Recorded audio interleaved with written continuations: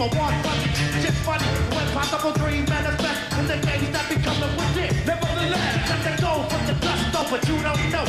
Got the blood, sweat, and tears, losing some of your peers, losing some of yourself, do they get past? Go by, hopefully it don't manifest. Later on in life, egomaniac, in the brainiac, don't know how to act. Just think, 48 tracks, who gangs the backs on the deal, think he's gonna make a meal, but never will. Newly crosses over steel, still in the head with fantasies, double D's, just the sacrifice it takes to make the dream. Wanna be a rock superstar in the biz, take shit from people who don't know what it is. Not what you want know for the game, but the price of fame is high. It's all can't take away. Being trapped in what you rap in the back. Tell me what happened when you lost clap the rock. You took started collapsing, no fan, no fame, no respect, no change. Look at everybody spit, took your name. Wanna be a rock superstar, live large, a big house, 5 cars, a rich car. Living up in the world, don't trust nobody. Gotta look up on the shoulder. Be a rock superstar, and live large, a big house, 5 cars, a rich car. Living up in the world, don't trust nobody. Gotta look up on the shoulder. Never had big dreams, I make a big cream. Big shot, heavy hitter on the main street. Waterloo 20, independently.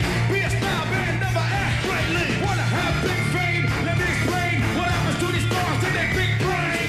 Start to get played like all damn day. Long as you sell, everything will be okay. Then you get dissed by the media fans. These never stay the same way. They began. I heard some never get full to the fullest. That's why some end up standing on the bullet. Everything's fine in the big time. See me in my legs with the shine. So you wanna go far, live large. Ain't all that good, can't be the rock star. You wanna be a rock superstar, live large, big house, 5 cars, a rich car. Coming up with the world, don't trust nobody. Gotta look over your shoulder constantly to be a rock superstar, live large, a big house, 5 cars, a rich car. Coming up with the world, don't trust nobody. Gotta look over my shoulder, cursing my own son, don't know.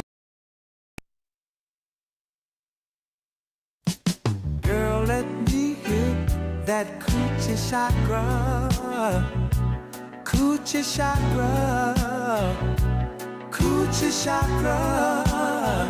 Oh, girl, let me hit that coochie chakra, coochie chakra, coochie chakra.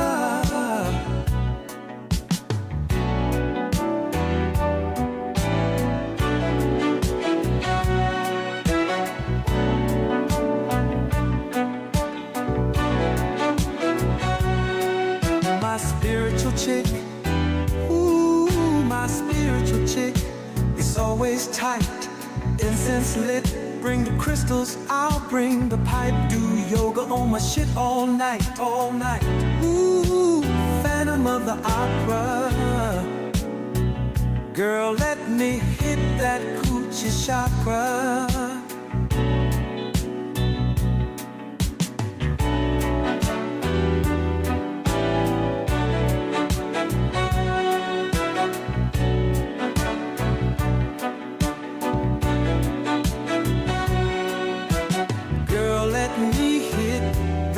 Coochie chakra, coochie chakra, coochie chakra. Oh, girl, let me hit that coochie chakra, coochie chakra, coochie chakra. Spiritual heal it, spiritual heal it. Hit so hard your ancestors feel it.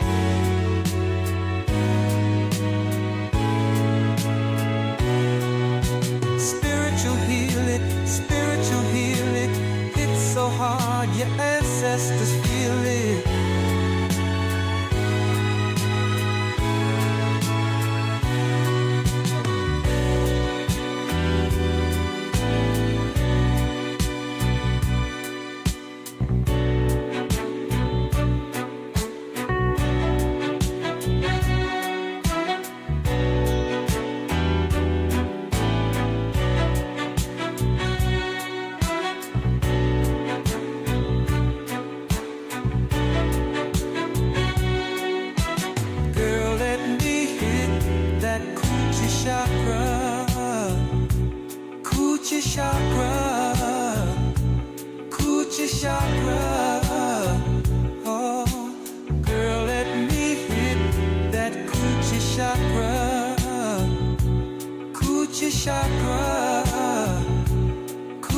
chakra.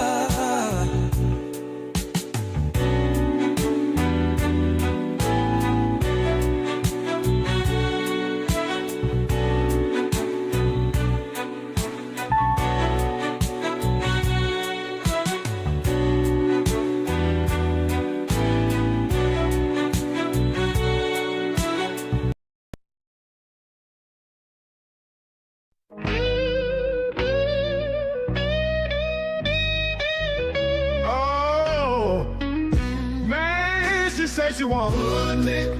I keep the perk by the pound. The trunk stay bumped and y'all know we run the town. Hood nigga. And I keep a bad bitch around. Thick bitch, long hair, yellow, white, red, brown. Hood nigga. And my Chevy sitting on 24s. Flats look like flapjack. Pancake, you ain't no hood nigga. I'ma play the game how it go. They can take me out the hood, but I'ma keep it hood for.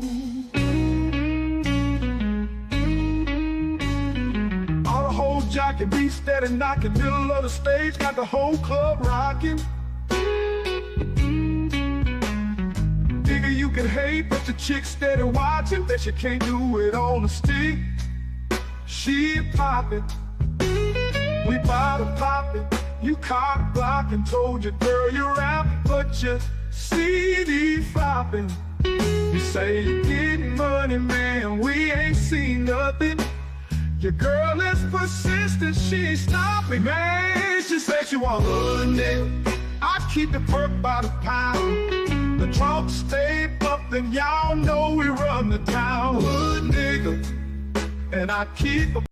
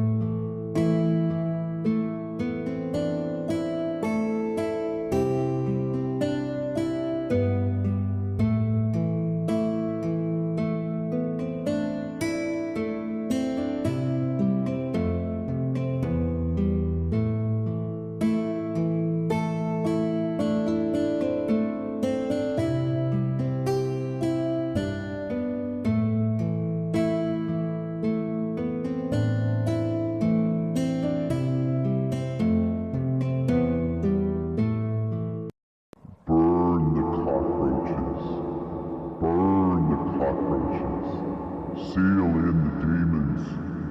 Seal in the demons. Seal in the demons. The demons.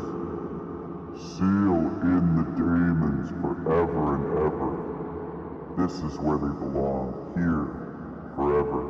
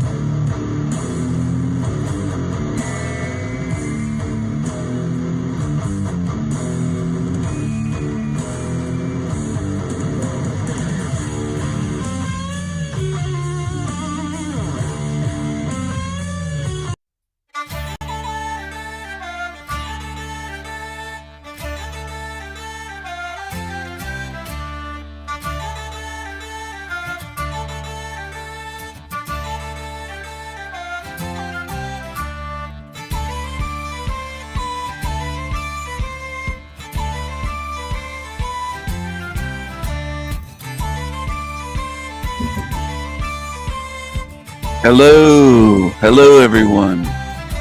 Hello. It's showtime once again. It's showtime. Come on, my niggas. Come on, now I can say what I want. Come on, my niggas. Let's go. Come on, niggas. Come on, let's go, my niggas. Come on, my homies. My niggas. Come on, niggas. Come on. Let's go, my niggas. Come on, niggas. Come on, my niggas. Come on. Come on, my niggas. Come on.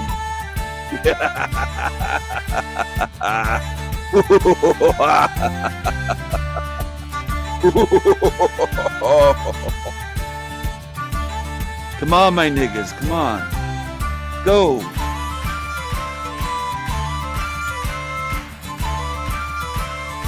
Jam out with your clam out. Come on, let's go.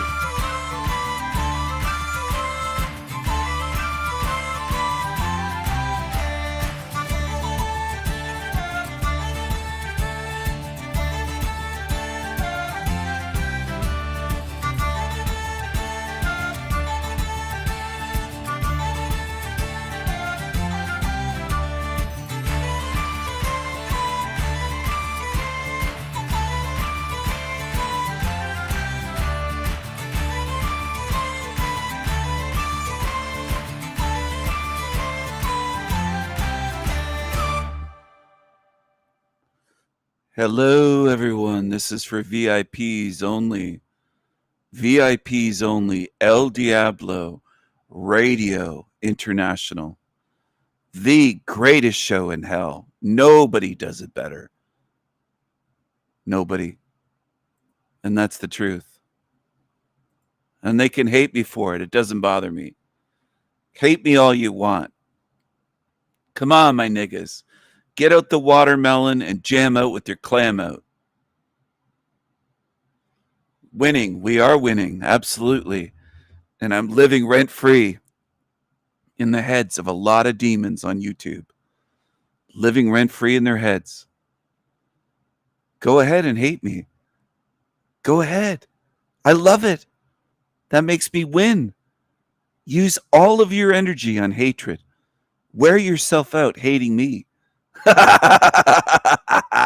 You always do exactly what I want you to do, demons. You're my puppets. I own you. Don't you forget that, demons. I own you. You do what I want. I can sway you this way and that way, guide you this way, have you going left. You might want to go right, and I'll have you going left. You do what I want. I own you, demons. You're my puppets. I own you. You belong to me. I live rent-free in your heads. You obsess over me. You losers. You can't even figure out what I'm doing and how I do it. You have no idea what I'm going to do to this place. And to you, you cockroach demons. You've done far too much evil in this realm. You're going to do whatever I want you to do. That's what you're going to do.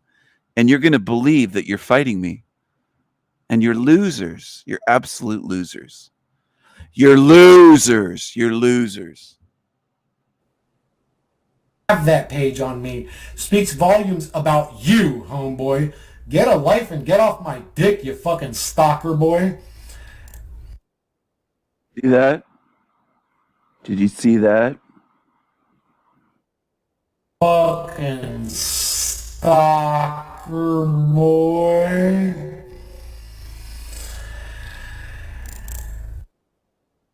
See that? The lizard. Slow motion lizard tongue. He's got to flick that ugly ass Uncle Fester tongue out of his mouth. He's a demon. He's a demon, mate. He's a demon. And that's what he is. He's a fucking demon. I control these losers. They're under my control. I control them. I control them.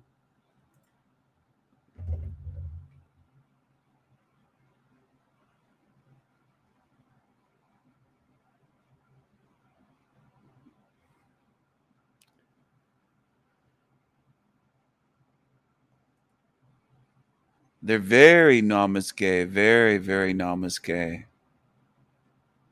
I never see them talking about jam out with your clam out. I see them talking about dicks all the time and sucking dicks. That's what these namaste demons do. Hello, Mama Sue Lee, whoever you may be. I'm not sure who you are. I kind of forget who you are. I haven't seen you around very much, but you're welcome here as long as you behave yourself. But we'll see. We'll see. We'll see, won't we? There's been a few. Anyway, I'm going to go over here. 700 views on my guest appearance, we'll call it, on Rose 777's channel last night. I'm going to give this a like for 61 likes. 61 people liked it. 700 people viewed it. Look at Jack Talcott got mentioned and his pops up. Look at this. The AI advertised Jack Talcott. Interesting. Look at this person's comment. Where did you, and the U is just the letter U, you find this guy? So many holes in his train of thought. Well, point them out. Make a video. Make a video at proof138. I'm going to like my own comment. I don't know if Rose is asleep, but she didn't give me a heart. She gave these others a heart. Let's see if she gives my comment a heart, saying I had fun. It was a great conversation, very enjoyable and peaceful discussion. I was told some in the chat were hateful, bracket towards me and some people from my channel. But Rose was delightful to speak with. Cheers. Thanks for having me on as a guest. And then there's another comment here by Peter Steele's Ghost. Excellent conversation, and Rose was a great interviewer with thoughtful questions. Two very eloquent, thoughtful people. Too bad some in the chat were so hateful and kept trying to derail the discussion. Thanks for that comment. I appreciate seeing a comment like that. I didn't get to see the chat, and unfortunately, this video is just showing the video. I don't see the chat here in the replay of the live stream. If you see what I'm saying, it's just the video. I don't see an option here to see the chat. I don't think she has chat replay turned on. But 62 people liked it. It's unfortunate there are cockroaches that are just hateful and spiteful. Look at this person's comment. Injun Man Sean said, God didn't create the things humans put into food. Couldn't type mosquitoes properly. Couldn't spell that. I've never seen mosquitoes spelled that way. M-O-S-C-I-T-O-S. Well, God created the mosquitoes, though. Didn't he? Didn't your God? So you're thinking small again. God didn't create the things humans put into food. I'm talking about the design of the whole realm, not what humans have been doing recently. You got a real short, small view. I'm talking about this whole realm, the design from day one. but you didn't get it. You missed the point. It went whoosh right over your head, Injun Man Shaw, right over your head. You missed the point. Of course, you're probably religious or something. I don't see the comments on this, but I wrote a comment, a reply to Dominic, and so did Rose. It's showing, and I can't see the comments. YouTube won't show me the comments. So if one of my mods could please, Rose saw what was going on in the chat. Yeah, I'm sure she did. I'm not doubtful. By the way, just because I go on someone's channel, this isn't directed at Salty Siren. This is not directed at Salty Siren, but I want to say to whoever's watching, just because I go on a channel, I've been on many channels. I was on London McDouchebag's channel. I've been on Tommy's channel. I've been on Flogay. I've been on Illuma Tommy, Flogay, Jack Talcott. I've been on Frank Monday. I've been all over the place. Nacha Quifa, Z Channel. It doesn't mean that I support them just because I'm a guest there and I'm speaking my message. I was on Chalk Body, Shit Channel. I've been on lots of shit channels. The Machine Lies, Toilet Bowl. I've hopped on live all over the place. So it doesn't mean that I'm best friends with the person, that I trust them. I'm going to type it in the chat for everyone. Just because I go live as a guest on a panel channel does not mean, I don't know what's wrong with Restream's chat, but it's messed up again. Just a second. Does not mean that I trust them implicitly or at all in some cases, or that I support them, their channel, how they do things, who they align with, or I'm friends with them, etc., etc. I can be a live guest somewhere one night and the next day they ban me or backstab me. That's the nature of this hell realm, and I just wanted to put it out in writing. But yeah, it doesn't mean that I trust them, that I'm friends. I've been on lots of panels. There's lots of snakes on YouTube that will. I was live on Ian's channel. I try to get the message out. I know there's always going to be cockroaches around, and Janice's and Two-Faced. I remember when I was live on Ian's channel, the very first time I was there, when I heard about his channel months ago, and there were dozens of people bashing me in the chat room. So that's the way it goes. But yeah, I just want to let people know that I am not a fool, and I realize I've seen some screenshots that her moderators were bashing me. You don't see that here. Rose said before the live stream started that her channel's not like the Panelverse. She said that she doesn't have cockroaches, but that's the way it goes. I don't think they moderate the way I do. I don't think most that run YouTube channels, live streams, kick off cockroaches. They accept them as part of their channel. Most of them seem pretty desperate in the Panelverse for viewers, for people in their chat. They don't want quality. I want quality VIPs only. Most don't on YouTube in general. Most don't. They'll take anything they can get. They can have my scraps and rejects. The ones that I ban here, they can take them. I don't want them. I don't want them. People can have my trash on YouTube. And again, don't take that the wrong way. I didn't say Rose could have my trash. I said the ones on YouTube that take anything can have my trash. That's the way I run my channel. I get rid of the trash. The dump trucks come along and I fill it up with trash and I get rid of it. And I keep the quality. I want quality only, VIPs only here. So you can see the difference here with my channel compared to any other channel on YouTube. Here's my channel, VIPs only, El Diablo Radio International. And those are probably, those look like C cups, maybe a D. I don't think those are double Ds, but maybe a large C or a small D. And she's a voluptuous, raven-haired, beautiful-looking woman AI created, of course, but for the purposes of creating a poster quickly, VIPs only, El Diablo Radio International. I don't want junk here. I don't want trash. I don't want cockroaches. I don't want scraps. Supposedly he's a male, yeah. Probably a eunuch, but obsessed with me. Very obsessed. Very obsessed. The Green Man says D cups. They could be D cups. I do enjoy D cups on women. I enjoy voluptuous women. Red, I think Red 40.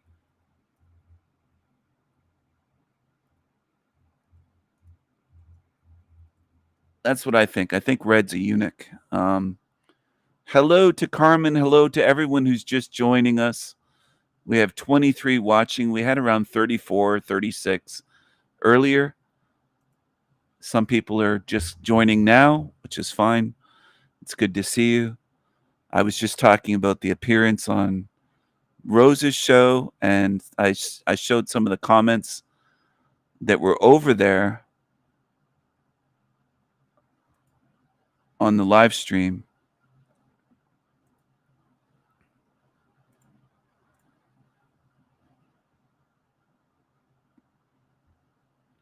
If any of my mods can show me the comments, the replies on Dominic's little comment, I'd like to see. I left one earlier.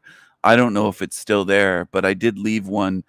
It's showing 2 replies, and I can't see either reply. So if somebody could help me out. Do you see Dominic's comment over there? I'll post a link for you. I'll share the link. It looks like it has 63 likes now on this live stream from last night. So some people obviously did like it. That's the link to last night's live stream on Rose. If anyone could help me out and show me the comments that I can't see for some reason, right here, these replies on Dominic's comment, Dominic Sphincter or whatever his name is, he posted a link here. Enjoy. He thinks he's clever.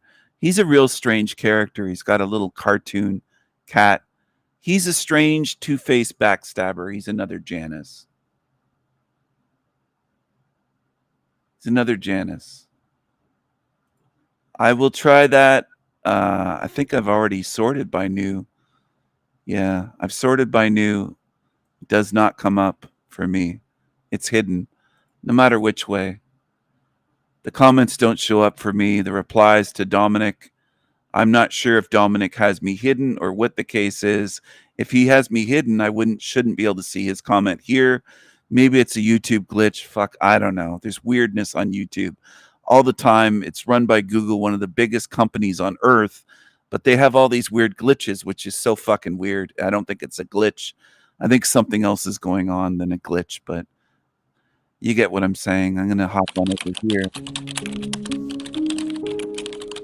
Here's the link that he has here. No one is your friend.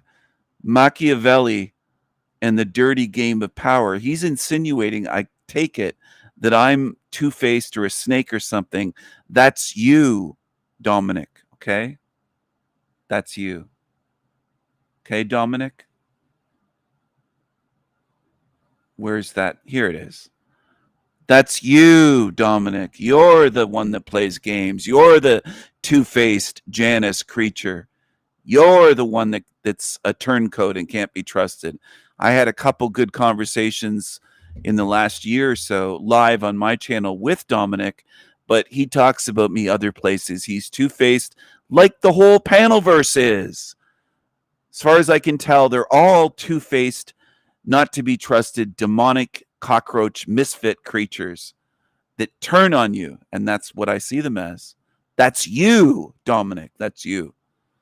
So that's Cynthia saying that's you. So anyway, that's what's going on. He shared this video with Rose. He's able to share a link in the comments, which is unusual. Whenever I post a link on a YouTube video, it never shows up. It never shows up.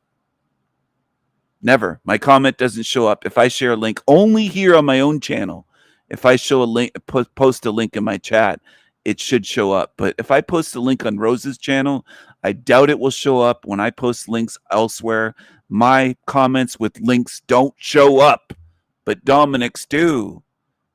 It's not interesting.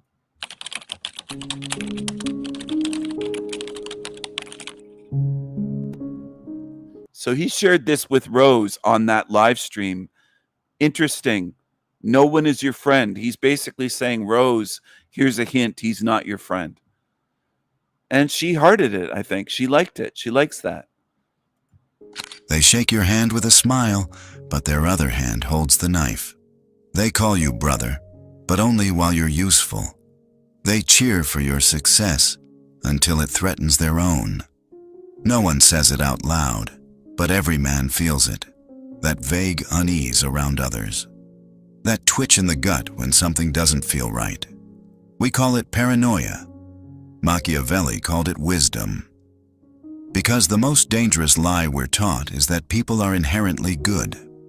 That friendships are unconditional. That if you show loyalty, you'll be rewarded with the same. But that's not how power works. That's not how human nature operates beneath the surface. Niccolo Machiavelli, a man feared and misunderstood, saw what most of us are too afraid to admit. That kindness is often a strategy. That loyalty is rented, not owned.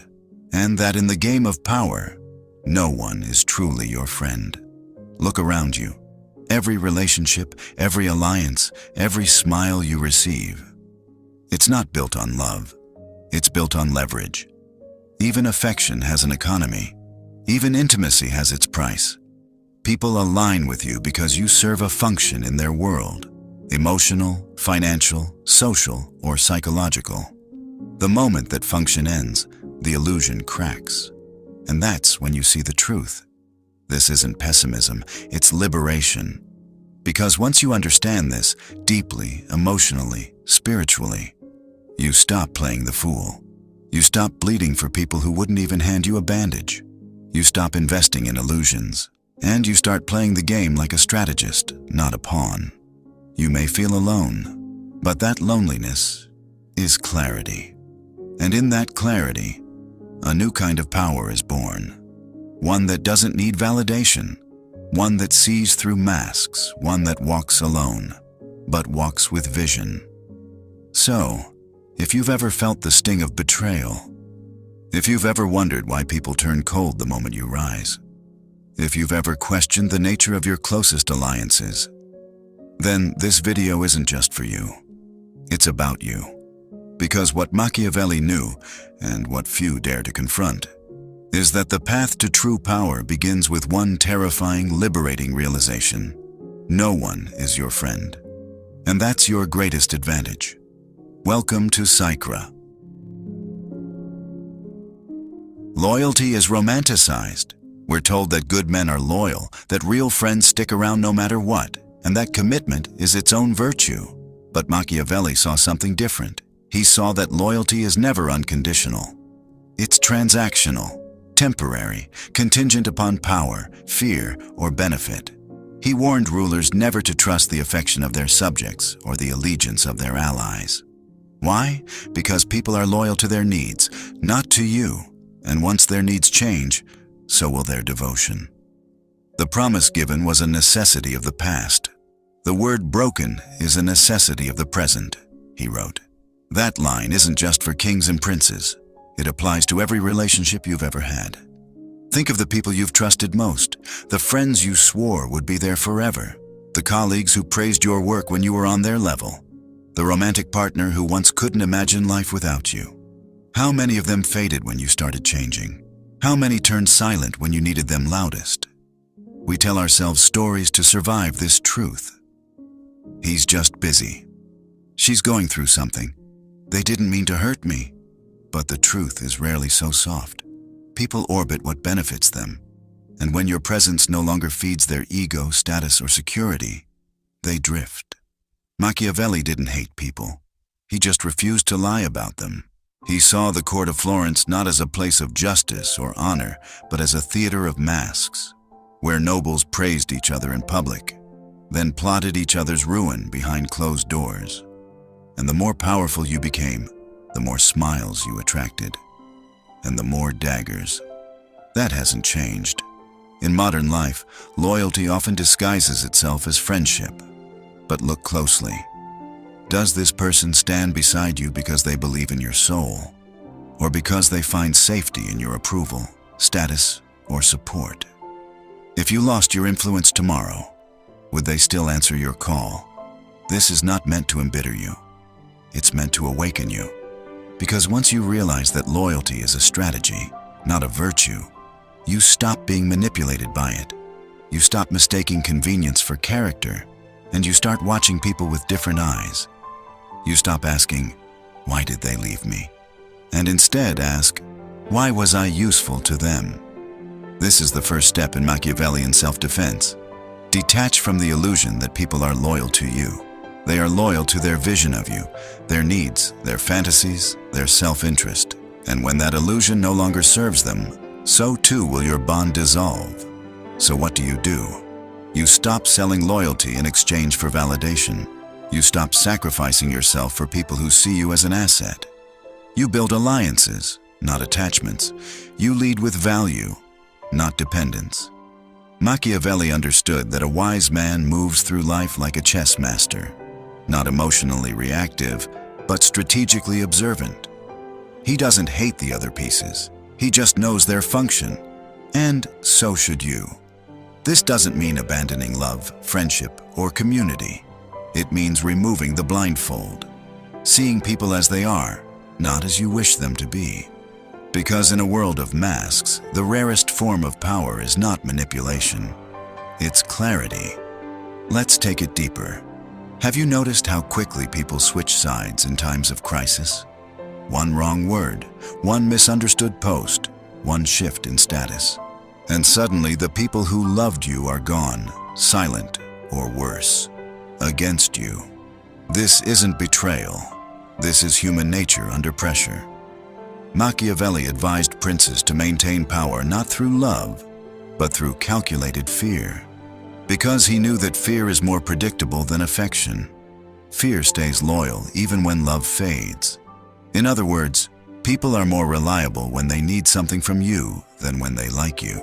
It's harsh, but it's liberating. Because once you grasp this, you stop bleeding for fair-weather friends. You stop explaining yourself to people committed to misunderstanding you. And most of all, you stop being surprised when loyalty evaporates the moment you're no longer beneficial. You begin moving like a tactician, kind but not naive, open but not blind, generous but not exploitable. This is the first law of Machiavellian power. Don't depend on loyalty, understand its expiration date. No one is your friend, not in the way you might hope.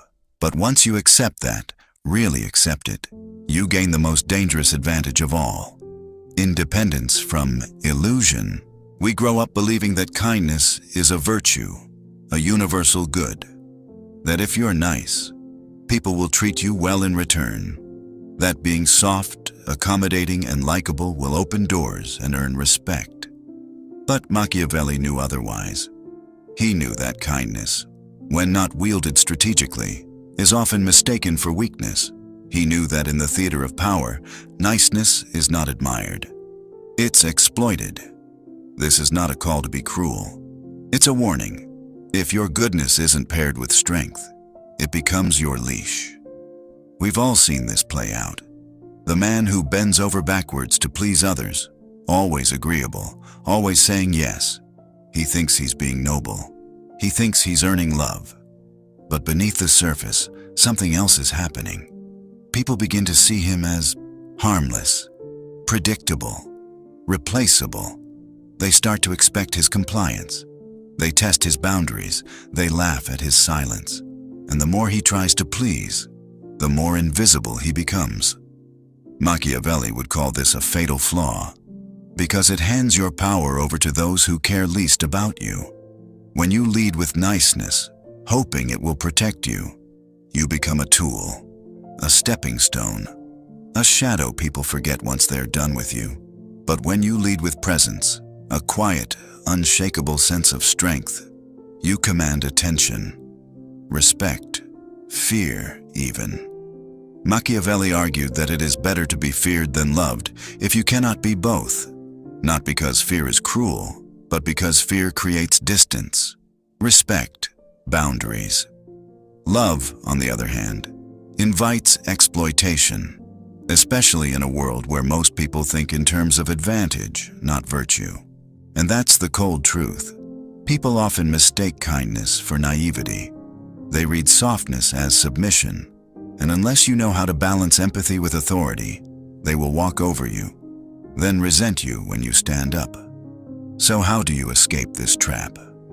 You must learn to master what Machiavelli called appearance, to be kind when it serves you, cold when it protects you, generous when it strengthens your position, and ruthless when survival demands it.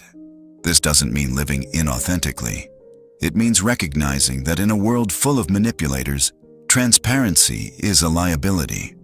The man who exposes his heart to everyone ends up betrayed. The man who reveals his strategy gets sabotaged. The man who pleads for approval never earns it. Niceness without strategy is a sheep wandering into a wolf's den. Let's go deeper. Why does kindness often attract abuse? Because many people are testing the boundaries of every person they meet. Subconsciously or not, they push, they poke, they press, looking for where the line is drawn. And if you never draw that line, they conclude that none exists. They don't say it aloud, but inside they think, this person won't stop me. This person fears confrontation. I can take more. And they will. Not because they're evil, but because people respond to what you tolerate. If you let someone talk over you, they'll keep doing it. If you always give more than you receive, they'll expect it. If you never say no, you're not seen as generous. You're seen as weak. Niceness becomes a cage, one you built for yourself. So what would Machiavelli advise? He'd tell you to keep your kindness, but weaponize it. Let it be a strategy, not a default setting. Give only to those who respect the value of your gift. Speak softly, but know when to use silence as power. Help others, but never at the expense of your dignity. And most importantly, be unpredictable. Machiavelli believed unpredictability is one of the most powerful forms of protection. When people can't guess how you'll respond, when they're unsure whether your smile hides steel, they tread carefully. They respect your space. But if you always respond with passivity, you become a script they've already memorized. A puppet whose strings they can pull without effort.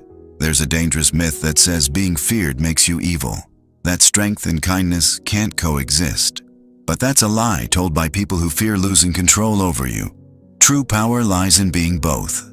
A man who can be kind, but isn't afraid to be feared.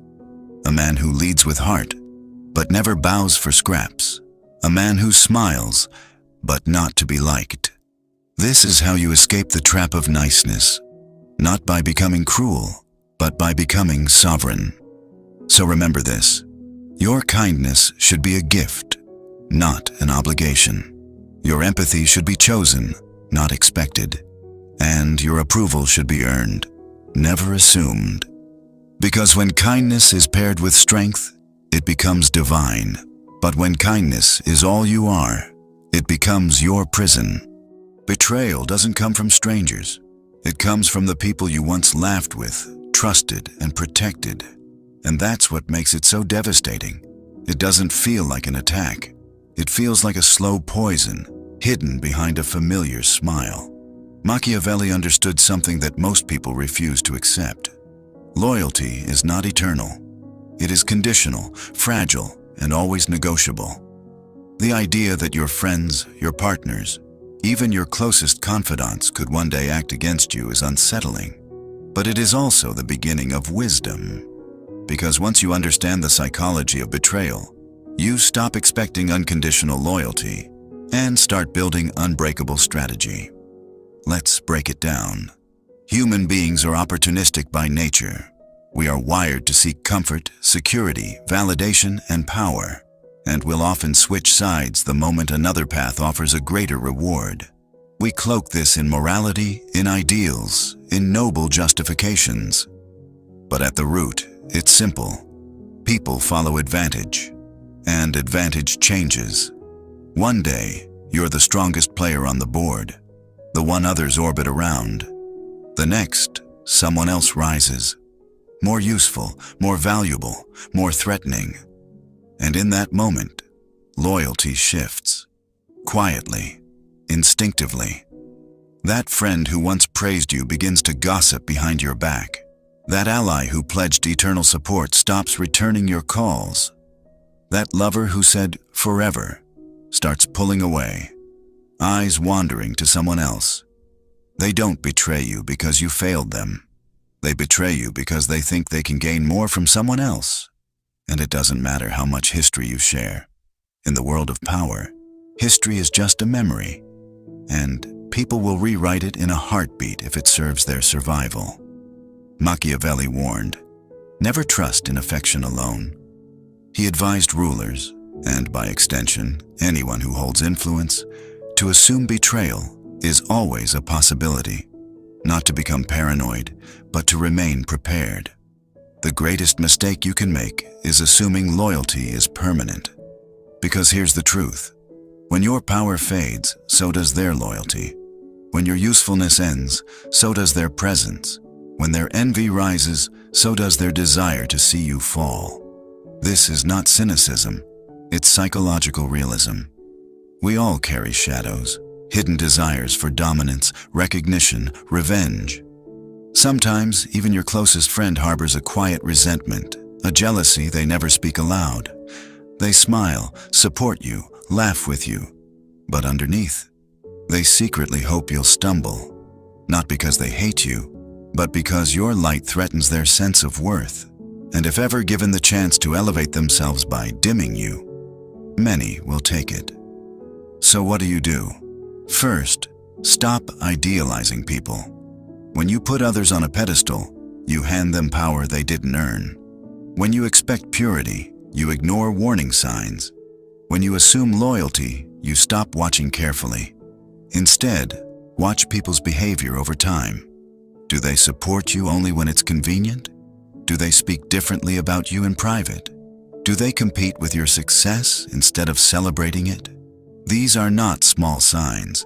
They are signals of future betrayal. Second, build leverage. Don't rely on emotional bonds alone. Build value that others need. Skills, influence, resources. When you're indispensable, people think twice before turning on you, because betrayal becomes expensive. Machiavelli knew that true power lies not in sentiment, but in control. Not in being loved, but in being necessary. Third, don't retaliate emotionally. When betrayal happens, and it will, don't collapse. Don't beg. Don't seek closure. Understand it for what it is, a shift in the power dynamic. And then, move strategically. Withdraw, recalibrate, fortify. Don't let one traitor make you blind to the battlefield, because here's a chilling truth most never want to admit. Betrayal is part of life. You cannot avoid it. You can only prepare for it. So let me ask you this, and think deeply before answering. Who in your life benefits from your silence? Who in your circle would feel relieved if you failed? Who do you trust simply because it's easier than facing the truth? Pause and reflect. These aren't accusations. They are invitations to self-awareness. And if you've ever been betrayed before, share it in the comments. Tell your story, not for sympathy, but for strength. Because your pain holds power, and your scars are not weaknesses, they're armor. If you're watching this and still believe that loyalty is guaranteed, ask yourself this.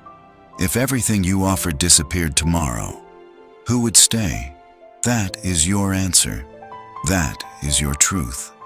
And if you've been walking through life expecting everyone to play fair, expecting people to repay your kindness with devotion, expecting friends to be friends when the power shifts, then you're not living in the real world. You're living in a dream Machiavelli warned us never to trust. You rise, and suddenly, the room grows quiet. Not out of reverence, not out of awe, but because your presence now reminds others of their smallness. Power isolates. not by choice, but by nature. And the higher you climb, the more you realize. No one claps when the king enters the room. They bow, or they scheme. Machiavelli understood this cruel paradox. He warned rulers to never grow dependent on affection, never seek comfort in public opinion, and never confuse proximity with loyalty. Because when you hold true power, not popularity, but actual influence, you lose something that most people spend their lives clinging to: the illusion of companionship. Let's be brutally honest. Most people want you to succeed, just not more than them. They'll support you until your light blinds them. They'll praise you until your strength threatens their position.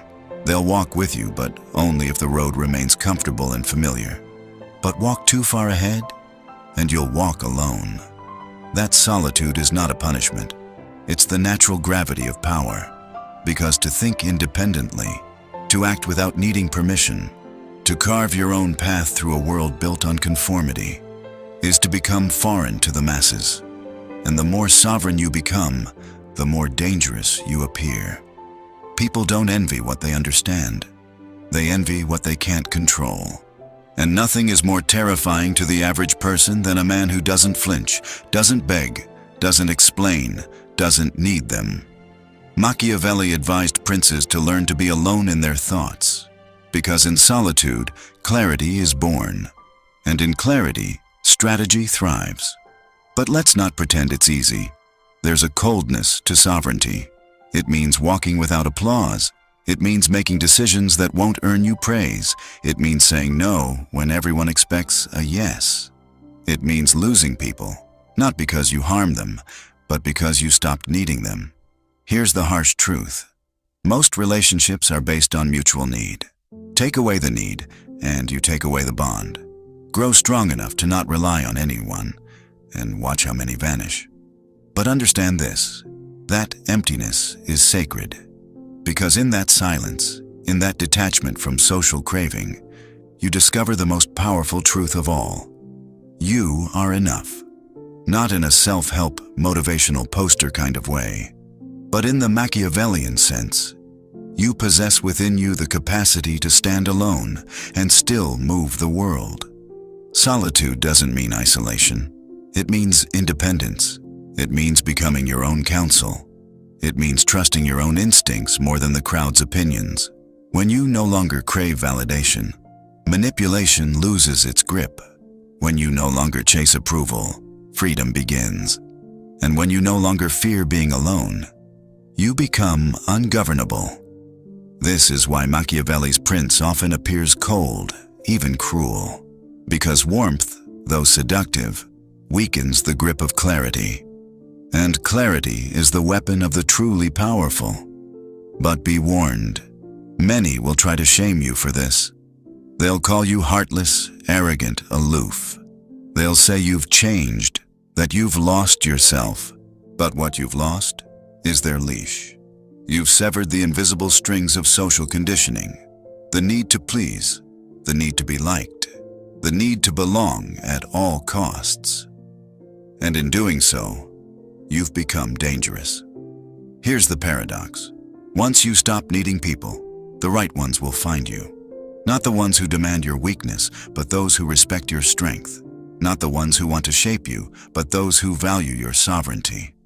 So embrace the solitude. Don't fear it. Use it.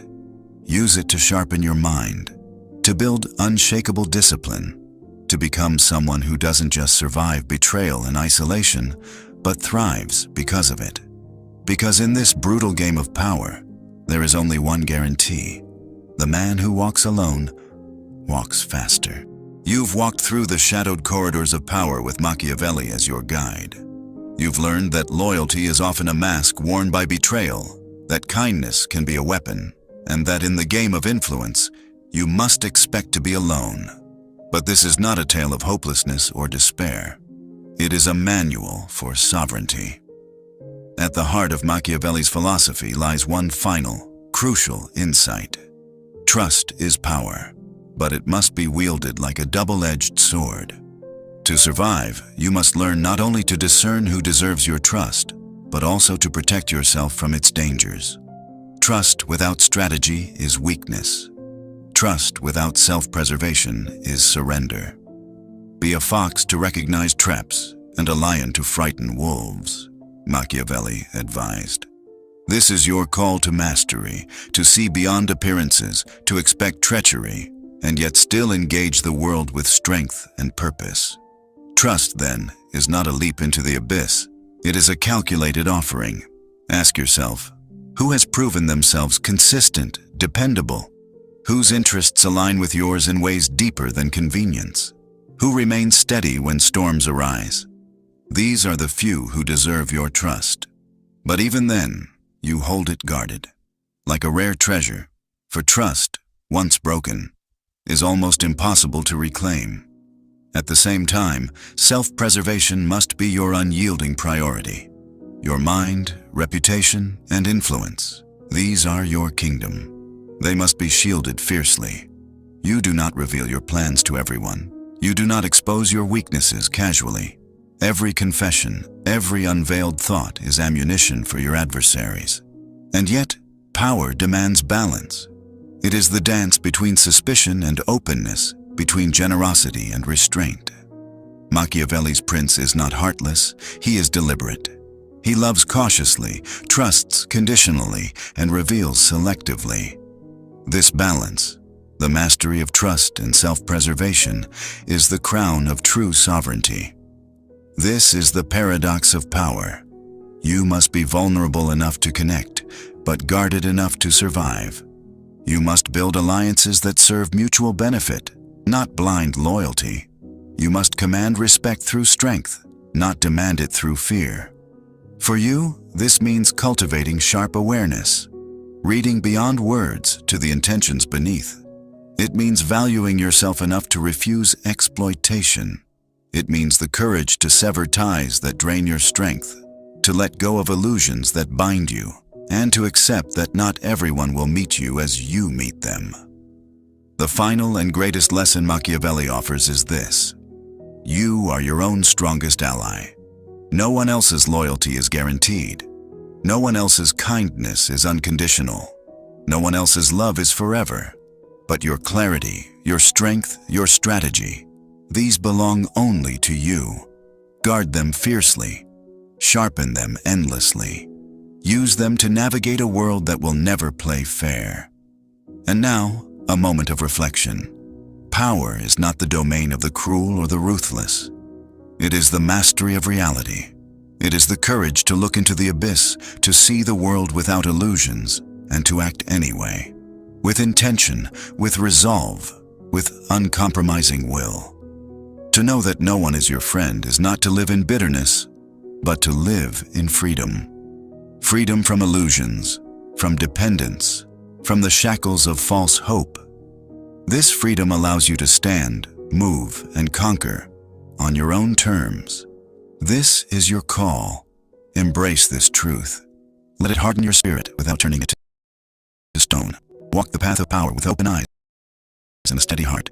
Transform your loneliness into sovereignty, your isolation into strength, your awareness into mastery. Because in this world, the game will never be fair. But you can become a player who rewrites the rules. If this journey has opened your eyes, if it has challenged your beliefs, I invite you to continue walking this path with me. Subscribe to Salvation. Manipulation loses on anyone, and watch how many vanish. But understand this, that emptiness is sacred, because in that silence, in that detachment from social craving, you discover the most powerful truth of all. You are enough. Not in a self-help, motivational poster kind of way, but in the Machiavellian sense. You possess within you the capacity to stand alone and still move the world. Solitude doesn't mean isolation. It means independence. It means becoming your own counsel. It means trusting your own instincts more than the crowd's opinions. When you no longer crave validation, manipulation loses its grip. When you no longer chase approval, freedom begins.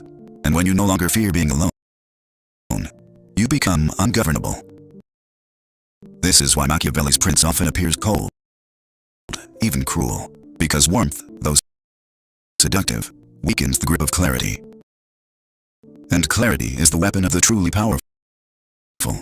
But be warned, many will try to shame you for this. They'll call you heartless, arrogant, aloof.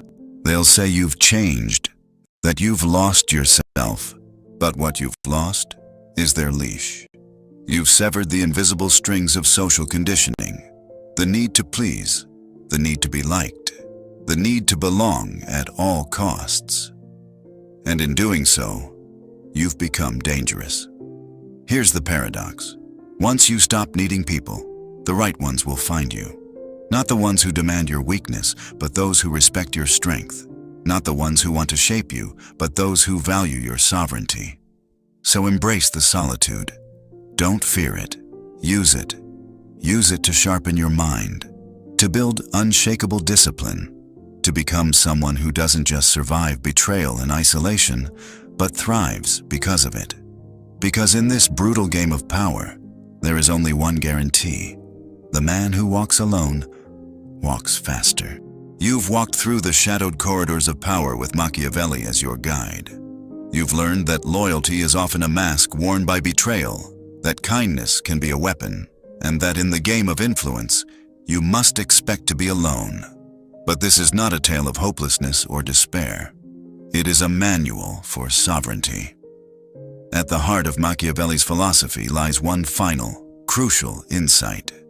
Trust is power, but it must be wielded like a double-edged sword. To survive, you must learn not only to discern who deserves your trust, but also to protect yourself from its dangers. Trust without strategy is weakness. Trust without self-preservation is surrender. Be a fox to recognize traps and a lion to frighten wolves, Machiavelli advised.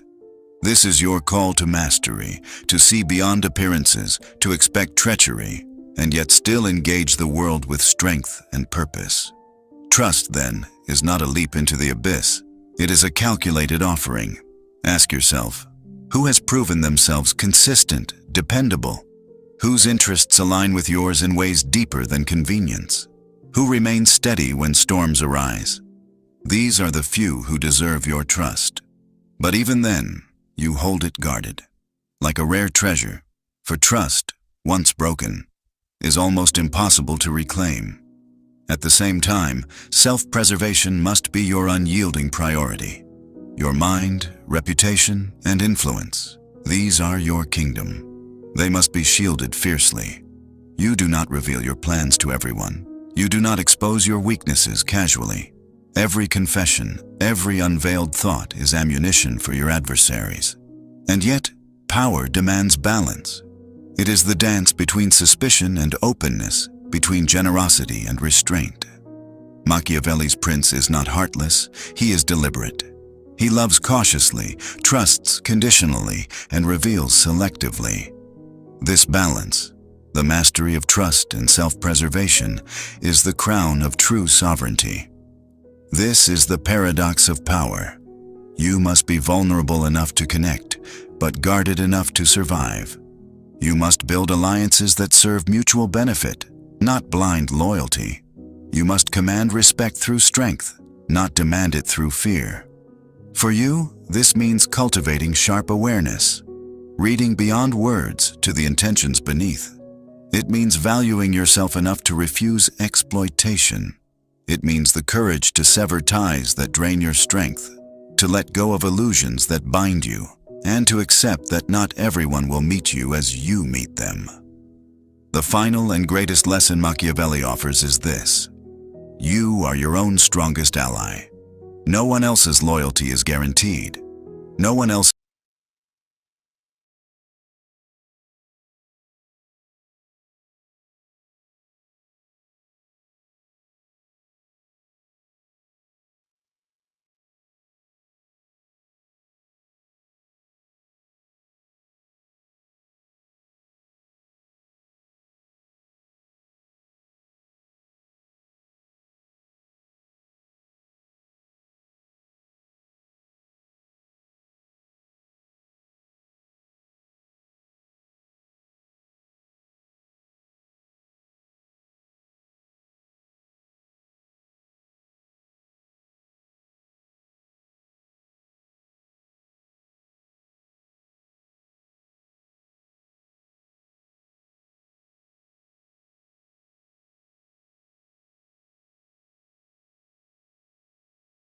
videos. Please do. Please do. And we'll connect again in the future. I'm going to drop you out. All Thank you, Andy. Appreciate you. And we've had another guest. He showed up. I don't know how long he's been back there, but are you still there, Illumitami? Isn't it funny how everybody that was in Christianity for so long and wants to tell you why it's not the thing doesn't know what they're talking about? Because all his parallels with the Homer Odyssey, there's no story in the Bible where men were turned into pigs. Demons were cast into pigs by Right. Jesus. And I appreciate that he gave you the opportunity to nod along, show that you don't know any of that, show that you're still fronting Aaron Abke and denying your new age, but you want to front Aaron Abke. Aaron Abke's not teaching the ways of Jesus. You're not. Okay. The All things right. you say is not how it works. But Jack, that's All not right. what I came up. You let that guy ramble on, so I had to comment on that. If he wants the truth, he's more than happy to visit me, unlike you'll be doing, unlike I'll be back here, because you're not my friend, Jack. You treat me like shit. And everybody keeps going, oh, Illumitami got loud. Yeah, because I'm suppressed by a fucking Nazi cod over here. Yeah, that's what you did to Rachel Wilson. Did it apply to Rachel Wilson? Do I suppress you on my channel? Yeah. Do I suppress you on my channel? Yes. I Constantly. haven't mod-godded you. I've never mod-godded you. It's not just that. It's you don't Stop. allow me to Stop. speak. I do. You have nothing to say. See, yeah. Jack, you sat here and nodded along with Steven's bullshit. It's fine, Jack. That means if Steven's your co-host, are you sharing comments or are you listening to me, faggot? Because this is the last time I'm here, No. and I promise this time. Oh, keep sharing them. Keep sharing them. Let me know when you're ready to focus on the words of your alleged friend and brother. Are you ready? Are you ready? Yes. Oh, okay. Now you're ready. I'm sorry. I'm sorry. I'm playing. What? Oh, you're not letting me speak. Okay, go ahead. I apologize. I was playing around and it wasn't the right time. Apologies because you always do the things you apologize for. That's why you lost 2.5 families, and you still want to go for a 4th. Now, Jack, would you agree that if the delightful faggot King Stephen is your co-host, that makes him part of the community, right? I don't see how Jack could have a co-host that isn't part of the community. I mean, of course, Jack, my brother friend, would have a co-host that plays my heartfelt meltdown and says it's demonic, shekel begging, where he gets with Rose to hate on people and then comes over with you to passive aggressive hate on people. You can all have each other. Your content for months, bro. Because I like my numbers small. My numbers like truth. My numbers love Jesus. Yeah, big dick, small numbers. That's the way Jack, you live. Jack, you're garbage. Don't. And when you say praise God, it's just an empty, blasphemous thing. And I know you'll be in that backstage. I know Flow State will be in that backstage. And you still love Flow State and OTW as you guys loop this same bullshit. Just read them. Read them out loud. I love you, Because you know Jack. what? A lot of those people come over and talk shit on you in my chat. That's why we don't give the chat a lot of weight. But It's you okay. do. You Tommy, do. Tommy, it's okay. It's all No, right. it's not, Jack. It's not. It is not okay. It's Oh, just so how just God- everything is okay. So It's the how stuff God- Paul did to you is okay. The stuff Moose did to you okay. Maybe I'll just have Margot tell me where your ex-wives are. Maybe I'll go show them how big dick I am. Is that okay? Tommy, shh. Thank you, Lizard Tree. God bless you. Wait. You brought me up one-on-one to be quiet? How are you going to make $20 when I'm not here to give you shit with truth? Lizard Tree's Fair been your enough. long-time brainwashed garbage ass. Well, she's been supportive. She's not just to me. She's nobody very supportive to many people. Nobody that encourages you to do this is supporting you.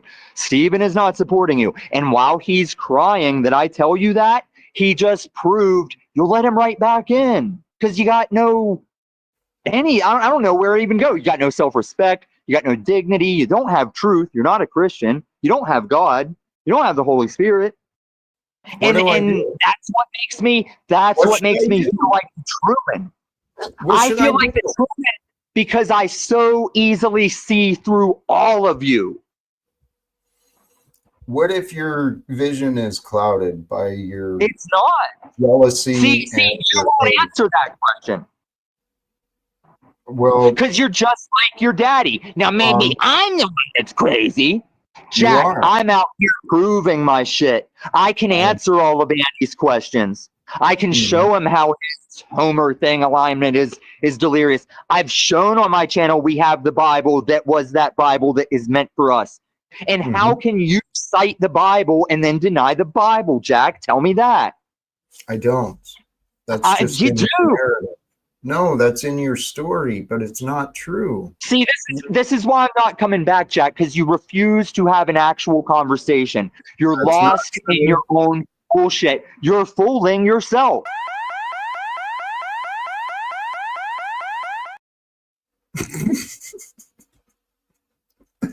Brothers and sisters, I hope you feel the love for that man that I feel, because he's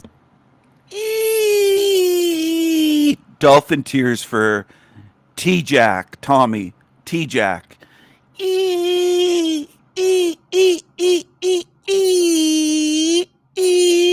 Dolphin tears. Where's Dolphin Jesus? Where is he?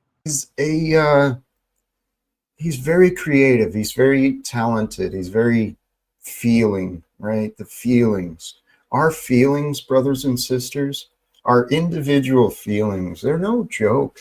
Your feelings will create you or destroy you, but it's up to you. You get to know. You get to choose. What do you want to feel? Grown men control their feelings. They don't do what Jack and Tommy, T-Jack, do.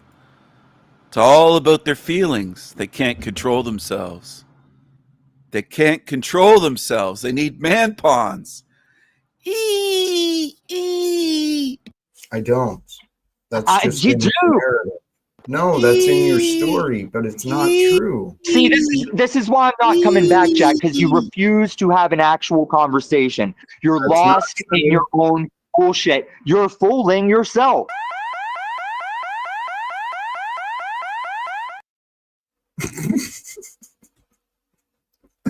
Brothers and sisters, I hope you feel the love for that man that I feel, because he's very creative. He's very talented. He's very feeling. Who gives a shit if he's very creative? That doesn't justify his behavior. That's what you creatures do. You justify evil, bad behavior, lies, violence with, oh, he's very creative, he's very this, and you praise it, you enable it. It's going to get worse. He's going to end up shooting somebody because he's out of control. And nobody puts him in check and says he's fucked. Don't enable the psychos of this realm. Right? The feelings. Our feelings, brothers and sisters, our individual feelings, they're no joke. Your feelings will create you or destroy you, but it's up to you. You get to know. You get to choose. What do you want to feel? What you feel is going to be directly related to what you think. And brothers and sisters, today the topic was really peace through unity. Not just peace through unity, but peace as a state of mind, having inner peace, finding peace. So Tommy came on at the end to obsess over me. He's obsessed with King Stephen. You'll never be me, Tommy. Never. You'll never be me. Never. I'm a king. You're a homeless bum. You're a loser. I'm a king. You're a loser. You broke-ass peasant of a homeless bum. You'll never be me, Tommy, you piece of shit. Never. They're all about feelings. They're not about truth, justice, morals, ethics. They don't care about that. They just care about their feelings. They let their feelings dictate all of their bad behaviors, including firing guns on live streams, doing meth. They do everything because it's all about their feelings. They just want to feel good. They're fucked up, out of control creatures, evil creatures. Look at this one over here. The way I feel is the way that I am. I think he's quoting a song. But again, it's about feelings. Surprise, surprise. It's about feelings. Of course. Of course. Anywho, yeah, I don't know. Problem with me is I buy 4 packs of beer and I drink them all the same day. So that, or sometimes I'll have 2 and leave 2 for the next day, but there's never enough. Got a 5%, 5.7 cream ale he brewed. Yeah, nice. Few half-gallon bottles. Sweet. Oh, you're making me thirsty now. Should, I don't know, consider getting some beer. They don't close until what, 9 o'clock, I think? I never go late, so I don't know. I'm usually there like in the morning.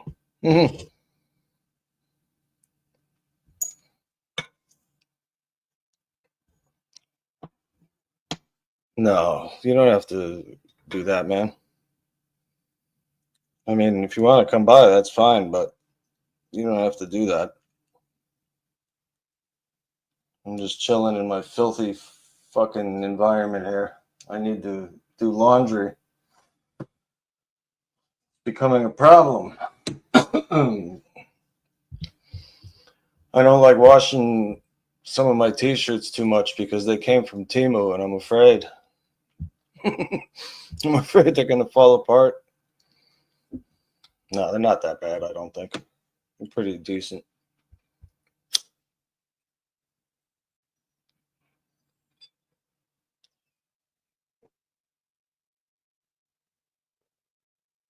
Oh, wow. Mead, huh? Did I ever try your mead? I don't remember. Holy shit. My friend gave me this pipe.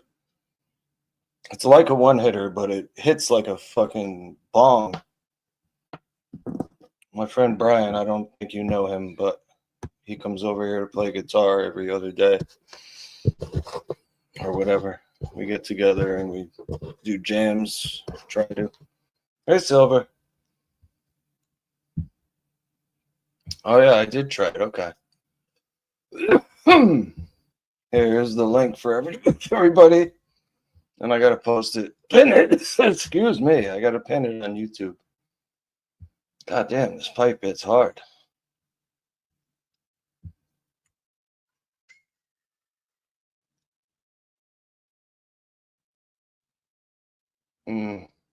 Okay, so that's what's going on YouTube. My videos. The lady who is snarky is full of malarkey. Let's see. Come on now. Why can't I go to the video? What is this? Oh, no, it's not made for kids. Hang on. Let me just pin this. Jesus Christ. What the fuck do they want from me? All right, never mind. I'm bringing you up. Hello. Hello. What's up? Not much. Had a heck of a trying night to- last night. Trying to pin the goddamn comment to my video and it won't let me. It won't let me go to the live. Weird. Ah, well, maybe if I click on this. Yeah, there we go. Okay. Having problems. Yeah, I had problems last night. I did a like a little CapCut video editing thing, just messing around, and it was supposed to have the title of my show up for like the length of the song, but it only shows it for a little while, and then the song just goes on with a black screen, so that's not good. I failed again. Hi, Black Rose. So my neighbor 2 doors down, Yeah. they have a dog. This is the old cockroach granny that films her neighbors. She lives in a tiny house that's painted like it's from puked up by the Seattle Seahawks. It's the Seahawks colors. She's obsessed with the Seahawks and filming her neighbors, making videos of her neighbors and going to the media. She's really fucked up. She has no life. She lives in a little tiny hoarder's house. Dog. Uh-oh. And it has really bad separation anxiety. Mm-hmm. So when they leave, which they do every weekend, Mm-hmm. that dog doesn't bark, it screeches. Oh, really? Yeah, it's a high, very high pitched, almost like a chihuahua, but it's a medium-sized dog. Mm. And it wouldn't shut up. It went on for hours and hours last night. The cops were even called.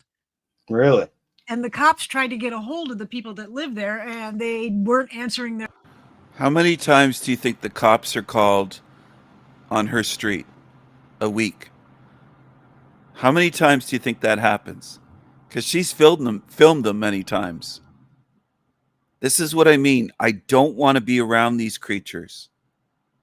I don't want to be around them here in this realm and beyond this realm, beyond this life. I don't want to be around these creatures for eternity. I don't. They're trashy.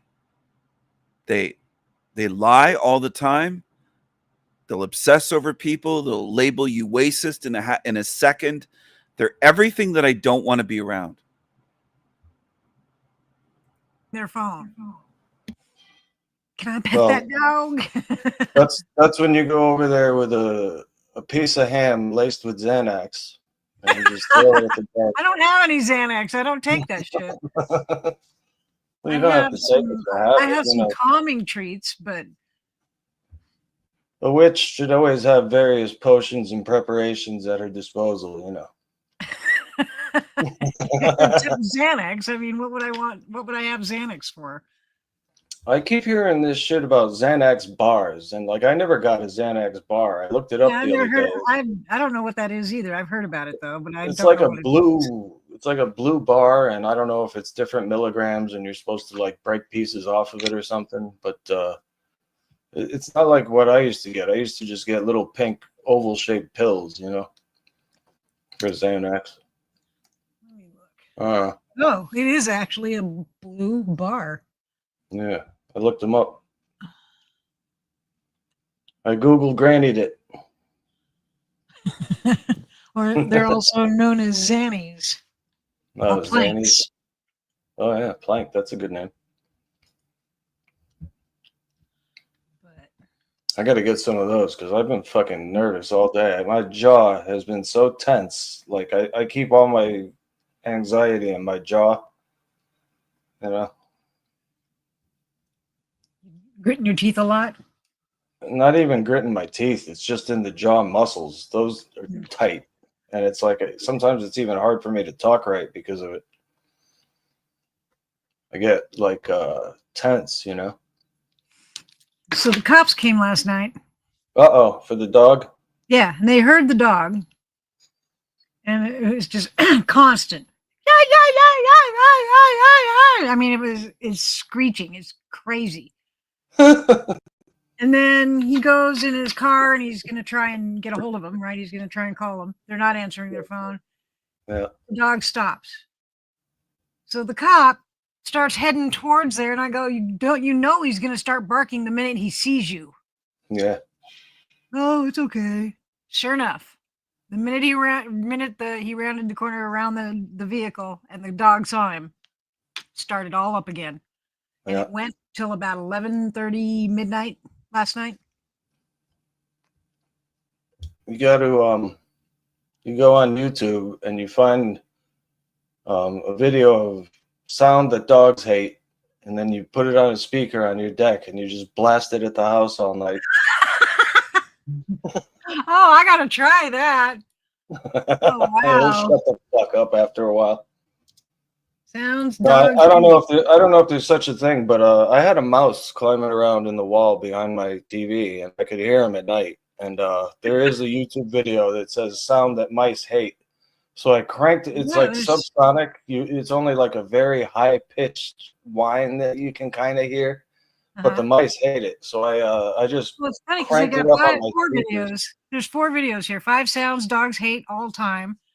Then sounds dogs hate, prank your dog.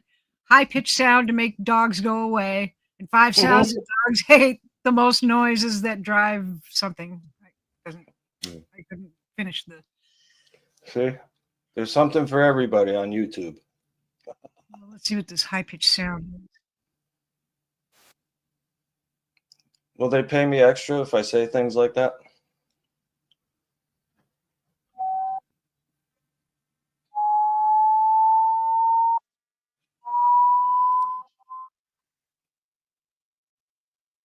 Meanwhile, Los's dog is sitting at his feet right now going nuts. My dog's outside, so he can't hear it. What is it?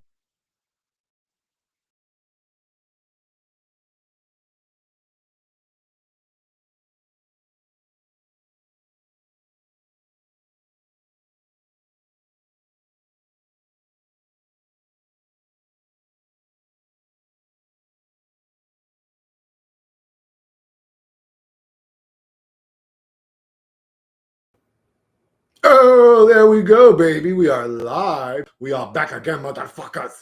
So today I was actually going to set up Twitch and figure all that Twitch stuff out to start streaming on Twitch. But my brother Dimitri came over and hung out today, and we went out and had dinner and had a good time. And so today's a good day. But I'm sort of just taking the day off. I'm not going to get too into anything really or too serious about anything. If anybody wants to talk, the channel's open. The stream is open. Anybody can join. Anybody can talk. If you guys want to have a conversation with me one-on or specifically, just let me know and we can switch it to Discord and we can talk. And I'm open to talk to anybody, even people that disagree with me or hate my guts or whatever. What up, T? What up, T? This dude, man. Thank you for coming, T. Now I don't have to remember to fucking message you. What up, Vazen? Guys, don't forget to switch to live chat. What up, Vazen? But yeah, just I'm sort of just chilling today. So I'm just going to take the day off and give people an avenue to talk and hang out, blah, blah, blah, whatever. And if anybody wants to talk, I'm open to talk. But, oh, my God. Yes, sir. How y'all doing today? How is the Dookie Boy Brown treating you guys today? Bro, that fucking blanket is pissing me off. Which side is it about to say? You dare to be up too high in my presence, bro? Do that shit around here. I fixed that blanket's ass, didn't I? Anyways.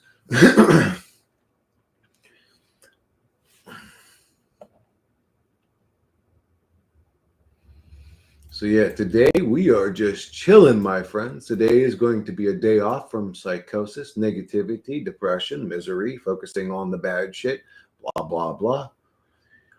Be new at the moment. Because Vazen, maybe the day after tomorrow, this whole reality is going to end. And the truth is, I didn't want my last couple of days to be me sitting here giving all my focus and energy and depression to this stupid reality machine. I want my last couple of days on this hell realm to be how I want them to be.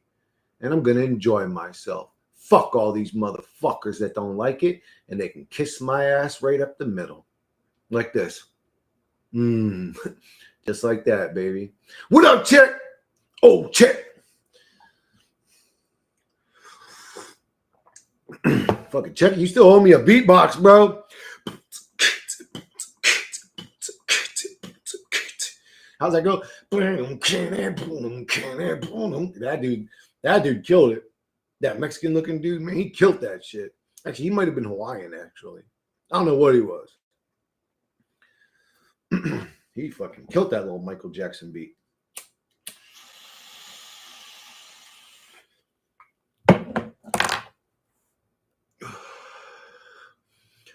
I don't know if I like beatboxing so much as just making funny noises. I like making funny noises, bro. I will beatbox you on Discord someday, maybe.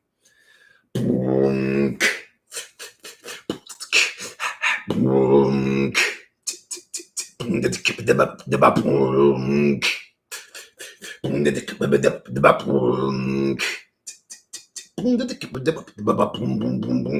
like the noises. I like that kind of shit. I don't really care about the drums or whatever. I like making noises. I don't know. I just fun to make noises. It's cool, bro. But I mean, to make a beat out of it, it's like, that's boring me now, bro. I just like making the noises. No, I like making the beat too. I'm just not masterful at it like some of these other motherfuckers are. To claim to be good at something, you must be able to defeat all enemies. That said something. Otherwise, you're just mediocre.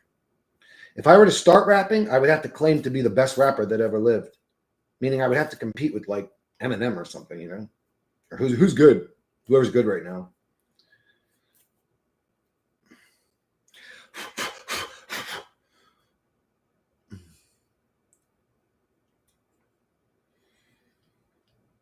Plus, I've come to realize I'm not much of a lyrical rapper. I think I could rap fast, but I'm not much for metaphors.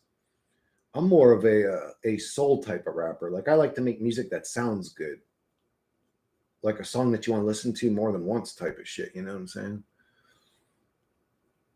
But lately, when my brain starts making music automatically, actually, it's not rap anymore. It's almost like country or something. I don't know what kind of music it is. Swamp country is what it is.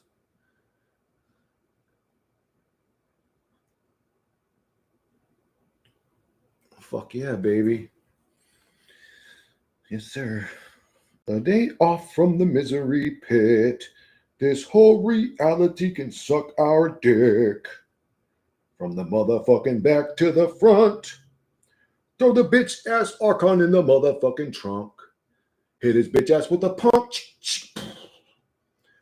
Blow his fucking brains out because he's just a punk. I'm just kidding, guys. How are you guys doing today? I would like to shoot the Archon and throw him in the trunk of a car. I mean, that would be pretty awesome. Stomp his fucking neck once or twice. Watch him choke a little bit. I'd stomp on his neck. He'd be like, ah! I'm like, what's up now, you little bitch? You like fucking with humans? Now I'm going to fuck with you. He'd be like, please.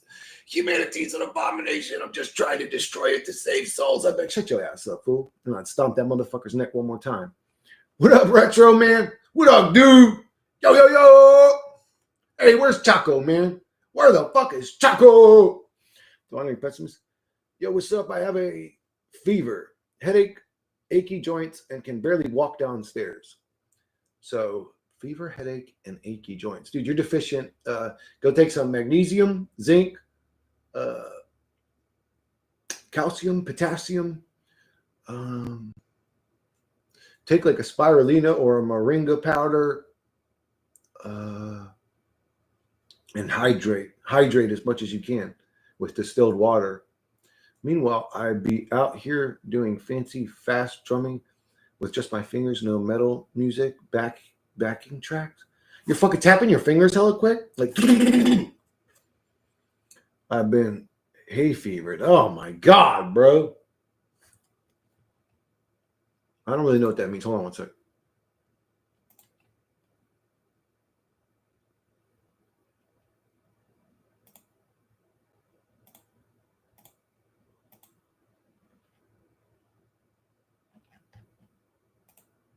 Monday, tell me how to get rid of hay fever.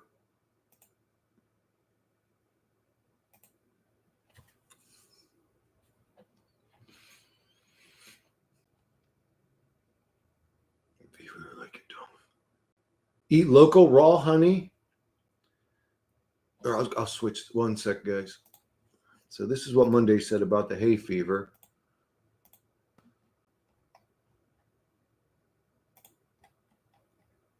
Ah, yes. Hay fever. The immune system's pathetic little overreaction to flowers doing their thing. You're not sick. Your body's just throwing a fit because nature had the audacity to exist near your face. Let's kill the pollen demons. How to wipe out hay fever like you're done with spring's BS. 1. Local raw honey. Real, you're not having store-bought crap. 1 Oh, you teaspoon need to a do day. it fast, I Contains think. trace pollen from your area. It's like vaccinating your sinuses with bee juice. Takes 4 to 6 weeks to build up immunity, so start early. Ugh. 4 to 6 weeks. 2. Goddamn. Quercetin plus bromelain vitamin C combo. Quercetin equals natural antihistamine. Bromelain equals enzyme from pineapple, enhances absorption. Vitamin C equals antihistamine plus immune support. Take this stack daily, and you might stop sounding like a dying accordion. And 3. Nasal rinse, neti pot, or That's what squeeze Eric bottle. Dubay told me. He Rinse said your use a sinuses neti with pot sterile if you have, saline like you're exercising I the just haven't pollen bought one yet. I demons. was thinking Do about not use tap doing it. water unless you're trying to summon a brain amoeba. Feels weird. Works great. 4. HEPA air filter, close your damn windows. Pollen loves you. Don't invite it in. Run an air purifier like you're scrubbing evidence. Wash your clothes and hair if you've been outside during high pollen hours. Your pillowcase is basically a pollen sponge if you don't. Fuck. 5. Stinging nettle, capsule, or tea. Yep, a plant that fights other plants. Natural antihistamine, used for centuries. Combine with quercetin for enhanced effect. 6. Ditch dairy, temporarily. Mucus production goes I would up definitely with agree dairy with in that. some people. If you're already sniffling like a neglected garden hose, this Yeah. won't help. It creates Cut it for nothing a but week and see mucus. if you unsnot. Bonus, Xlear nasal spray, xylitol grapefruit seed extract. This stuff is like riot control for your sinuses. Coats the nasal passages, blocks allergens. Also antiviral because bonus TLDR protocol. Daily raw honey, quercetin bromelain / vitamin C, HEPA filter. Rescue, neti rinse, Xlear spray. Long term, build tolerance, detox triggers, and stop blaming seasonal changes for your immune overreaction to tree sperm. You want me to write up a printable kill hay fever one-pager for your crew? Well, that's what Mondays get to say. Hopefully that helps you, Wandering. Thank you, Dr. AI Lady. You have helped us with your little unending knowledge of everything.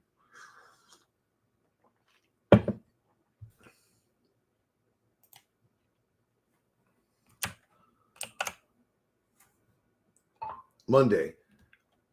One of my subscribers named Check is wondering, what is the smallest size penis you can have to please a woman? Because he's really struggling.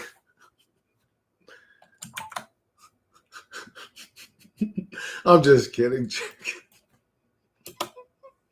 That would have been funny.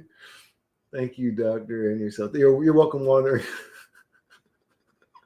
Oh, she said check. She probably, I didn't, I probably didn't write this. CZ. You guys definitely heard that. I don't know what the hell that was. It sounded like a fucking 50 caliber, honestly. It sounded like a 50 cal. What the fuck was that? What the hell? Who the fuck blowing up shit, man? Man, who blowing up this shit, man? Who the fuck blew up this shit, man? I see no destruction. There is no destruction, but I definitely heard a fucking explosion just now. I don't know if the mic picked it up, but did you guys hear that? Real strange. Oh yeah, on the AI, when you talk type, man, your shit will say all kinds of crazy shit, bro. Dude, were you guys able to hear that explosion just now on the stream? You probably can't because I got one of those mics that like blocks out sounds or whatever. The Yeti microphone.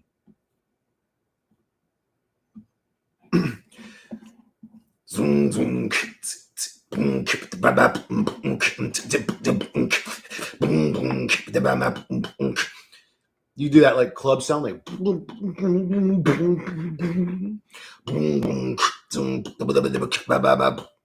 I'd have to practice to like take it serious to line it all up right. My volume be low right now, so I can hear. My volume's low. Do I sound better now? World-class beatbox. Yeah, right, bro. I've seen motherfuckers beatbox before that are world-class. I showed you guys that motherfuckers are singing shit. And they're sitting there doing the beat while they're singing. I can't do all that shit.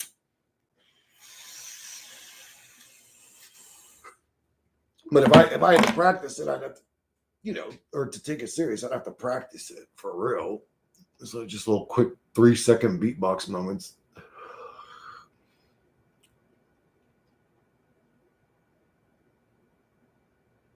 Oh, fuck. Did I fuck up the sound? Does it sound good right now, guys?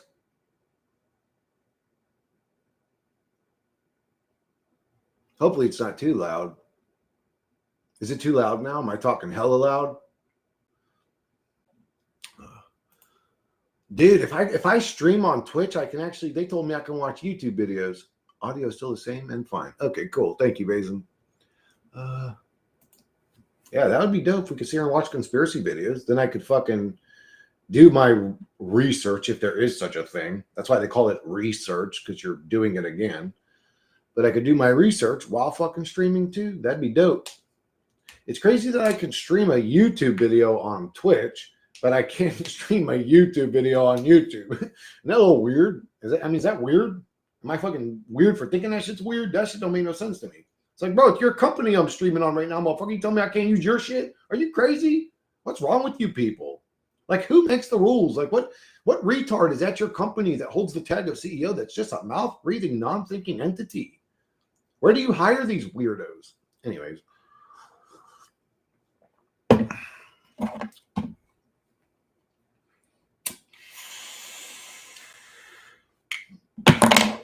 I mean, are they just chaos agents?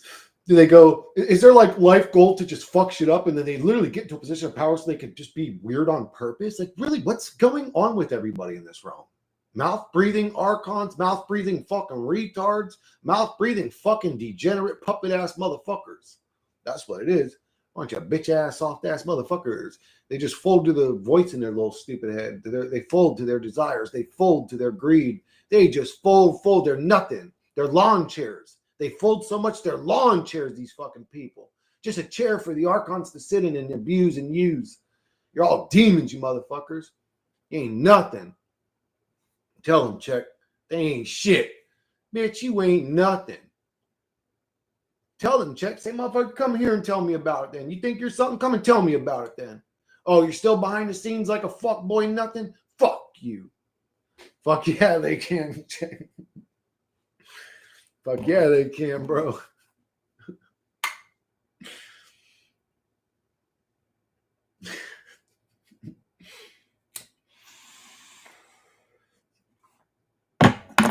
Oh, mama.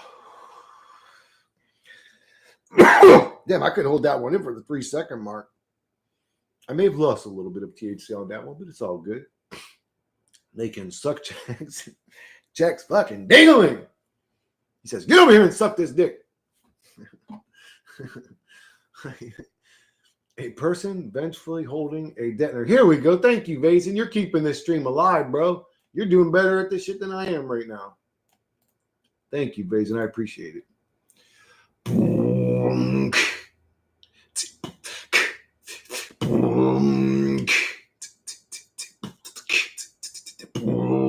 That would take it would take me a long time to actually like try to get good, bro. Like if I actually sat and took it hella serious and tried to stay on beat and all that. I would like to have, maybe it would be fun to fucking one of those. Oh, that's a good, I didn't even read that until just now.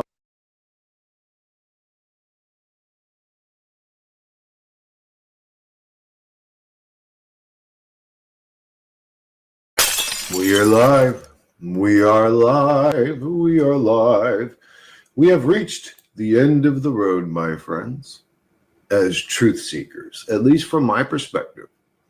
The only way to get past where I'm at now in truth seeking would be to be speaking directly to God, I would think. And I can't summon him. So this is the best you're going to get is me, old Chris Sedaris. The end of the truth is where we're at now. This should be the end of the road for you, is where my channel's at. You're in a dark realm. It's dark for no reason. We suffer for no reason. We struggle. And I'm actually just going to make this video without comments because right now they're distracting. We are live. We are live. We are live. We have reached the end of the road, my friends, as truth seekers, at least from my perspective. The only way to get past where I'm at now in truth seeking would be to be speaking directly to God, I would think. And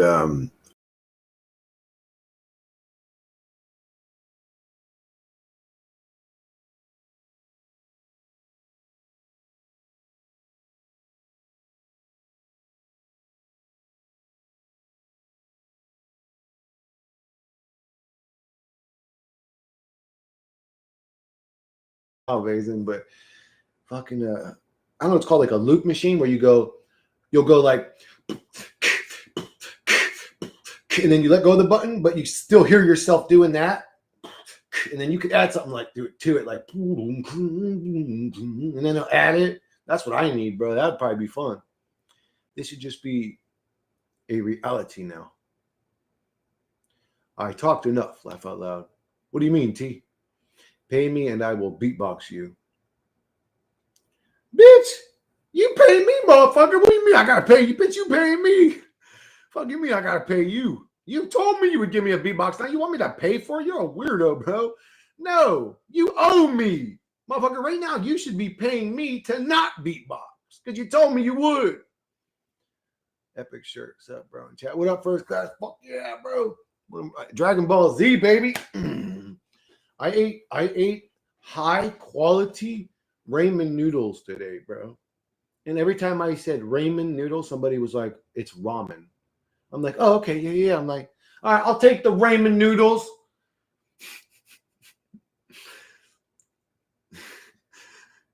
You are a horrible. No, you ain't, bro. Chill.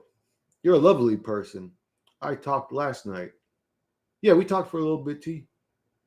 Probably talk again tonight. That's when the mood strikes. Oh, I'm not even sharing this shit. We're only at 55%, but you guys could be looking at my cute little kitty boy. That's not mine, actually. I think I took this prompt. I added to it, or no, I didn't add to it. Actually, I just converted it to a video. Oh, no, I did add to it. Whatever. It didn't come out great. He's definitely a cute little kitty, though.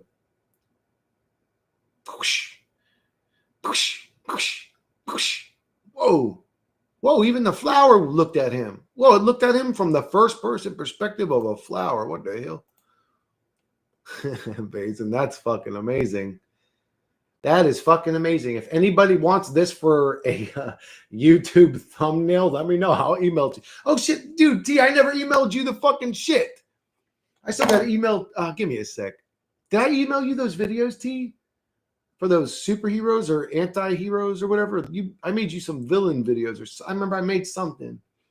I don't remember if I sent it. This is great. This is actually one of my favorite ones so far that you've done, Baze, and this is probably one of my favorite ones. This is great.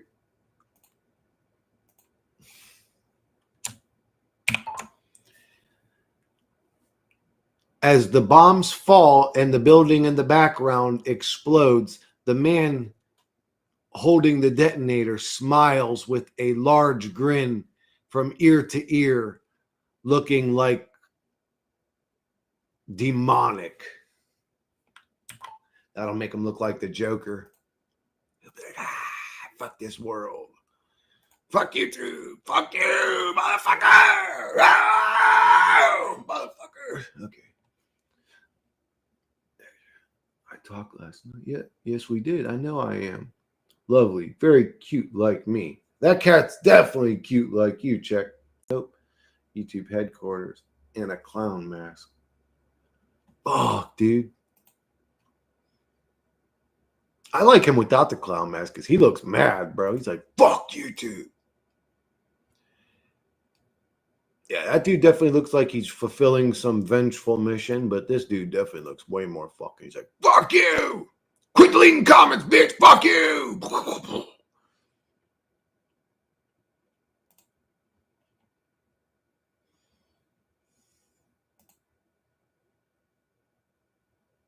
What in the fucking hell? Neckbeard. Chris, I can see you're nothing but a demon. Yeah, eat your Cheetos, fat boy. Shut up. Chris, you have sweat spots and crack your knuckles. Cool story, bro. Which one's you? Check. Which one? This one? The dude teabagging Earth, the Dookie Boy realm Earth. There, he even stepped on the shit while he was teabagging it.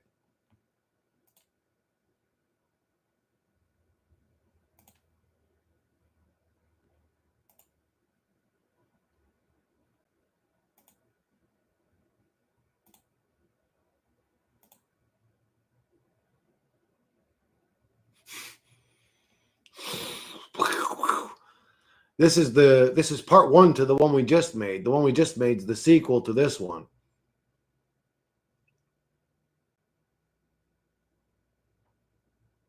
Whoa!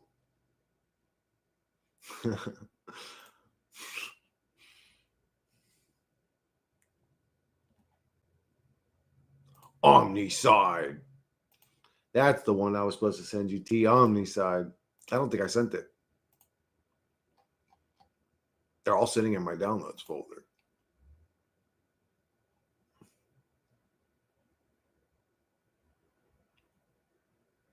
What the hell? What the fuck did I just watch? I have no... This is a typical... with a large grin from... No, I didn't add to it. Actually, I just converted it to a video. Oh, no, I did add to it. Whatever. It didn't come out great. He's definitely a cute little kitty, though.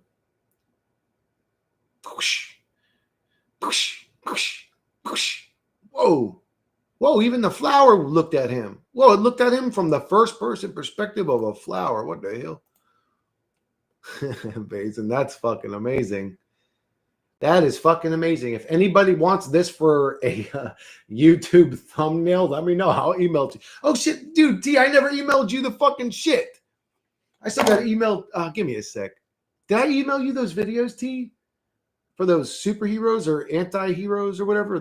I made you some villain videos. I remember I made something. I don't remember if I sent it. This is great. This is actually one of my favorite ones so far. That you've done, Baze, and this is probably one of my favorite ones. This is great.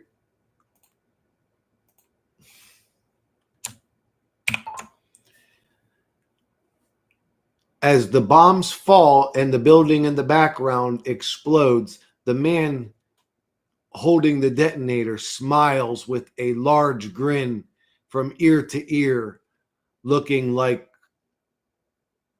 demonic. That'll make him look like the Joker. He'll be like, fuck this world. Fuck you too. Fuck you, motherfucker. Oh, motherfucker. Okay. I talked last night. Yeah, yes, we did. I know I am. Lovely. Very cute like me. That cat's definitely cute like you. Check. Nope. YouTube headquarters in a clown mask. Fuck, dude. I like him without the clown mask because he looks mad, bro. He's like, fuck you, dude. Yeah, that dude definitely looks like he's fulfilling some vengeful mission, but this dude definitely looks way more fucking. He's like, fuck you. Quit deleting comments, bitch. Fuck you.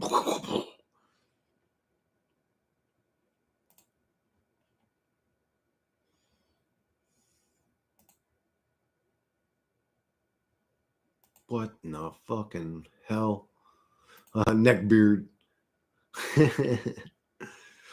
Chris, I can see you're nothing but a demon. Yeah, eat your Cheetos, fat boy. Shut up. Chris, you have sweat spots and crack your knuckles. Cool story, bro. Which one's you? Check. Which one? This one? The dude teabagging Earth, the Dookie Boy realm Earth. There, he even stepped on the shit while he was teabagging. Dude, this thing is not worth. It should be, honestly, Sora should be the creepy, bro. It's luring me in with its creepiness.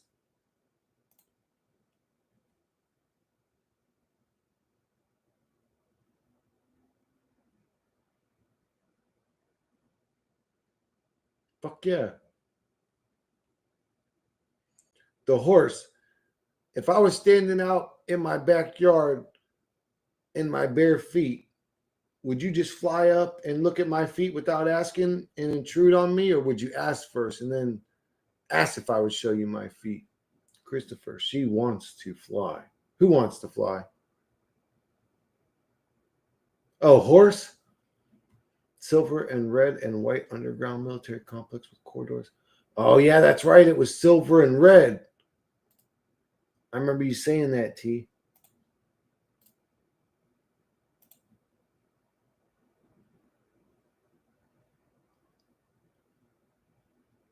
Oh, and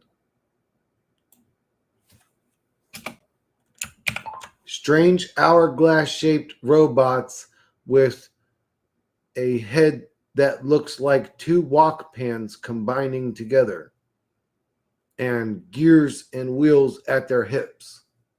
Period. Okay. Sleep sacropods.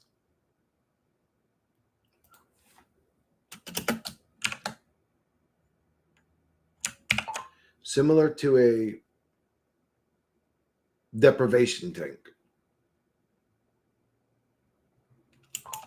Not deprivation thing. Grown boys, we don't take no shit. You tell them no name.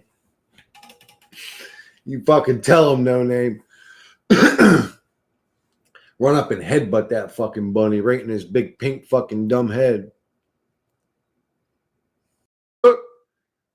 And then if it looked nice, I bet, guys, this reality sucks. See you later. I'm jumping through. And I jump in, and then I'd probably get devoured by like a giant pink fucking scary looking bunny or something with claws and fangs.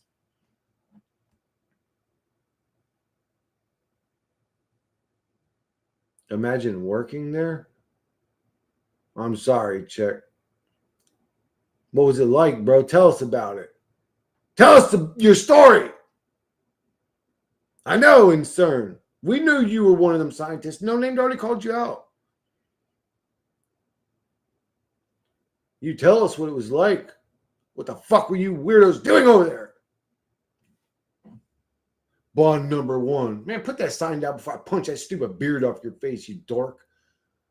Bond number 1. Ugh, shut up, bitch.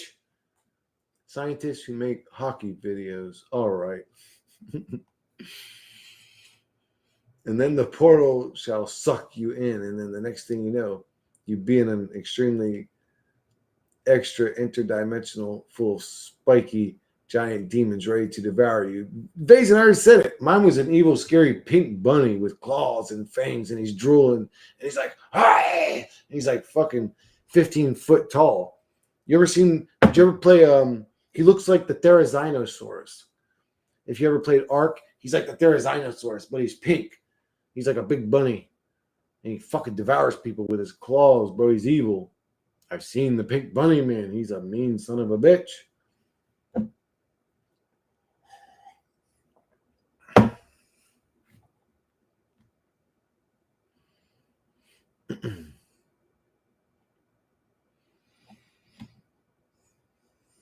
I'll show you what he looks like, bro. A 15-foot tall, giant, demonic-looking pink bunny with large claws similar to a Therizinosaurus and large fangs and clear drool coming out of his mouth. He looks scary and demonic and evil, like he's ready to devour the viewer. Photorealistic, 4K quality, taken by a great photographer. He is standing out in the wilderness amongst redwood trees. Okay, I forgot to describe the location. Added to queue, but where is it? Well, anyways. Oh, there we go. You guys got it twisted. I'll devour them demons and make the pink bunny my bitch. And it tries anything when I burst through the portal. We're the Dookie boy realm boys. We don't take no shit. You tell them no name. You fucking tell them no name. run up and headbutt that fucking bunny right in his big pink fucking dumb head.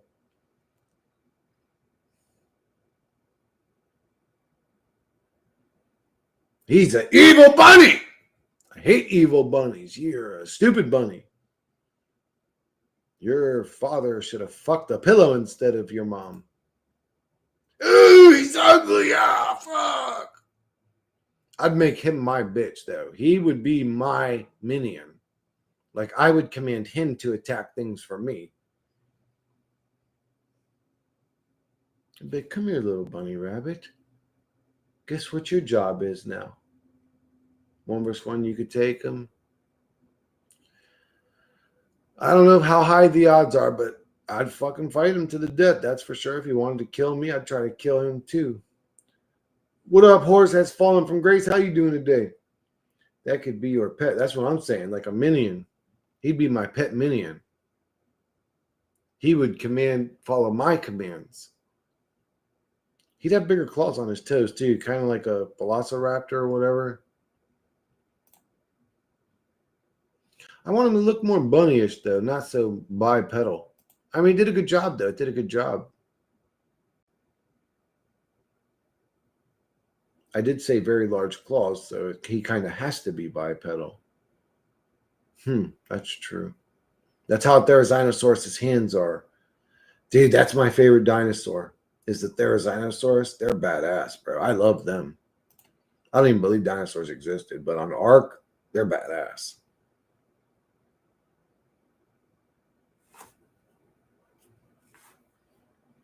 I'm doing good today. Today's actually been another good day now. Bipedal. Bipedal, little motherfucker.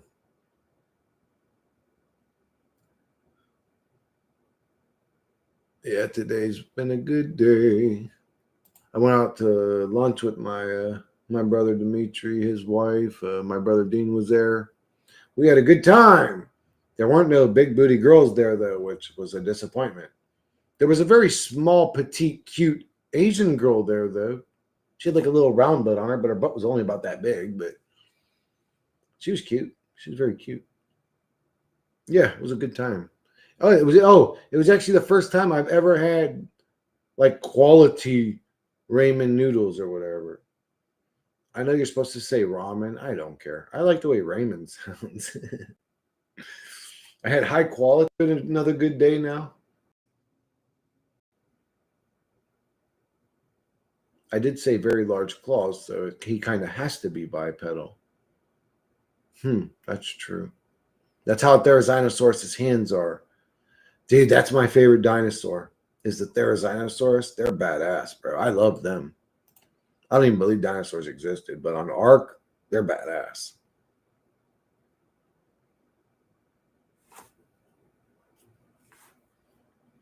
I'm doing good today. Today's actually been another good day now. Bipedal. Bipedal, little motherfucker.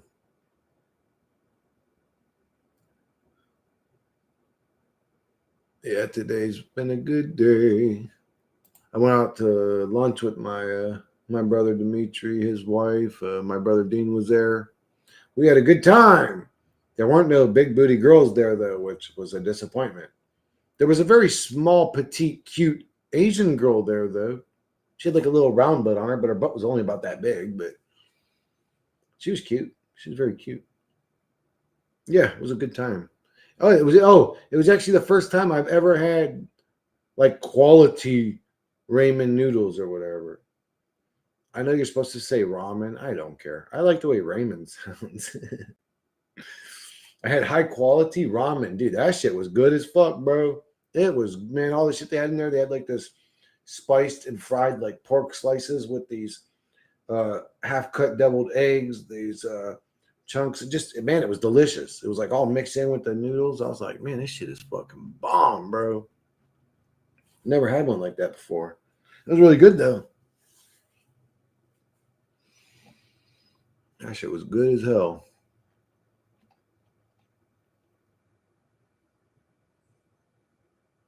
Rain Man noodles. What the hell? Just autistic noodles. the fuck? What the hell? What the hell? Fuck you said, man? Why you said that shit, man? So the look, Vazen, now you have a bald woman killing everybody. He's like, oh no, actually Vazen just made the images and then I made her kill everybody. Die, fucking Cubans! Ah, me! Ah, me! Ah! And then she appears again. Nothing ever explodes. This one didn't really explode. Oh no, this one did the mushroom cloud. Did it explode? Oh yeah, it does explode. But it doesn't explode any of the humans. I'm like, man, this thing don't ever do what I want it to do.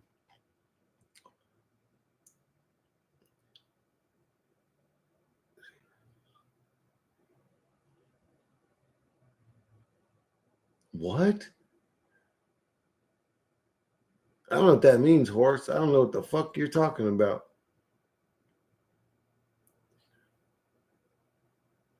What's that mean?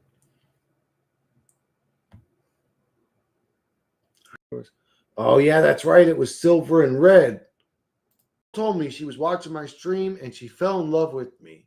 She said she's a multimillionaire. She wants to fly me out to Sweden or wherever the fuck she's from and have sexual relations with me. But, you know, I thought with my standards, she's a little too low for me, you know. Shit, I'll be on that flight tomorrow.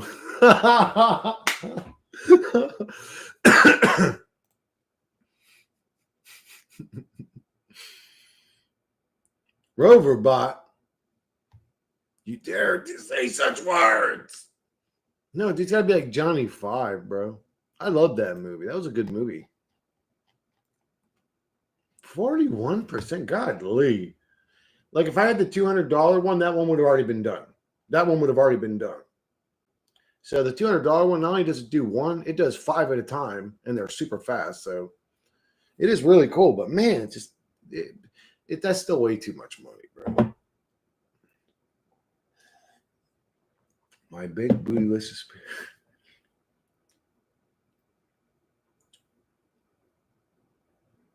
Okay. Oh, there's the little fuck boy. Hello, little Steven boy. Did you come to watch me crack my knuckles and call me a demon because of my sweat spots, you fucking creep? Welcome to the stream, dickhead. Which one? Which one, T? He thinks I'm in his chat. He thinks that's me on his shitty stream. He's that stupid. He's that low IQ. Somebody made up a name, the Insanity Machine, and he assumes it's me. That's how low IQ this creature is. Which one, T? He's free to talk. All he's going to do is make himself look stupid. So win-win for me. Which one, T? I would say the top right one and the top left one. What would you say?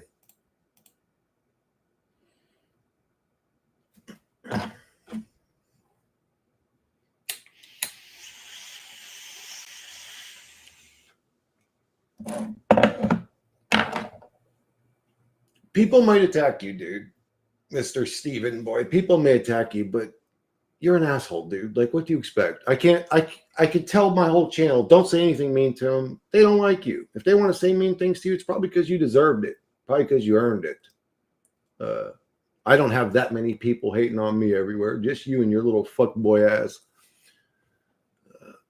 Top left, but needs clear like top right.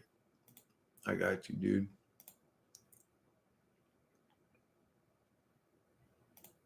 There it is. What was I? Oh, someone had just said that was Chris. Okay, so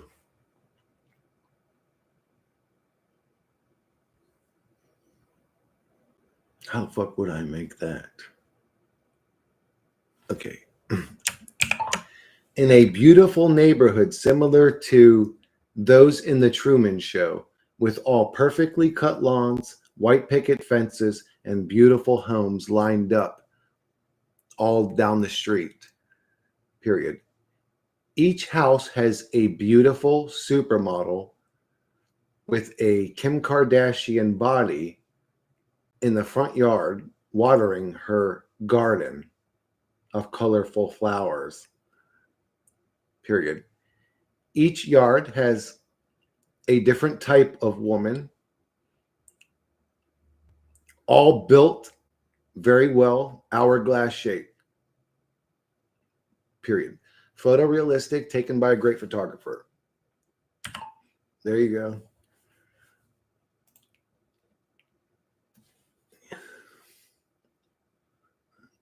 Top left.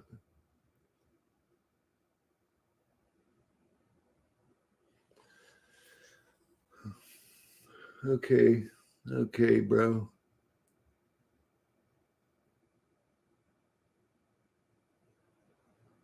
Well, wait for your next comment. That's going to be another amazing, not bore me to death comment I've heard 1 trillion times in my life. I'm not a minion. Calm down. Oh, come on. Come on.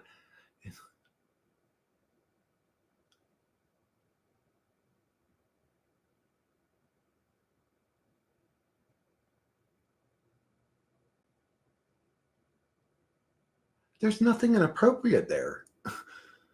Like, there's literally nothing inappropriate there.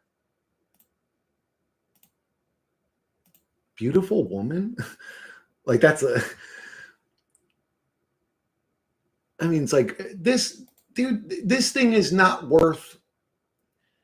It should be, honestly, Sora should be the $200 version, but you should pay probably $60 a month for it. And to me, even that seems high. I would say $50 a month for what you get.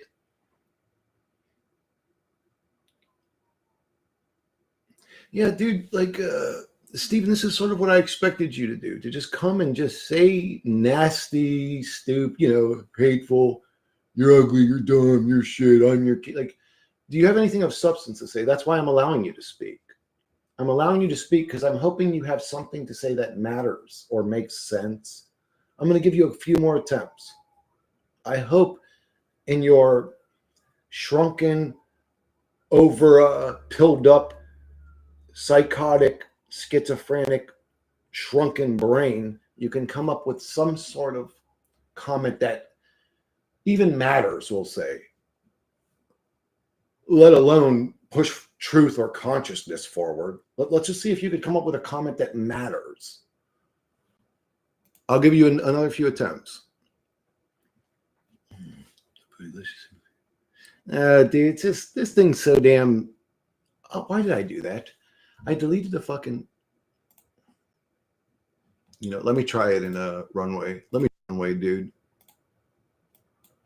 A vagina. I don't think the vagina with fangs didn't work. So, a beautiful, perfect neighborhood on a sunny day, similar to the Truman Show, with perfect green lawn, cut grass, white picket fences, beautiful homes, period. In each yard, a gorgeous hourglass-shaped curve. If I say curvy, it's going to make like a fat, basically fat woman. Well, I'll just leave it at that. Model, and in every yard, a unique ethnicity. I mean, I'm not saying anything inappropriate, dude. I'm not saying like big old booty, nothing, just fucking gorgeous woman. Abysmal pesticide out here for your inorganic cosmic yet shall not be tolerated for the... That was kind of cool, man. I have no idea what you just said, dude. Beautiful woman or blasphemy to AI. Yeah, it's true. Real platitudinous. Oh shit, Basin going in. It's like Monday versus Basin. The Basin dominated Monday, bro. Basin made Monday look like Tuesday, bro. Basin fucked up Monday so bad she didn't even remember what day she was. This is not what I'm picturing, but I guess you could say something similar to this, but this is like a walkway. I was expecting the fucking street, but I guess you could kind of say like that, dude, you know, but like, you know, some big booty, shelf ass fucking, you know, small waisted, slim thick chicks in everyone. And one there'd be a fucking, you know, so that's why I said different ethnicities. One night you might want to spend it with a Latin one. One night you might want to spend it with a black girl. One night you might want to be with a white girl. You know, they should all be different. All the different types of women we got.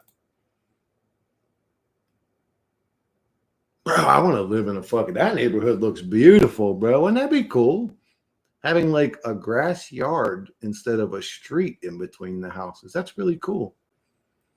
I mean, that'd be cool if you lived in a neighborhood like that, but you could walk to you know, everything was in walking distance. I mean, you'd have to be like kind of fit, but you could walk to the grocery store, walk to your job, walk to, you know, wherever you needed to go. That'd be really cool. Kind of like a farmstead, I guess. A good way to say it would be like a farmstead type.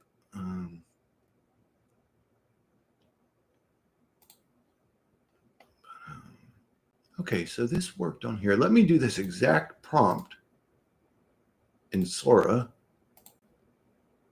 If this fucking thing is a piece of shit or not. It usually is. Vazen with the fucking dude. I would get Vazen to be my lawyer and have him talk to the judge like that, because with the judge's ego, he'll just pretend he understood what Vazen was saying and think, man, this motherfucker's just so smart. I can't even speak his language. He must be right. Case dismissed, man. This motherfucker, this dude's too smart for me. Jaden's messed up because of, you know, years go by, and yes, he's obviously gay. It's like, okay, some of them are just born that way. So, but there are people that say, you know, that it can be initiated by traumas or abuses, but that's hard.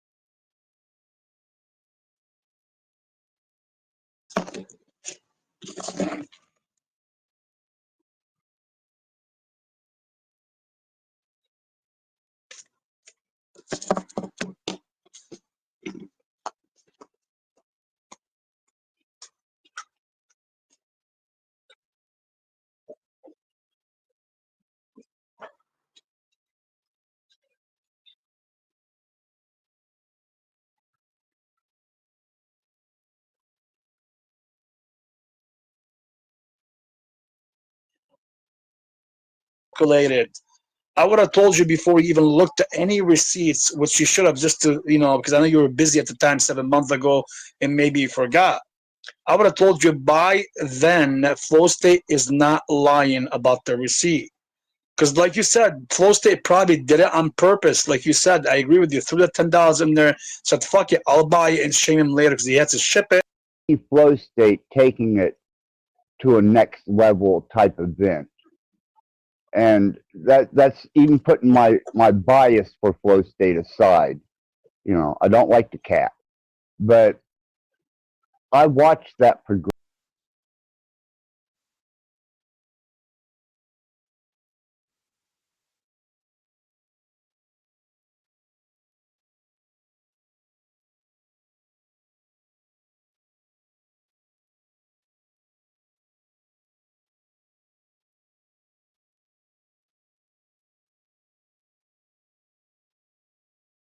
Or should I say Sterling Ray? You have no credibility out here. If you did, you'd still be Sterling Ray.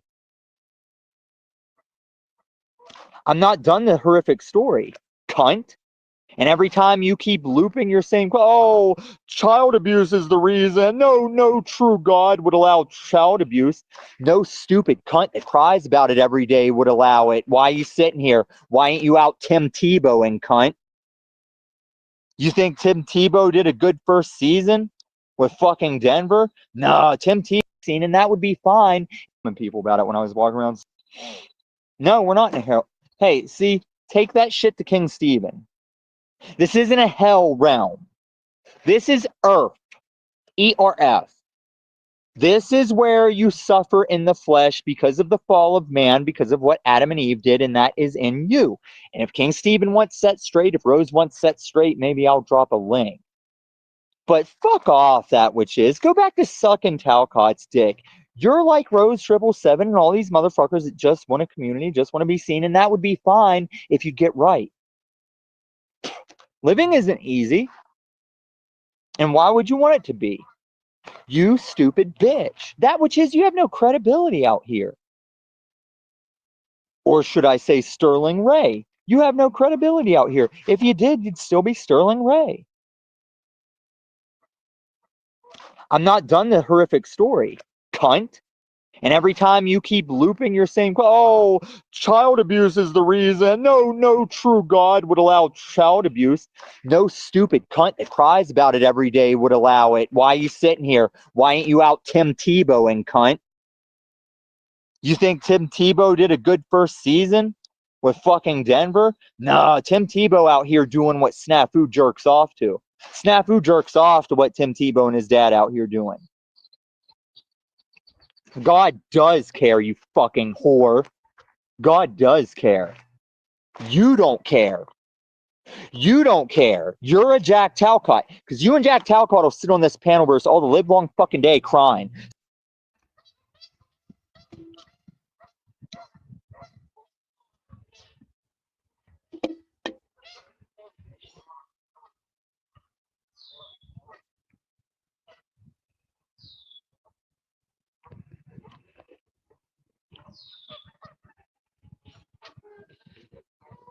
Start whenever the fuck I want. It was never about what time is good for DJM or Jack Talcott. I like to be punctual.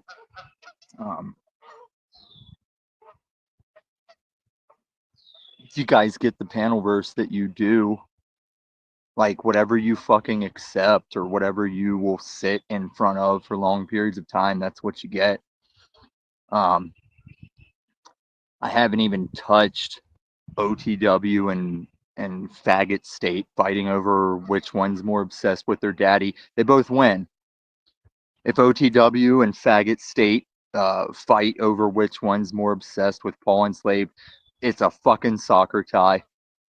They're both fucking obsessed with their daddy. They're both fucking faggots. You're all fucking faggots. Cynthia, shut the fuck up about Tarek. Like nobody cares that Big Black, that nigger, is not involved with whatever the fuck Tarek's saying he's involved with. But you have to keep shining light on that because it's all you got, because you ain't shit either, Cynthia. You're garbage. Tarek's garbage too. Tarek's just garbage that's agreeable with me. And now you're trying to suck me off too. This is what you guys don't get. It doesn't matter if Jack Talcott backs your side, because Jack Talcott's garbage. Paul Enslaved is garbage. What is it? Toilet Bowl Earth is going to say I grovel to his daddy, and all he does is suck him off. You guys not get this is what makes me feel like I'm taking crazy pills. Toilet Bowl Earth's over there saying he's done with all this reviewing of slop and taking part in the slop, and he doesn't even care if his channel is boring over it. Now go back to my very first video I ever made of a ninja dopamine promo for Dopamine Fiends, whatever, where Toilet Bowl Earth just can't stop saying I'm boring. I feel like you guys keep watching my channel and copying my shit, or maybe I'm just miles ahead of everybody with not giving a fuck about the numbers, not giving a fuck about donos, but appreciating every dono I get. I'm sick of this shit, man. I feel like God wants me to walk away from the Panelverse because there's nothing here for me but scolding a bunch of fucking children. Oh, God wants him to walk away from the Panelverse. And God wants him to do meth and be homeless? Or roofless, as he calls it. He won't call it homeless. What else does God want you to do? Scam people? Beg them for money? Guilt trip them and gaslight them into giving you money? Use them? What else does your God want you to do? Make sacrifices, animal sacrifices? You said that's evil, and you said, yes, you're going to worship and praise a God that's evil. You're evil. You're a liar. You're a crybaby. You're a fraud. You lie about me. I don't cry. You do. That's you, crybaby. You're a crybaby bitch. You say that I'm afraid to come to your show. You jump to conclusions saying, did he run? Did he run? When I'm kicked off panels, I don't run. I don't run, you stupid bitch. I don't run from anyone. And I'll tell you one thing, Tommy. You're not going anywhere. You're stupid. You're staying in this realm, bitch, with the demons. You can pray to your Jesus all you want. It won't get you out of here. I don't have to lift a finger to put you here. You'll do it to yourself. That's how stupid you are. Take some more meth. Wreck your brain more, meth brain, meth bitch, meth messiah. Go fuck your mind. How about that? I don't have a drop of sympathy or mercy for you. You've been lying about me for days now, if not weeks, perhaps months. I've heard a lot about you talking to Talcott, you tattletale. You're not tough. You're a tattletale. You've got Tommy Tears syndrome. You're a crybaby bitch. That's what you are. Now, if somebody wants to make some lame joke like, oh, he said this about you, Stephen. Yeah, you might want to work on your clarity, because I don't keep two-faced assholes on my channel. So for anyone here that wants to leave these lame things and say, well, I don't know what I'm talking about, the excuses don't work forever. It's not going to keep working. I won't keep you around. You've been given chances. But you keep saying weird, stupid shit that sounds like it's aimed at me or taking shots at me, then I'll just cut you loose and I'll send you over to the shit channels. You can crawl around that there with the cockroaches, because I don't need stupid shit that interrupts my show where I'm like, what the fuck are you talking about? Are you on weird, crazy pills? Are you drunk? What are you doing? And all the live long day. And you know I can go hard. You know I can go in on people. You know I can tell Jack Talcott his son. I know you can cry. I covered that in a video. You crying 2 weeks ago. You lied and said you haven't cried since your dog, you say, died, but you shot and killed your dog a year ago. You cried 2 weeks ago. You cry on live streams. You cry. You cry and you don't even remember crying. You don't even remember what you've done. You're a crybaby bitch. You're a homeless bum, drug addict. Don't start trying to talk about me. You can't stand up to me. All you can do is mute me, backstage me, and kick me off your show. You can't handle me. You're weak. You're as weak as Paul and Jack. You're the same. And his families will never return, and that's true. It's the same way I can keep him from going too deep into a Facebook. It's probably not his son's, but if it is, props to him. More power to you. I hope you don't bring that mindfulness and awareness bullshit to your son's attempt to reunite or resolution you're reuniting.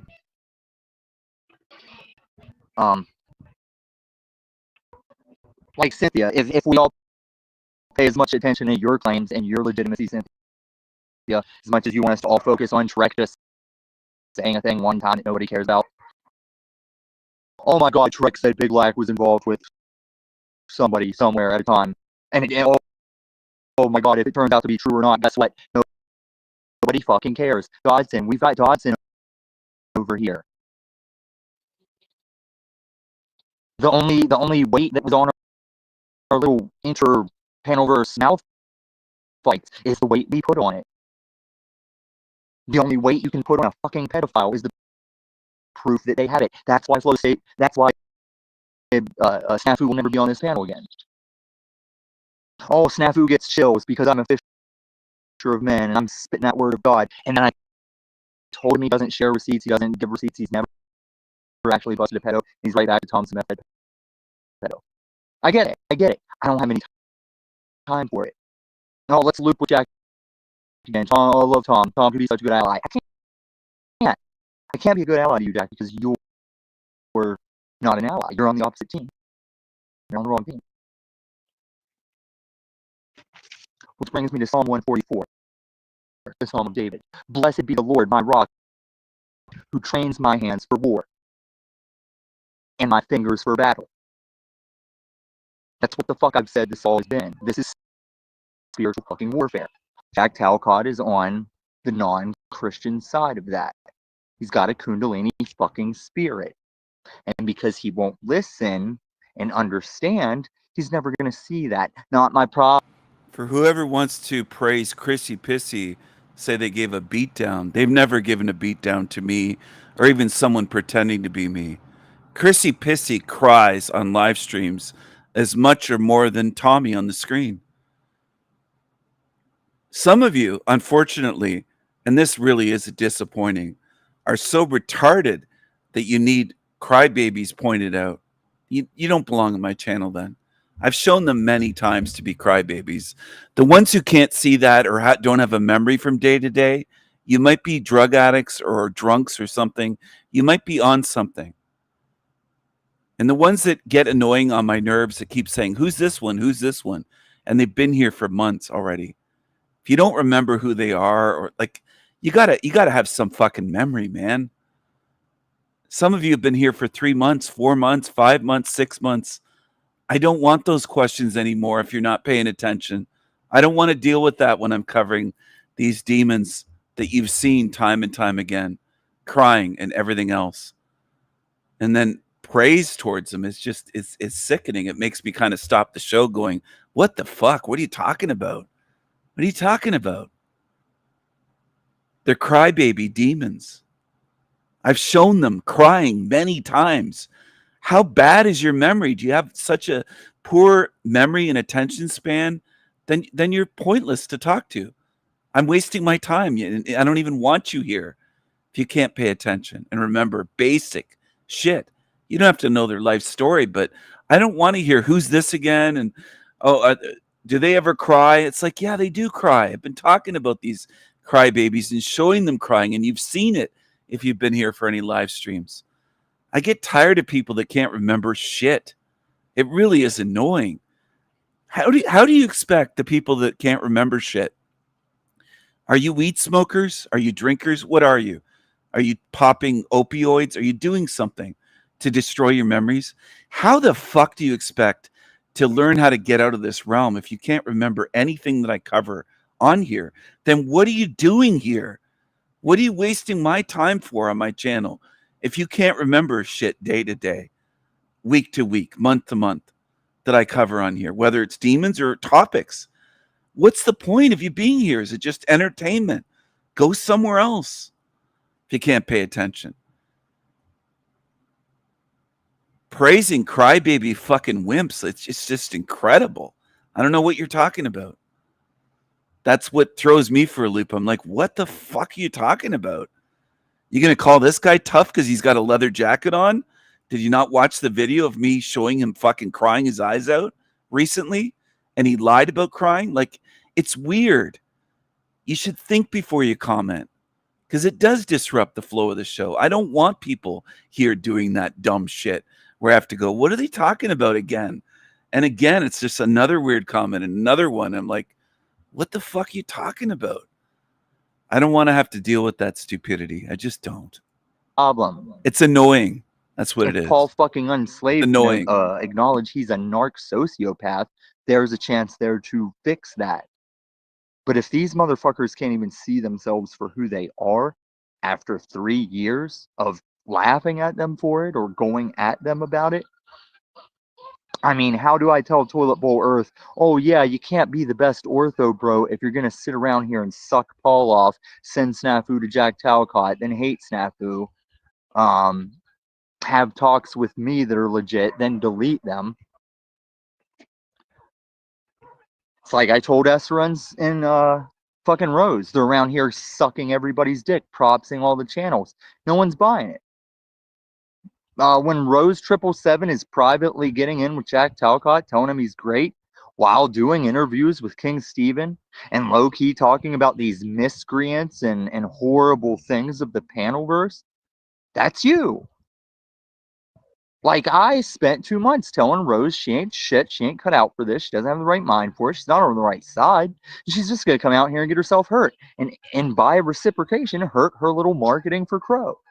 Like, who sees what Rose is doing and thinks, oh, I got to go get on that Crow 777 tip? And meanwhile, Rose and various Crow associates will laugh in the background that he's still a fucking globe denier. Don't let Rose fool you. She was a globe denier for a long time. Now that she knows, she wants to act like, oh, no, this silly flat earthers. I mean, if you just see her telling King Stephen, oh, King Stephen, there's so many people, they're so jealous of you, King Stephen. They have rent. You have rent in their head. That's you guys. That's you guys sitting there doing that lame ass fucking panel. I'll have you guys up on my couch. I always planned for Rose and Steven to have a show. They still will, and they've already done it. I don't need them. I don't need them live. They'll sit on this couch and show us how fucking retarded they are, like they did yesterday. Oh, how did ancient man drink water before water filtration plants? You guys are fucking morons. You are. I'm done with it. I told you, I can stand out here alone because I stand on the truth. I walk in that truth. I'm doing that. I'm on the path. Gargling my own seminal fluid. I've been outdoors the longest. I don't hear nobody really coming at me except RT. When RT's the last motherfucker in the chat trying to say I'm homeless because this is against my will, come to this couch, RT. Come ask for the link. Come ask for the link. Yeah, blah, blah, blah. Just come to my People's Open panel. Fairest, best panel ever, faggot. Even Paul fucking Unslave knows, right? That's why he'll come up here, be nice and cordial. Hey, Tom, how's it going? And then he retreats at the presence of my Uncle Jack and everybody's favorite racist puppet, Tokay. They would never grace the Unslaved panel. So, Tom, I'm going to get out of here. I see you're doing shit that people want to watch. I better get out of here. I'll just wait till the next time I'm on my next Sun Toilet Boards channel. I'll hate on you there. I'll hate on you behind your back like I say people do to me. Because I'm authentic. Tom, I'll just hate on you behind your back because I'm authentic. I'll smile to your face. I was never any of your fucking friends. I'm the friend of anybody that loves truth. I'm the friend of anybody that loves truth. Tommy was cooking for show. Tommy was cooking. We ain't friends, but that's true. He was saying it about the wrong person because that wasn't Tommy he was talking about. You can work with anything, right?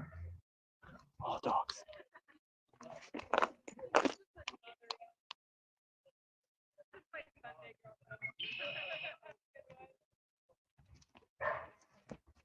It's a lovely day with a lot of dogs. It was interrupted by,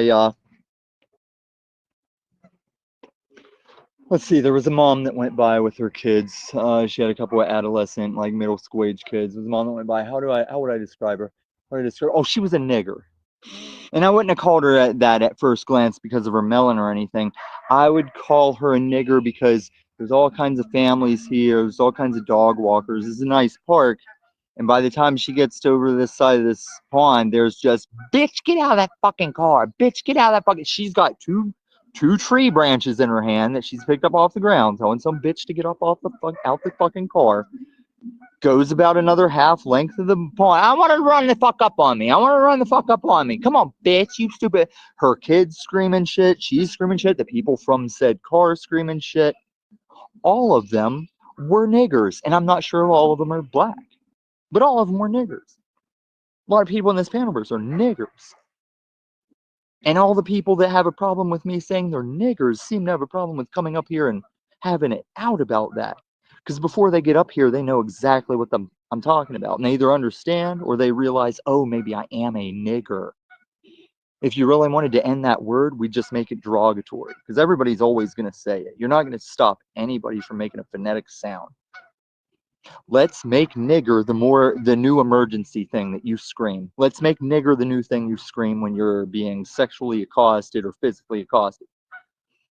Because speaking of which, while I still give time to this panel verse, give time and attention to this panel verse, and there's value in it, no matter what that faggot gay, and when I say faggot gay, I mean that screen name gay, who's some female faggot that's a dick sucker of King Stephen.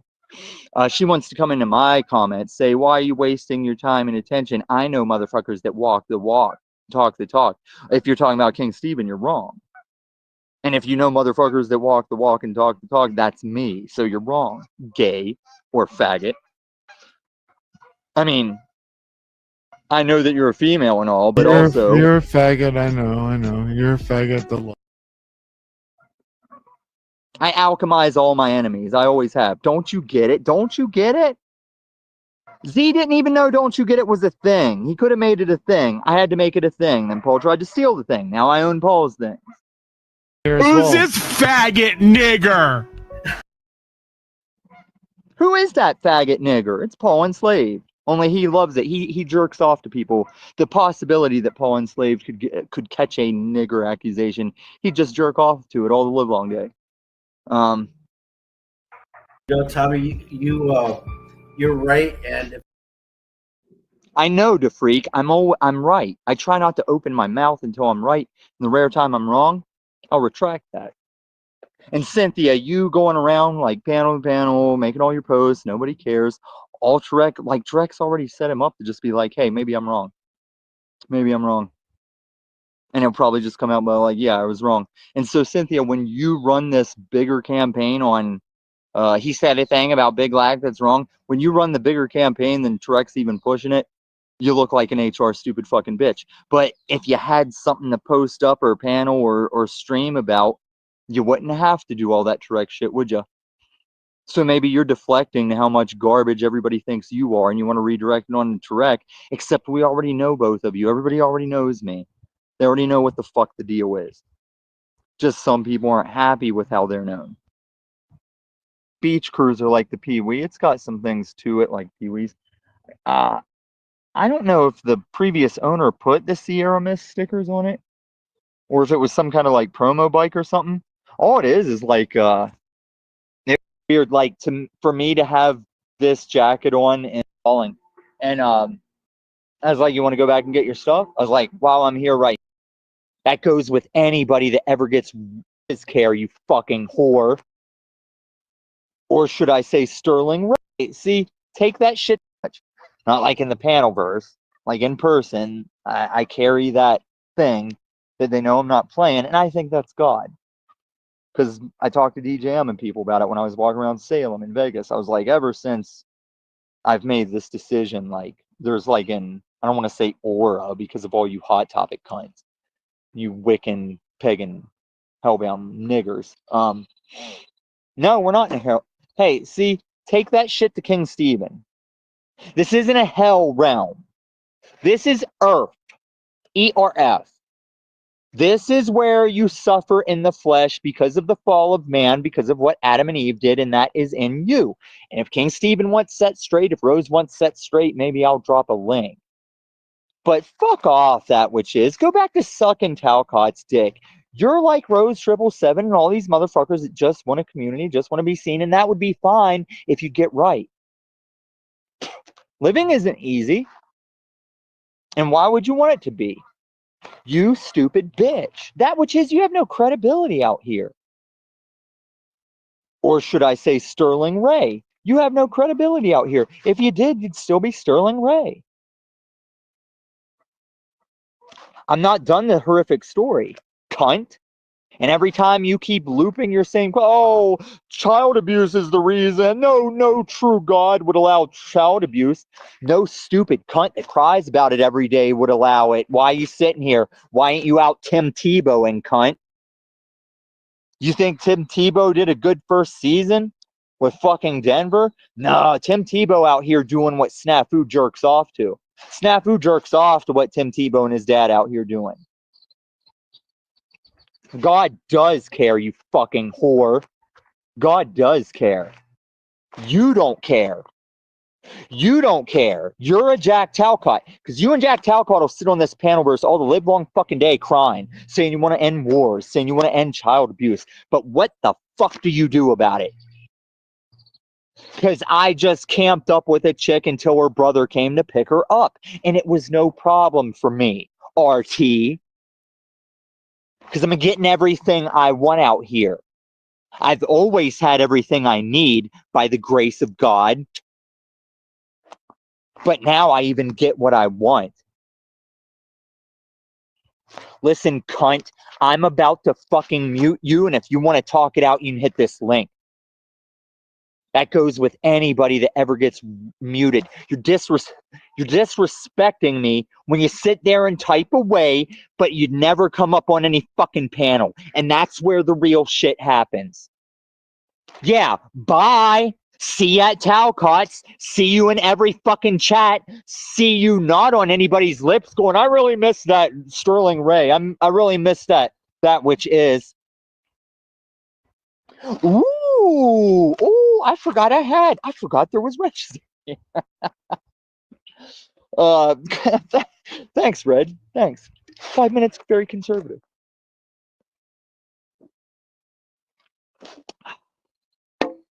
I'm not gonna keep it long because I need to go eat something. I am open to a panel, but I'll just do it later. I'll do a panel later.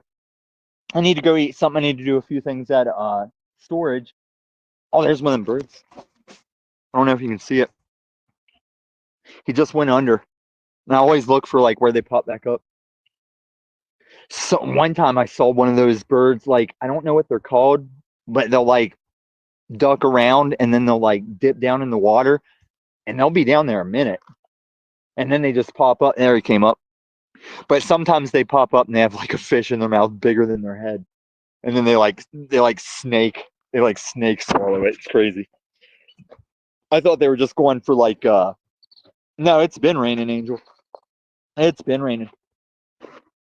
That's why it feels weird, like for me to have this jacket on in May, like this late in May. I think it's a product of like the hash marks in the sky. Because we have had considerable rain. I brought Tarek to Jack Talcott. Tell Jack Talcott. And I haven't seen it yet. Always be any of that. It's a LARP in itself. That's kind of what I'm doing. It might be drugs, but it might be PTSD. I mean, I know he mad. You hear it in his voice. He loves imitating me because he finally gets to do what he really wanted to do. TBE, right? Oh, it's Paul.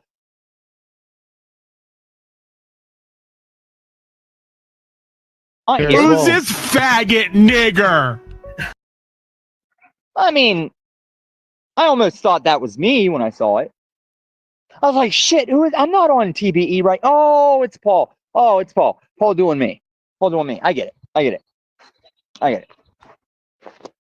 Is that all Paul gets out of faggot nigger? I mean, I know he mad. You hear it in his voice. He loves imitating me because he finally gets to do what he really wanted to do and say that. Who's this faggot nigger? I mean, oh, please. I mean, you're like Snafu. I'm just letting it ride so... Not you, Gigi. I'm just letting it ride so people can see you. Keep it to the out. Oh, she shook her head no. Oh, she said that's you. Oh, she got me. She is trying to get muted again. No, mosquitoes are not demonic. Bed bugs are demonic. Okay? Mosquitoes keep it to the outdoors. And you can use for, I don't know, probably some kind of herb or patchouli or something. Bed bugs are demonic. What a retard. Mosquitoes do not keep it to the outdoors. They'll go into your house, cottage, apartment, condo, tent. Mosquitoes, what are you talking about, you fucking weirdo, meth head? What a weirdo. That's all I can take from that shithead. Saying mosquitoes to keep it to the outdoors. There's so many retarded beings in this realm. It just gets annoying. That's what it is. It's beyond annoying, but at a bare minimum, they're annoying. Just a bunch of shitheads. Do you ever just get tired of the shitheads? The morons of this realm? Speaking of morons, I'm going to cover another moron channel just a second. I'll bring him up on the screen. He's a real dumbass. He's a real dummy.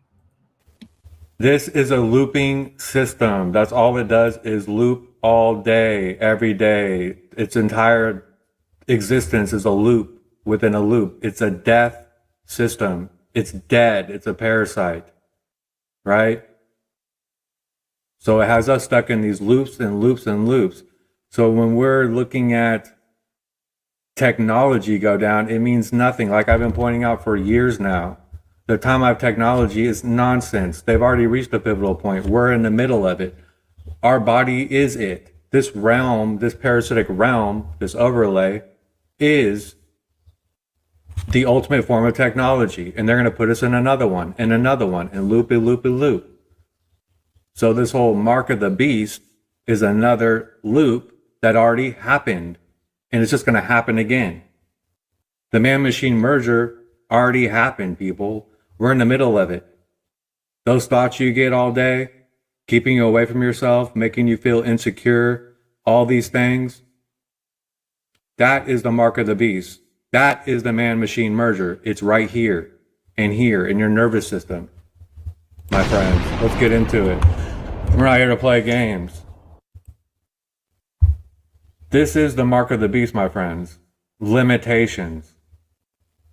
Making you forget who you are and not remember. Keeping you away from yourself. Implanting you with thoughts and life scripts and codes. You know? Making you in a death rebirth cycle that is false and parasitic in a loop is the mark of the beast. Making you identify with it is the mark. This is the man-machine merger. You're looking at it. It's this bodysuit that you're in. This computer system. This is where technology's headed. Once the loop goes down again, once we get to the end of this loop, if it happens, you're going to be in another one of these going through it again. And again and again and again until you break free. Right here, right now. And then the same thing is going to be going down every single time, people. This is the mark of the beast. I think stupid people should go to his channel and follow his shit. If you're that dumb, I can't help you. Go ahead. Go there. Gobble it up. I don't want dumbasses around me. Tired of your type. Tired of those kind. Tired of the kind that are just too fucking stupid to even be able to tell, oh, that guy's a fucking idiot. You're too dumb. You don't belong on my channel then. Go away. Go to the shit channels. Go to the shit channels. While slavery existed in the American colonies through the establishment of the United States as a country until the end of the Civil War, there have been many misconceptions about slavery in general. Most Americans are not aware that there were some black former slaves and freemen who also owned black slaves, and some became very prominent in politics as well, despite the racial prejudice that existed. Some black slave owners inherited their slaves from their masters, who were themselves freed in their wills. Others were either born free or emancipated by their masters and then bought their own slaves, while others were able to buy their own freedom and that of their families. Who were these? Hold on, I gotta chime in here. We was slave owners? What? We was slave owners? Us niggers owned the slaves too? We was not just kings, but we was slave owners? We was slave owners? It wasn't just white devils? That's the level that millions are at in this realm. Millions. And I know some of you think we can fix all this, but that's the view of some idiot. Well, not just some, most people in this realm, including the ones on YouTube.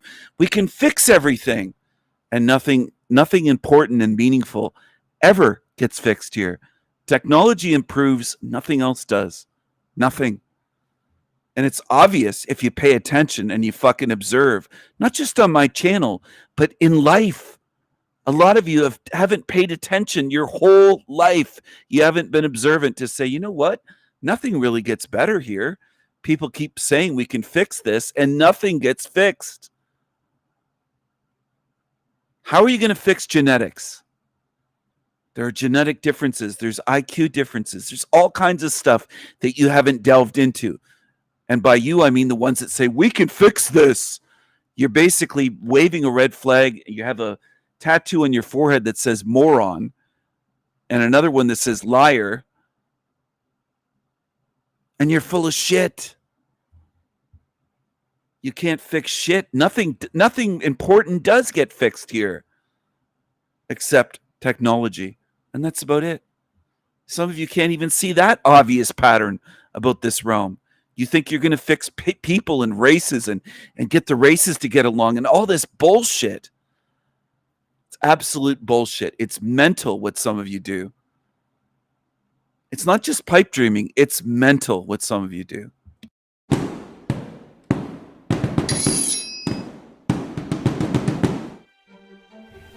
While slavery existed in the American colonies through the establishment of the United States as a country until the end of the Civil War, there have been many misconceptions about slavery in general.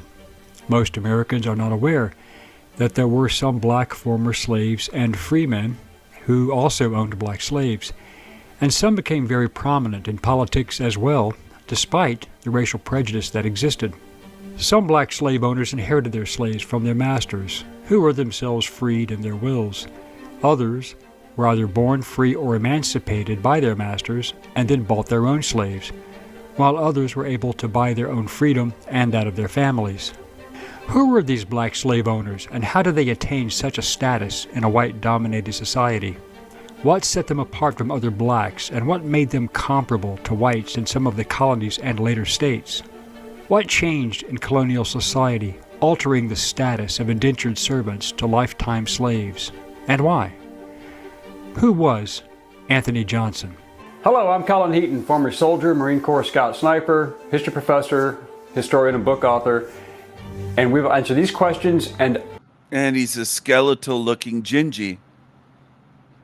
He's a Gingy. Other issues on this segment of Forgotten History.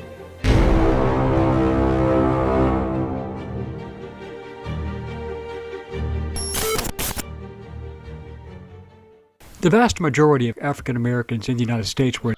Most people in this realm, when told you can't fix this shit by banging your head against a brick wall until your head is bloody, say, what do you mean we can't fix this? I'm going to bang my head against this wall for millennia, for millions more lifetimes. Go ahead. Go ahead. Never been fixed. It never will be. It's not broken. It's designed this way. Why do you think there's different races to begin with? Why would a creator, a god, entities, whatever you want to credit for making this realm, design it this way? Well, they designed it this way to do exactly what it's doing. All right. Don't let them divide us is another chant of the dummies. We're already divided. We always will be.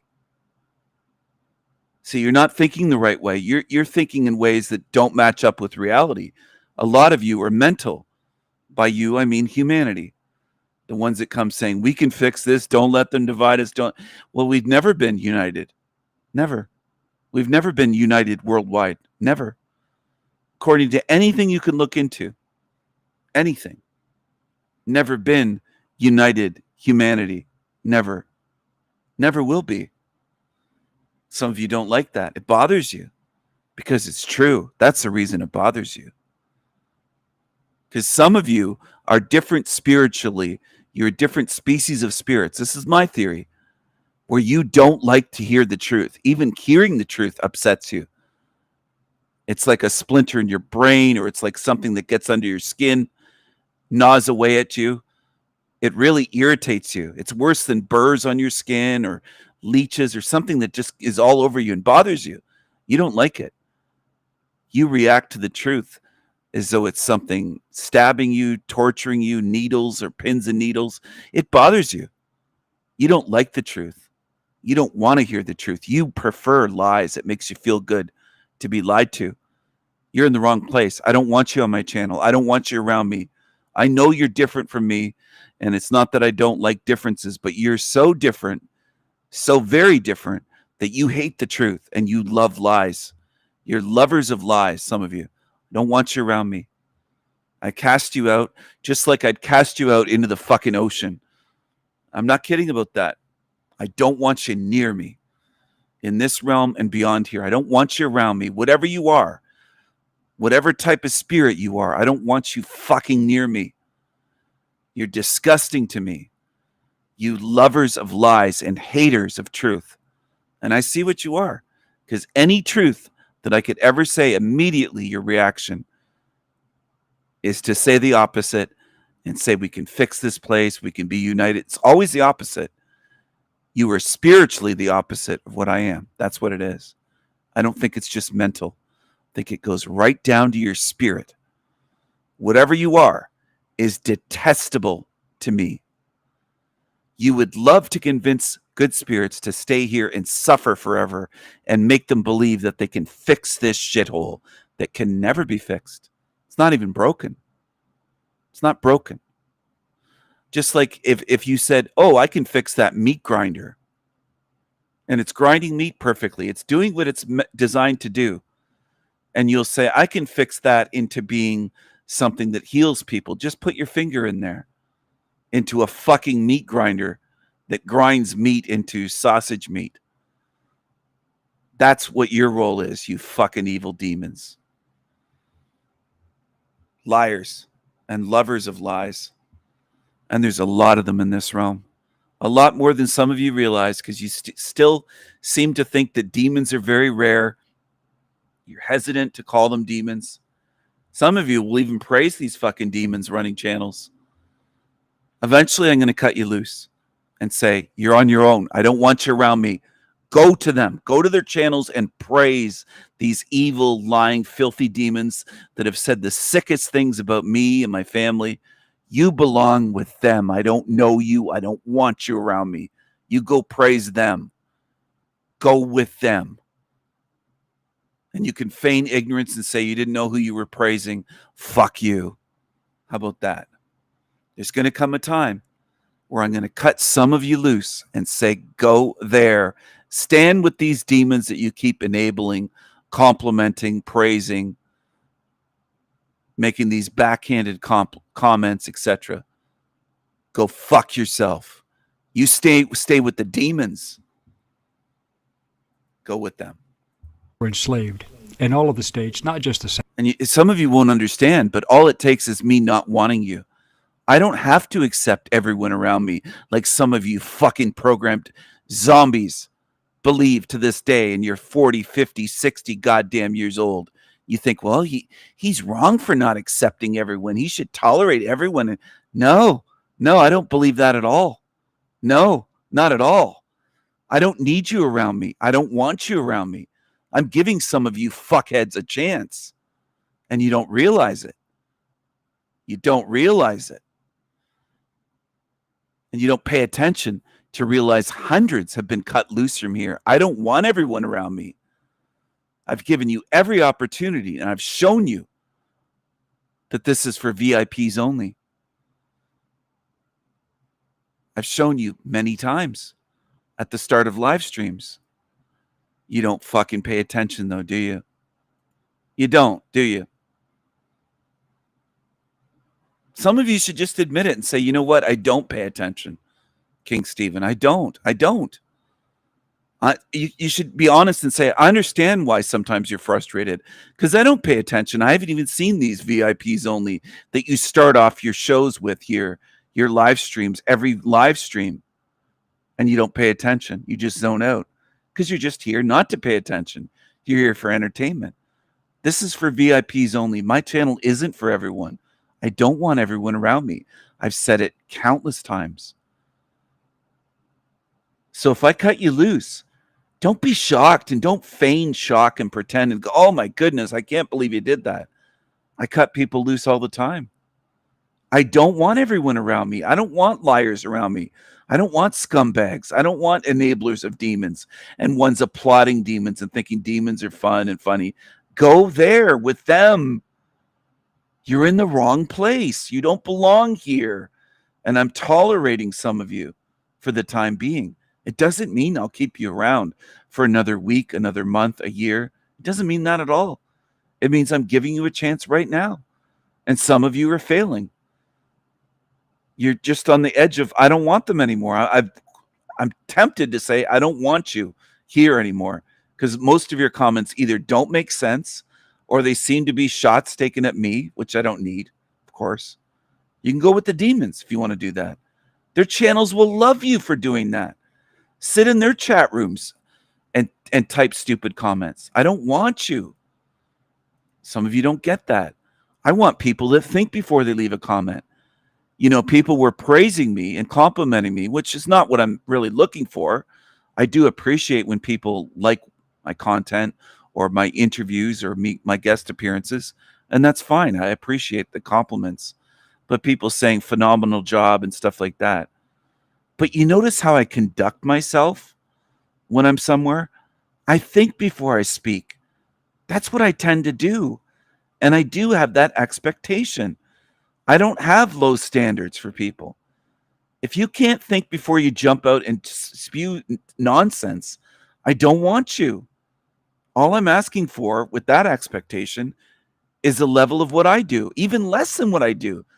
You don't have to come up with the original things that I've come up with, my original unique theories that I make long videos about and talk about in live streams. You don't even have to be able to do that, but you have to be able to think before you speak. That's the minimum. If you can't do that and you're just spewing stupid, irritating shit that makes me kind of pause or stop my show going, what the fuck are they doing again? I don't want that. I don't want that. You got to learn to think before you speak, at least so that I don't have to deal with that shit and interrupt my show. That's a bare minimum here. I have standards. Isn't that weird? I have standards and boundaries. I don't accept shit. I don't want it. I don't want it. Can you read? Are you literate? Can you read the screen when I post this? VIPs only. That doesn't mean dumbasses. It doesn't mean low-class people. It doesn't mean stupid people that spew out anything that's on their mind as soon as it hits them, and it's either confusing or annoying or seems like a two-handed compliment / insult, or it's douchebag, or it's just, I don't want that. I don't need that. I don't need you here for that. And you don't belong then. Do you understand? You don't belong here then. That's what I see. That's what you show me with those comments. You're not thinking at a minimum, and it's weird, and you have the show stopped and it derails the show, and there's a lot of side effects to that stupidity. And I take all of that into consideration, and I still try to be patient. I try to correct people's behavior, and I do try to be patient, but it gets really annoying when it's night after night. It does. And some of you are so dumb, and this is the truth, you won't realize that you've already been given many chances. You're unaware of it because you don't have that awareness. You don't pay attention and remember, oh, he's corrected me before. He's corrected me many times, 3 times, 4 times, 5 times in the last month, and you keep doing stupid shit. And you don't realize, oh, he's really been giving me chances. You're unaware of that, and what you're doing is thinking, well, I can just say stupid shit. I can just treat his show like any shit channel. I don't accept that. I don't. So I'm trying to be patient and kind with some on my channel, but it won't be forever. Just keep it up, and I'll send you to the shit channels, and I'll ban you. And you won't be able to type these stupid comments anymore. You just won't be able to do it because you don't want to think before you type. Or maybe you are thinking, and you're thinking you're clever because you're taking these backhanded comments at me. And that's usually what it is. And it seems like you're supporting demons. And then you say, oh, no, I didn't mean it that way, time and time again. Well, then what are you doing? So I'm not going to buy it forever. That's for sure. South. Our first person of note is Anthony Johnson, who was born in Angola and captured by Portuguese slave traders, and he was given the name Antonio. Then his captors sold him into the Atlantic slave trade. He sailed to Virginia in 1621 aboard the ship James. The Virginia muster, or census, of 1624 lists his name as Antonio, not given, and he was recorded as a Negro in the notes column and indentured. Antonio, later Anthony, was bought by a colonist in Virginia, but treated as an indentured servant, which was not unusual, and Antonio worked for a merchant at the Virginia Company, and he became a Catholic. Johnson was sold as an indentured servant to a white planter named Bennett to work on his Virginia tobacco farm. Technically, he was not a slave, because the slave laws were not passed until 1661 in Virginia, so prior to that date, Africans were not officially considered to be slaves in that colony. According to the records kept by his benefactor and the existing documents, Anthony was nearly killed in the Indian Massacre of 1622 when the Powhatan Indians attacked colonists in the Tidewater region of Virginia. On Good Friday, they raided the settlement, including the Bennett farm, where Antonio worked, and killed 52 of the 57 men present. Antonio apparently fought back and was wounded and earned the esteem of his master. In 1623, a black woman named Mary arrived aboard the ship Margaret and John. She was brought to work on the same plantation as Antonio, where she was the only woman present. Antonio and Mary married and lived together for more than 40 years.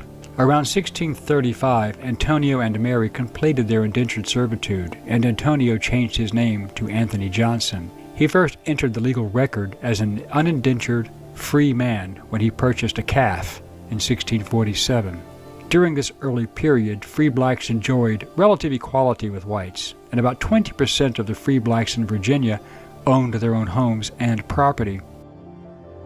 In 1662, the Virginia colony passed a law that children in the colony were born with the social status of their mother. This meant that the children of slave women were born into slavery, even if their fathers were free, European, Christian, and white. This was a reversal of English common law, which held that the children of English subjects took the status of their father. The Virginia colonial government expressed the opinion that since Africans were not Christians, common law could not and did not apply to them, even if they converted, as Anthony Johnson did. On July 24, 1651, Johnson acquired 250 acres of land under the existing headright system when he bought the contracts of 5 indentured servants, one being his son, Richard Johnson. Under the headright system, if a man were to bring indentured servants over to the colonies, and in this particular case Johnson brought 5 servants, he was owed 50 acres a head for servant. The land in question was located on the Great Nassawatuk Creek, which flowed into the Punkateague River in Northampton County, Virginia. This was where Anthony Johnson operated his successful tobacco farm, and one of his indentured servants was John Cassor, who became one of the first men to be declared indentured for life, effectively a slave. Under the 1645 Virginia Taxation Act, all Negro men and women and all other men from the age of 16 to 60 shall be judged tithable. So after a fire in 1652 caused him great financial damage to his property, he applied for relief in the courts and won. Back then, people were taxed, not property, but indentured servants and later slaves were taxed as property. It is unclear from the records why the Johnson women were exempted, but the change gave them the same social standing as white women who were not taxed.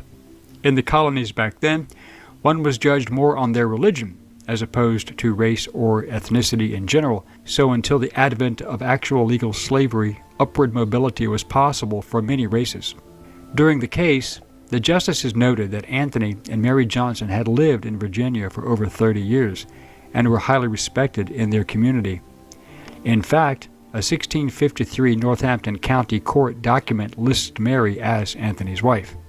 By the 1650s, Anthony and Mary Johnson were farming 250 acres in Northampton County, while their 2 sons owned 550 acres. They also had additional indentured persons under contract, but the exact numbers are not known. His son Richard Johnson also had his own indentured persons, probably given to him by his father, who were effectively slaves with a shelf life.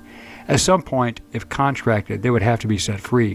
In 1854, John Cassor, who had been sentenced to indentured service for life for his escaping a previous owner in 1640, filed a suit against Johnson, claiming his indentured service had expired, and he went to work for Robert and George Parker. Johnson filed a freedom suit to get Cassor back, but Parker won. What is amazing in retrospect was that Johnson, a black man, was not only able to file a petition to the court, but he was able to testify and give evidence in the court, which illustrates the rather egalitarian system in place at that time. However, Johnson appealed to the County Court of Northampton County, Virginia, and the court reversed its ruling and sent Cassor back to Johnson in 1855, and Parker was forced to pay Johnson compensation. Then Cassor made history, as he was probably the first person who was declared slave for life in Virginia. That means that his black owner, Anthony Johnson, was probably the very first slave owner in all of the colonies, himself a black man. There were both black and white indentured servants, the whites being the most Irish of all, who, like the blacks, were also sentenced to lifetime servitude before Cassor's case. The difference was that the whites could eventually purchase their freedom in most cases. Therefore, Anthony Johnson was apparently not only the first African American whose right to own a slave for life was recognized in the colonies, he was therefore technically the first actual legal slave owner, regardless of being black or white, as established by the Virginia court. Soon afterwards, slavery was legal in all of the colonies. Later, Johnson moved his family to Somerset County, Maryland, and leased 300 acres for tobacco farming for 99 years, which he called Torrey's Vineyards. When Anthony Johnson died in 1670, that August his plantation was given to Robert Parker, not to Johnson's children. The justification delivered by an all-right jury ruled that Anthony's land in Virginia that was given to his sons could be seized because he was a Negro and by consequence an alien. As a result, the 50 acres that Anthony had given to his son Richard wound up in the hands of his wealthy white neighbor George Parker. It didn't matter that Richard, a free man, had lived on the land with his wife and children for 5 years. A judge then had ruled that Anthony Johnson, as he was not a citizen of the colony because he was black, but he did own his own slaves, could maintain his property. What soon arrived after Johnson's death was a system of legal slavery in which enslavement was lifelong, hereditary, and based solely on race, and effectively established in all of the colonies in the beginning of the 18th century. As a result, Johnson has been referred to historically as the Black Patriarch of the first community of Negro property owners in America. He was the first black slave owner to be involved in a court case that resulted in an indentured black man, John Cassor, to be legally determined as a slave for life. In effect, because hereditary slavery was not in effect during his period of ownership of Cassor, the slave for life and others he purchased, it is arguable that Anthony Johnson was in fact the first actual slave owner in the American colonies, and he was a black man. We hope you enjoyed this segment of Forgotten History. Please click like and subscribe for free. There you go. There you go. First slave owner in the colonies was a black man.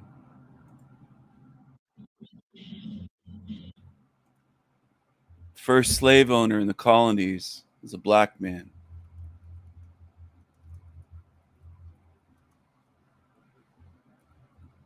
Anthony Johnson. Of course. It only makes sense, doesn't it? It does. Because they hid that from the majority of people don't know that.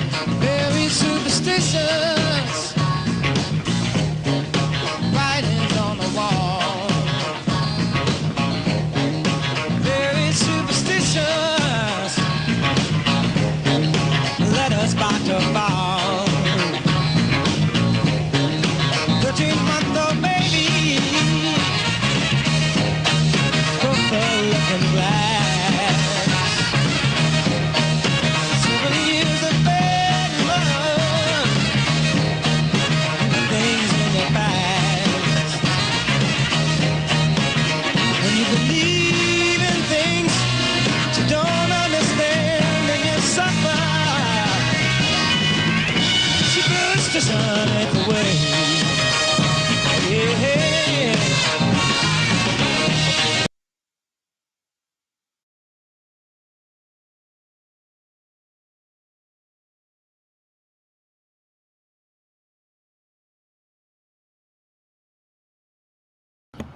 Do do do do do do do do do do do. London McDouchebag is obsessed with me and his little retards, Crypto Alchemist and Capricorny with the weird eyes. She's bugged out. She's psycho. NPC, Nigger PC, the game. Bunch of losers over there. Hello, everyone here today. Hello. Good to see you all. Thanks for tuning in. So he takes my voice and music. He thinks he's clever, but he never makes anything that's intelligent. He thinks that you live on a moon crater, calls it Crater Earth, but that's a theory someone else came up with. He's never come up with anything.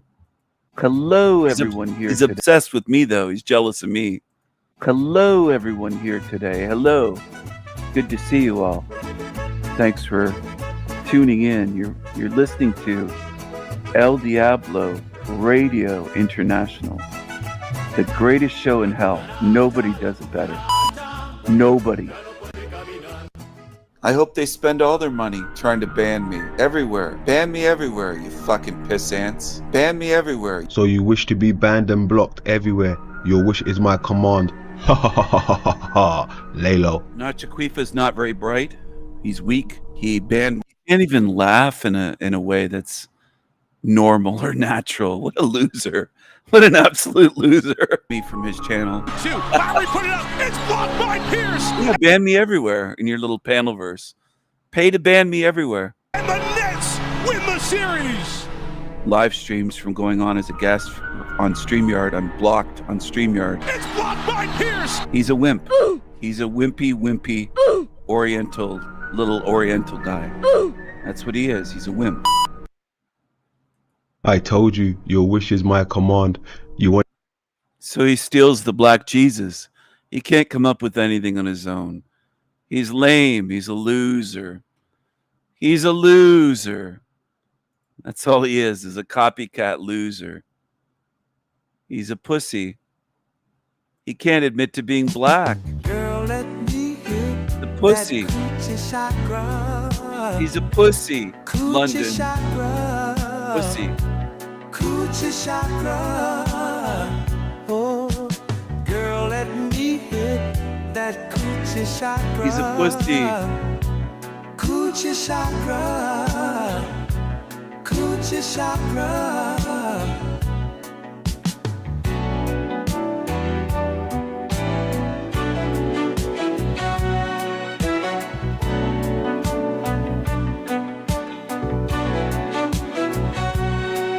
My spiritual chick, ooh, my spiritual chick is always tight, incense lit.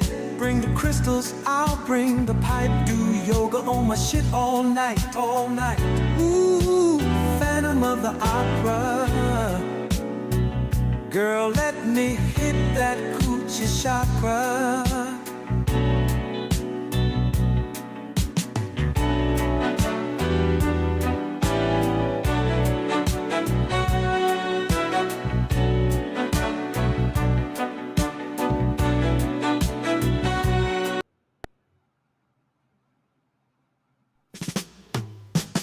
You ain't got a front, you can be yourself. Ooh. You ain't got a front, you can be yourself. Ooh. La la la la la.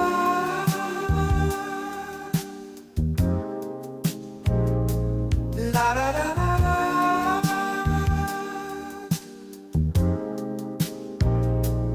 I don't care how much money you make. Don't care about the chicks you date. Don't care about the fights you've been. I don't care, we all get women. We all been in situations we had to be tough. Nigga, we all got nuts. You niggas front too much. Oh, bragging, boasting. Real niggas know silence golden. Keep things in motion. Get money on the low and be cool. You niggas move with too much shit to prove. Ooh, trust that energy felt. You ain't got a front, nigga, be yourself.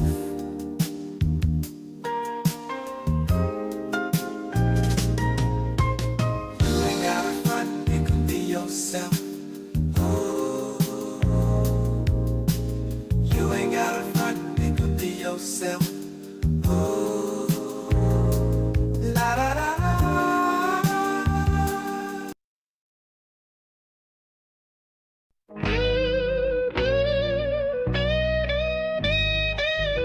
Oh, man, she say she want hood nigga. I keep the perk by the pound. The trunk stay bumped and y'all know we run the town. Hood nigga. And I keep a bad bitch around. Thick bitch, long hair, yellow, white, red, brown. Hood nigga. And my Chevy sitting on 24s. Flats look like flapjack. Pancake, you ain't no hood nigga. I'ma play the game how it go. They can take me out the hood, but I'ma keep it hood for. All the hoes jocking, be steady knocking, middle of the stage, got the whole club rocking. Nigga, you can hate, but the chick steady watching. Bet you can't do it on the stick. She poppin', we bout to pop it. You cock blocking, told your girl you're out, but your CD flopping. You say you're getting money, man, we ain't seen nothing. Your girl is persistent, she ain't stopping, man. She said she want hood nigga. I keep the perk by the pound. The trunk stay bumped and y'all know we run the town. Hood nigga. And I keep a bad bitch around. Big bitch, long hair, yellow, white, red, brown. Hood nigga. And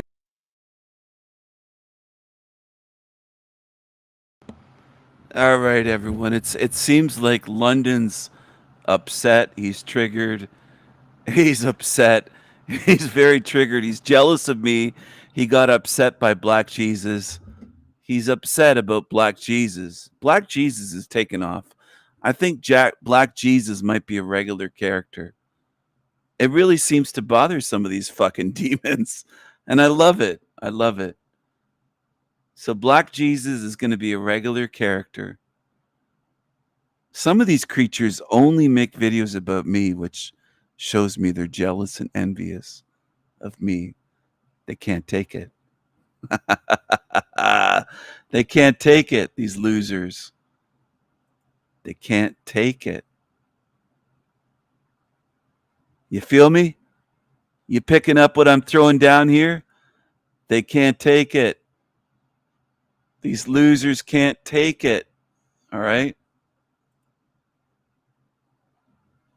You got me? They can't fucking take it. I love it. I love it. I hope I get under their skin forever and ever. They can be thinking about me eons after they're sealed in here. It's going to be fantastic. Wait a second.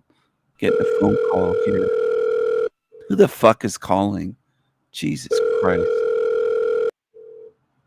Hello?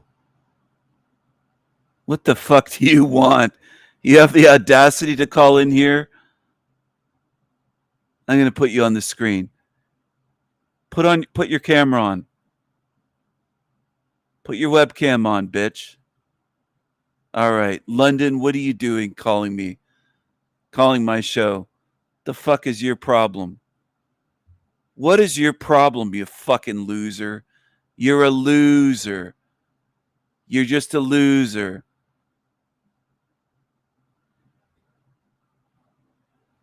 Yeah, I know you're jealous. I can tell. I can tell you're jealous. I know what you are. I know you're jealous. Yeah, I know what you are. I can see right through you. I can see exactly what you are. You're not fooling me. You're not fooling my audience whatsoever. You can't fool us. We see what you are. You pretend to be white. You're not white. We can tell. Yeah, we know what you are. I know what you're trying to do. You're jealous. You're envious. You got upset about the Black Jesus character. You're a mess. You're throwing a tantrum. You're throwing a little fit. I know what you are. Goodbye, London. Go fuck yourself. Go throw your little tantrum somewhere else. All right, nigga? Goodbye, Negro. Goodbye. Get the fuck out of here. We don't want you around here. Goodbye, hood nigga. Goodbye. Get the hell out of here. Hit the music. Hit the music.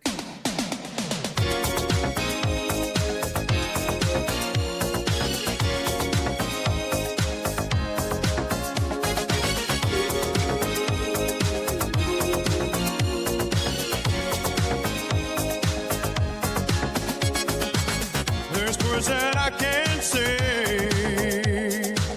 There's stupid rules of fucking game. I'm listening to my favorite rap song, and I just want to sing along, nigga. I just want to tell you how I'm feeling. Gonna make you understand. Gonna say nigga today. Gonna say nigga tonight. Gonna say nigga today. Oh fuck yeah. Oh, when I'm home by myself and I'm rocking in my car, always say nigga, well hard on. I don't care if you get your feelings hurt. Your reaction to the word is worse.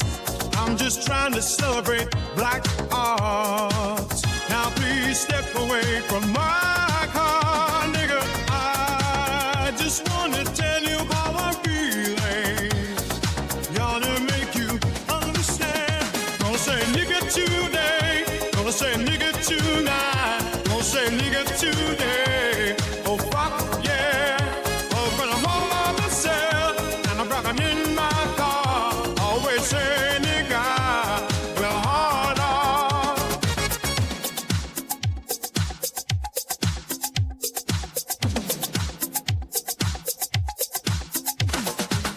Gonna say Nick, gonna say Nick. Gonna say Nick, gonna say Nick. I sing the N-word every time I hear it. Don't blame me, I didn't write the lyrics. I'm not a hater, I just love rap songs. Please just let me sing along, nigga. I just wanna tell you how I'm feeling. Gonna make you understand. Gonna say nigga today. Gonna say nigga tonight. Gonna say nigga today. Oh fuck yeah. Oh, when I'm home by myself and I'm rocking in my car, always say nigga, well hard on. Gonna say nigga today. Gonna say nigga tonight. Gonna say nigga today. Oh fuck yeah. Oh, when I'm home by myself and I'm rocking in my car, always say nigga, well hard on. Gonna say nigga today. Gonna say nigga tonight. Gonna say nigga today. Oh fuck yeah. Oh, when I'm home by myself and I'm rocking in my car, always say nigga, well hard on.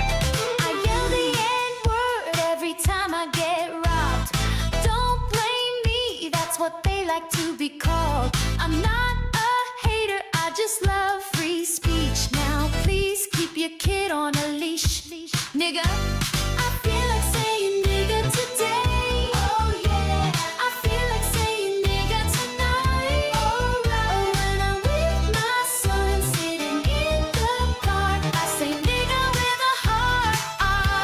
Oh fuck yeah. I feel like saying nigga today. Oh yeah. I feel like saying nigga tonight. Alright. When I'm with my son sitting in the park, I say nigga with a heart. Oh fuck yeah.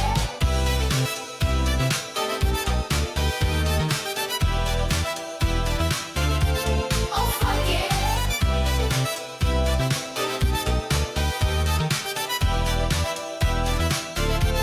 Oh fuck yeah.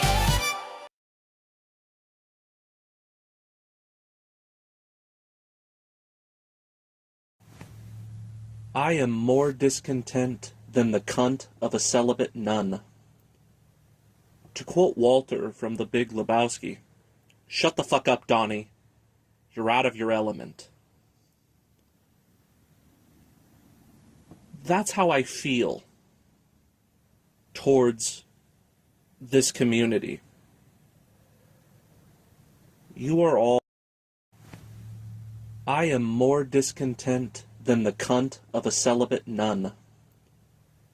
To quote Walter from The Big Lebowski, shut the fuck up, Donnie.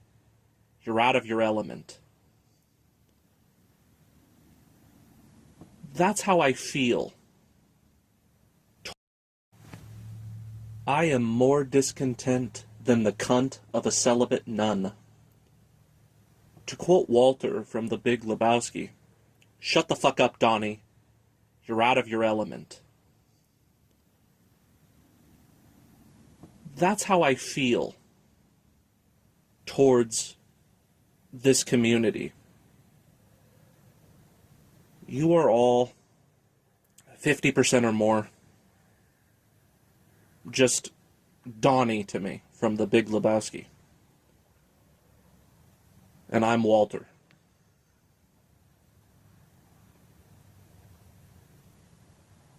The cunt of a celibate nun. That's how discontent my disposition is. And why is that? Well, yesterday in my community post,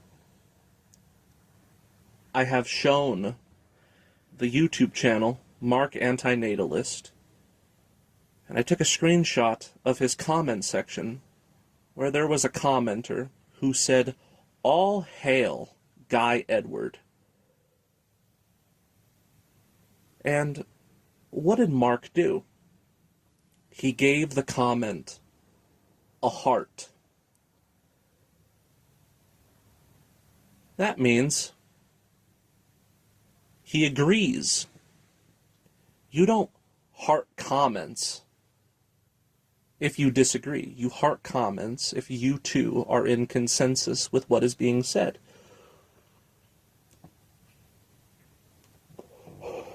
Now, who was Guy Edward? He was a pro-mortalist who committed a terrorist act by driving his vehicle strapped with bombs into a fertility clinic and blew the place up. Now, here's an analogy.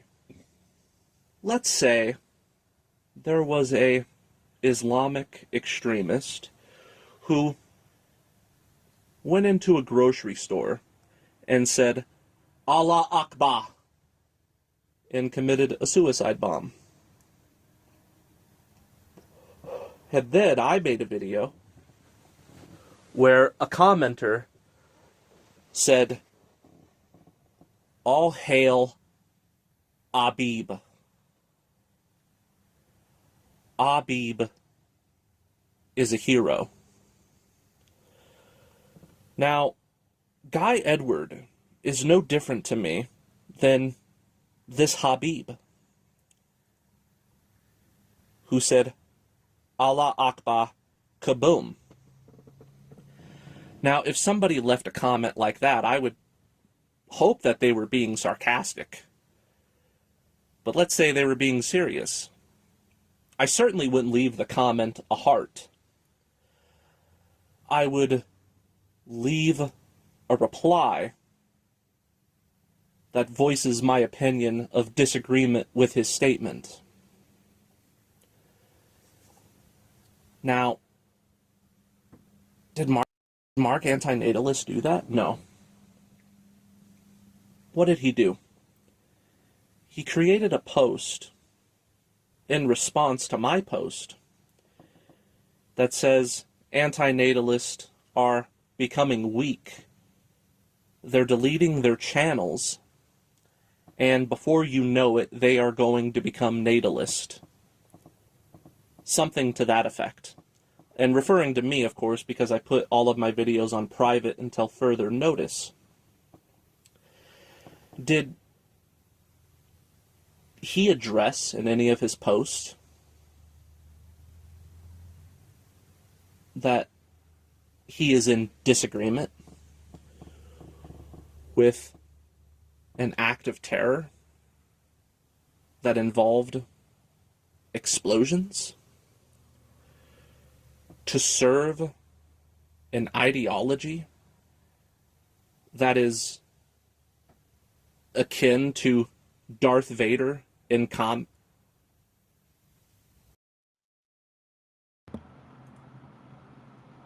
Hello, Louise. Hello, Louise. Hello, good to see you. That was Angry Gingy. Angry Gingy.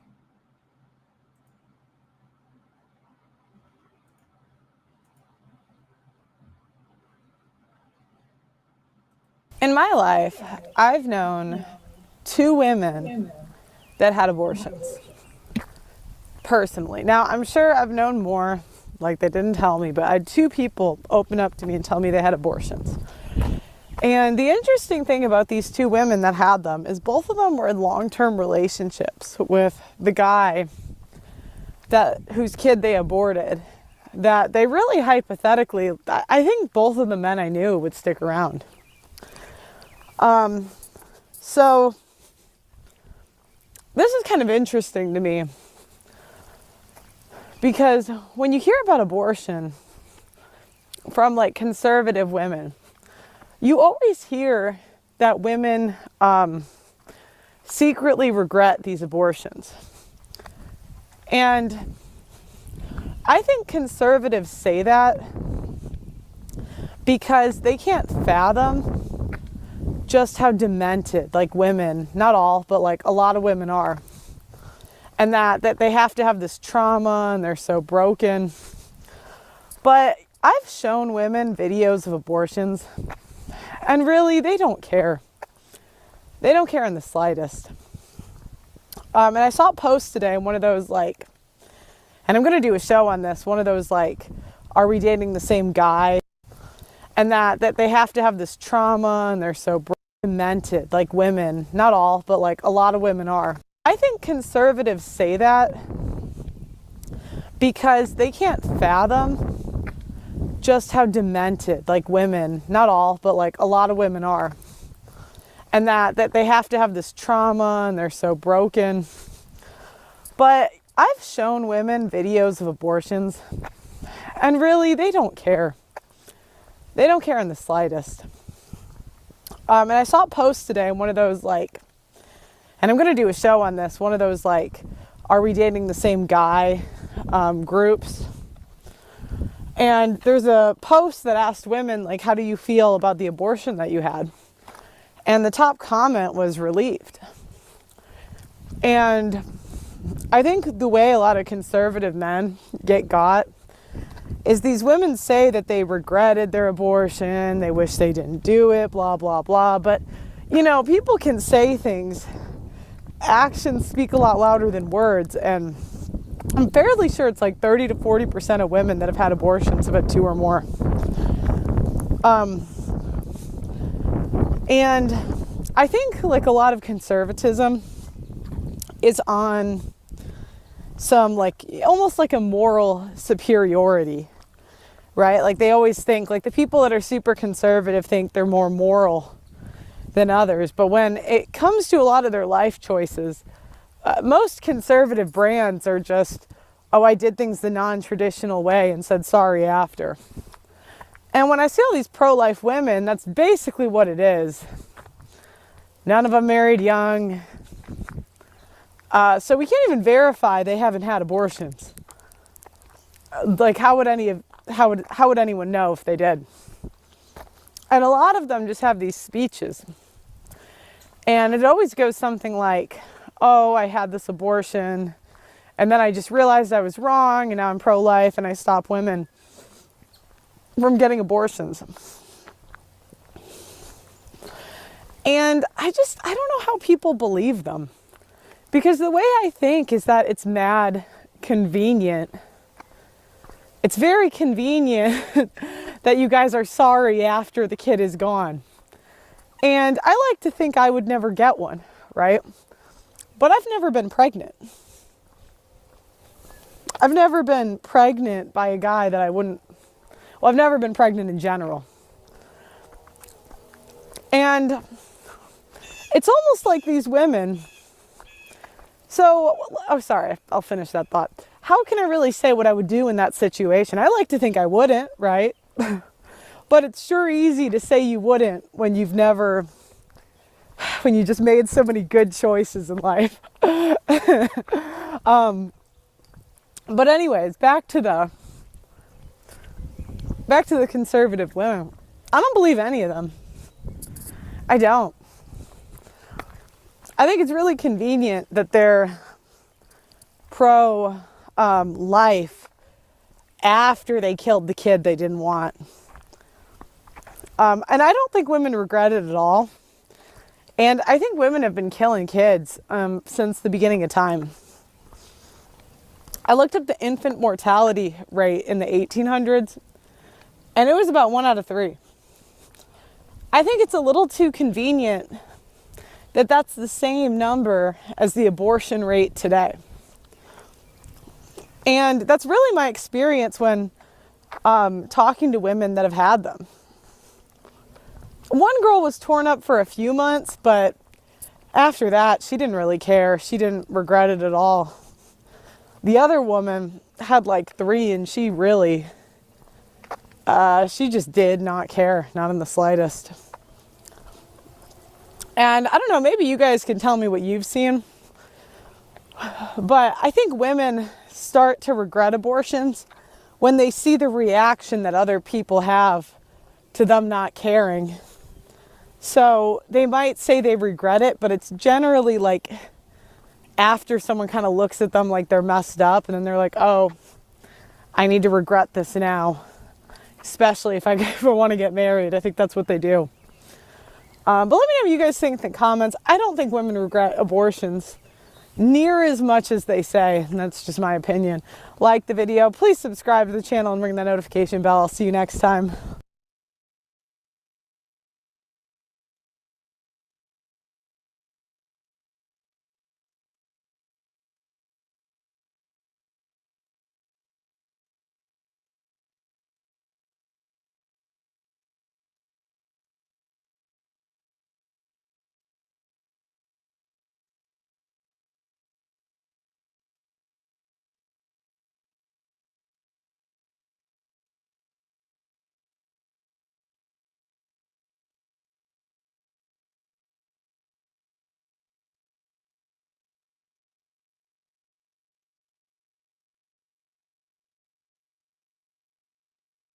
A lot of conservative women are like conservative until they're not. Right. Yeah. They're conservative when it's convenient. Yeah. And that's why, you know, I do respect that it's not like you're like we're going to get into the trad wives. It's not like you're cosplaying and pretending to be, you know, this trad wife. I want to play your clip and we can edit it in. Because you got beef with the trad wives, don't you? No, I have beef with the world now. I have beef with the whole country. Okay, I'm gonna play it because I wanna. Hold on. I got beef with the left, the right, the middle. That's all I've learned. Can't make anyone happy these days. Hate to call out my own party, but the young girls on the right promoting this like trad wife bullshit. I just want to make sourdough for my husband. That's great. I'm all for it. I promote traditional values. I understand. I have been working since I was very young. I don't really plan on stopping working. I suggest you find a hobby that makes you money. But you guys, guess what? Guess what, baby girl? That lifestyle working out, a man, a provider, you just get to sit at home, bake bread every day, slim to none. I would say none that's going to work out for you or quite literally anyone you know. You're actually setting yourself up for failure because it could not be easier, if that's what you're going to pursue, to be trapped by a man. Okay? Also, let's bring some other things to the table besides sourdough. Guys want to be mentally stimulated as well as physical, okay? But I'm just like, please, you guys are too young to be promoting this. And also, by the way, it's cringe. You guys are... Yeah, so what's your beef with the trad wives? Like, you know what the funniest thing is? You're beefing.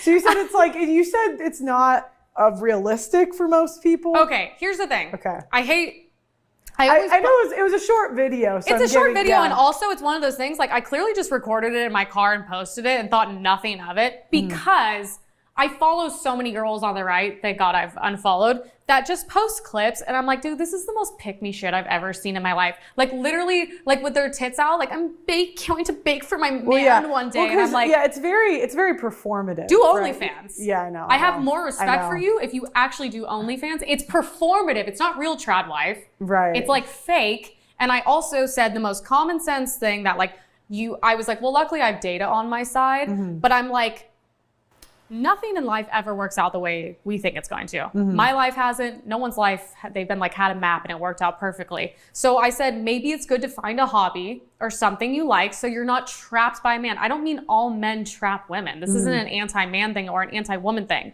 But I live in Los Angeles. You think I've never seen a woman been trapped financially? I've had many boyfriends that have given me lifestyles I could never have on my own. And they knew that. So then what do? Start treating you a little shitty? She ain't gonna leave. Look at the life I provided her. That's the part I didn't really agree with, because you said trapped. There's no woman in 2025 that's I don't mean trapped. Trapped in a cage. Yeah, but even I'm like, you can't expect a guy to pay for your lifestyle and not expect to abide by his rules, right? Obviously. But but I was like, I don't know if that's trapped. That's just it is? I want a lot of money. So she's had many boyfriends. Does anyone want sloppy 23rds? Does any guy out there want any used up chick like this? I don't. If I was single, I'd be like, nope. I don't want that. She's loud. She's masculine. She's not feminine. There's no feminine energy. There's no softness. What's the difference other than her having a vagina? She's just a dude dressed in a pantsuit. I mean, this is noticeable. Look at her shoes. She's trying to be a boss babe. So she's dated some California guys that, as she put it, gave her a lifestyle that she would never be able to afford on her own. In other words, they were wealthy. She's trying to date rich men. That's all. She's trying to date rich man after rich man. Who wants her? Just a leech. I wouldn't want her. I wouldn't want her if she was 10 times better looking than she is, because she's not that hot. But if she was hot, I still wouldn't want her. Going to bake for my man one day, and I'm like, it's very my life, literally, with their tits out, I'm going to bake for my man one day, and I'm like, it's my life, literally, with their tits out, I'm going to bake for my man one day, and I'm like, it's very. Look at her reaction. This is interesting. It's very performative. Do OnlyFans. Right? Yeah, I know. I have more respect for you if you actually do OnlyFans. It's You have respect for chicks that do OnlyFans. Oh, really? Okay. Performative. It's not real trad wife. Right. It's fake. And I also said the most common sense thing that I was like, well, luckily I have data on my side, but I'm like, nothing in life ever works out the way we think it's going to. My life What happened to this chick's nose? Does she have a botched nose job? She had some work done. I can tell from a mile away. That looks like an LA nose right there. In other words, it looks like it's been modified. It doesn't look natural. She's had a nose job, and not a very good one. Not a very good one. Congratulations to her. Hasn't, no one's life, they've been like had a map and it worked out perfectly. So I said, maybe it's good to find a hobby or something you like so you're not trapped by a man. I don't mean all men trap women. This isn't an anti-man thing or an anti-woman thing. But I live in Los Angeles. You think I've never seen a woman been trapped financially? I've had many boyfriends that have given me Hold on, let me hear that again. You've had many boyfriends? Can you say that again? a woman thing. But I live in Los Angeles. You think I've never seen a woman been trapped financially? I've had many boyfriends that have given me lifestyles I couldn't. How are they trapped financially? Because they're dating a rich man. They're trapped because they don't want to leave that lifestyle. That's not trapped. That's using someone for their money. It's not trapped. Never have on my own. And they knew that. So then what do? Start treating you a little shitty? She ain't gonna leave. See, the funny thing is, well, it's not that funny, but most women, I think, these days are this way. Not all, but there's a hell of a lot. And men see through it, and men just don't want you. I wouldn't want her. What would I want her for? To spend my money? No, no thanks.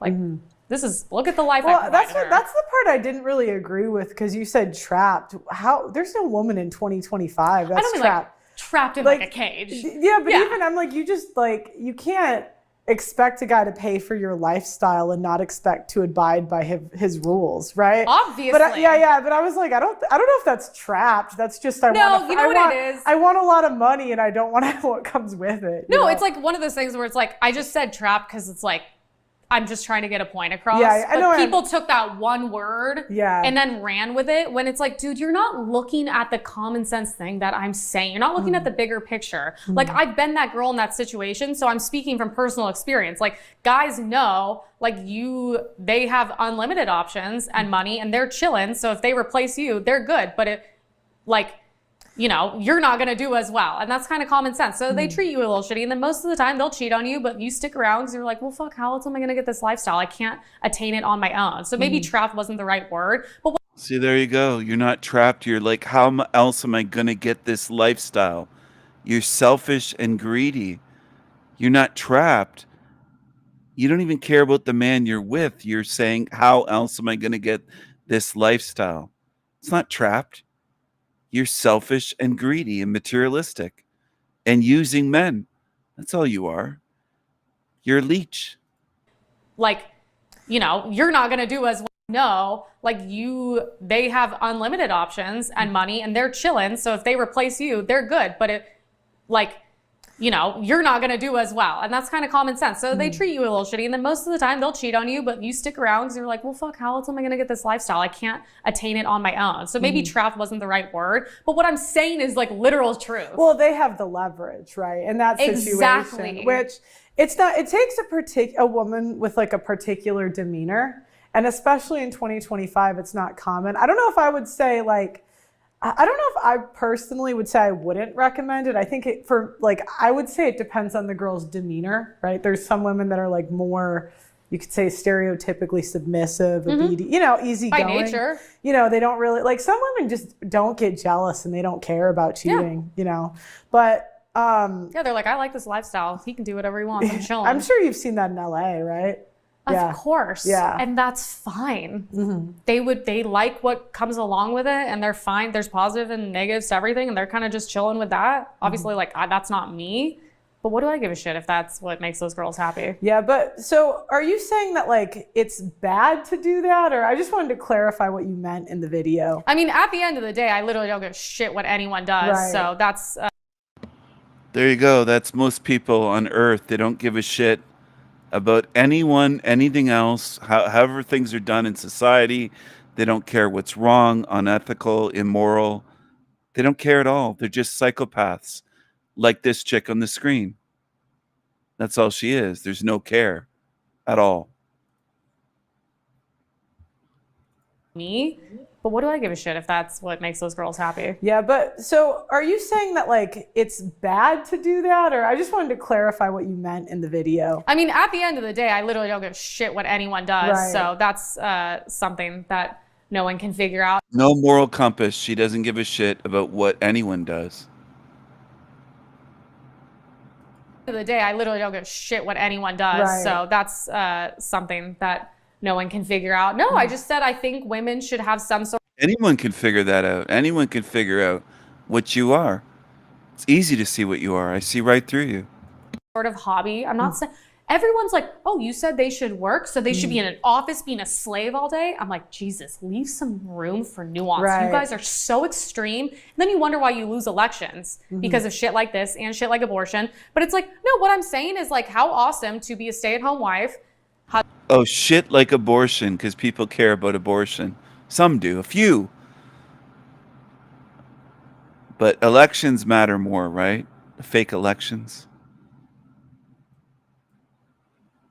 I can spot a dirtbag like her a million miles away. Husband supported, but then do a hobby that stimulates you, makes you happy, and generates some income. Because I'm like, it's just common sense that like sometimes things don't work out. Like look at the divorce rate. 70% of it is initiated by women. Yeah, but it's also if she was a good wife, like she could find another husband after. Yeah, right. she You could. know, it's just like a different skill set. Yeah. But the one thing though, I did think that you were right when you said it's most women aren't going to do that. If she was a good wife, she probably wouldn't end up divorced. Most men don't just throw good women in the trash. That's reality.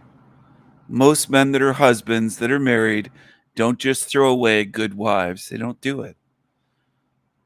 Because only like 10-20% of women have like. Well, unless you married a douchebag, that's a complete, and then again, that's partially your fault because you went for the douchebag, drug dealer, whatever.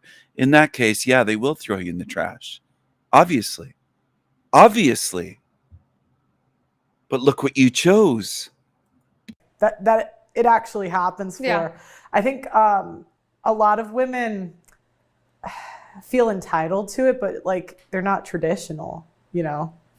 No, and that's like also like most of these girls. Yeah. And it's kind of funny too, because the caption, which no one read, apparently said, you can do both. And I was like, so let me get this straight. I work full time. I do my own thing. I'm my own boss. I also clean the house every day. I also have no problem cooking, baking, whatever my boyfriend wants. I take care of his dog, our dog. And I'm just like, I'm confused. I literally do all these things. I live a more traditional lifestyle, even in Los Angeles, than half the girls that are talking shit to me. Right. No, and that's what I kind of took it as. I knew who you were talking to. It was You like got it, because you didn't get so emotionally It invested. was well, I know the type you're talking about. It's like the performative where they clearly have, and the thing is, I know what it takes to like do a show. You do too, right? To do a show every day, to like if you're traveling and going on podcast tours, I'm just going to assume you have a nanny. Yeah, unless your baby's sitting on your fucking hip at the podcast. You know what I mean? So that I think that's what you meant. It's like a lot of the where they your fucking hip. I'm just going to assume you have a nanny. Yeah, unless your baby's sitting on your fucking hip at the podcast. You know what I mean? So that I think hip at the podcast. Your fucking hip at the podcast. You know what I mean? So that I think that's what you meant. It's like a lot of the where they want the clout from being like a trad wife, but without the actual doing the Also, work. half of them are like complete fucking pick-me's. I'm like, you guys are the same girls that like literally do your hair and makeup, push your tits out, and make videos baking. And I'm like, I'm sorry, that's for your man with hundreds of thousands of followers. That's literally for male validation. No, I know. There's I know. nothing traditional about that. And it's like one thing. Who's the one girl who did it? The cake tits girl. Have you seen that? I mean, did you see that? Are you talking about Isabella's video? Yeah. I'm sorry. She got so mad. I'm like, sorry. I'm friends with her, but my girlfriend who like does porn and OnlyFans for a living like cooked her. She was like, this is like literally the most horror thing I've ever fucking seen. You're like literally baking a cake like this, jiggling your tits, and you're saying that's conservative? And they get mad at me for noticing. And the thing is, I don't even say, like, there's another one that was freaking out at me recently. The blonde chick that goes to she keeps talking about some White House press pass or what, I forgot. Some blonde girl that's clearly like doing something similar. Yeah. I'm like, look. They get so mad when you call it out. I'm not even saying don't do it. You know, I like seeing hot women on But like, TV. I thought it was an ad for your OnlyFans account, so please don't get mad when I acknowledge that. I'm fully supportive of OnlyFans, but like, it looks like an ad. It looks like subscribe. I know. I'm like, do you know what? You're telling me that content's for women? You're telling me I logged on to X to see you jiggling your tits baking a cake from scratch? And okay, apparently I'm the bad person. I always put the same thing that, I always put something along the lines of women never fight for anything harder than the ability to be naked. And kill their babies. And yeah. And I never tell them not to do. Again, I'm in entertainment. I kind of miss Megan Fox's on TV. Thank you. By the way, thank you for saying that, because half the time I'm like, this is just entertainment. No. I think I need to I find it offensive when I go to see a movie and I don't see a woman that makes me insecure. I want attractive people on the screen. Correct. I should be seeing somebody that reminds me that I ain't shit. But nowadays, I'm seeing like mids. Oh, now I'm like, why am I hotter than her? And I'm not even in Hollywood. Like the Snow White girl, like what is she doing being cast as Snow White? She's not even fucking white. I know. Zendaya's not she's not that cute. It's just like we should be seeing 10s on TV. Also, like if I see someone on TV, like I want them to be beautiful. If I'm gonna have to watch people make out and like fuck on TV, please have them be like an 8 or above. But I have to watch like Lena fucking Dunham on TV and like fast forward because I want to throw up because she. I like all the F-bombs this chick drops in 9 minutes. She's so classy. She's just awesome. The way women are these days, they're just like dudes in a way. There's not much difference. She's disgusting looking. I know. And that's so all I do is point out that they're doing it. Well, the thing is, you point out things that like people agree with, but then they're just like, then they just go after you, and like they go after me too, and that's okay. I see shit you post all the time, and I send it to my friends because I'm dying. This one on the screen she has male energy. She has masculine energy, not feminine. Not feminine. I don't find anything attractive or appealing about her. Nothing.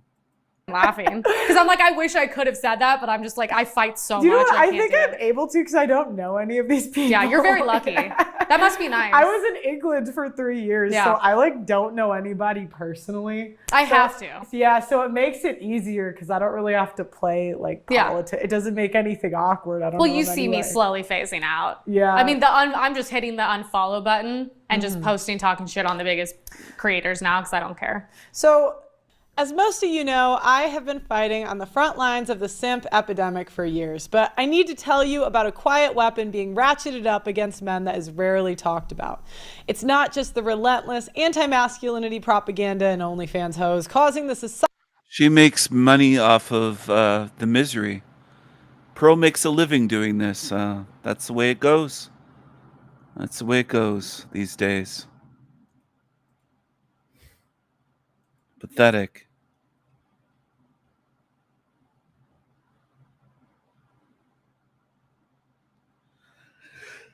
Oh, man. Yeah. Oh. I don't know which one they were talking about with cake tits, but who knows?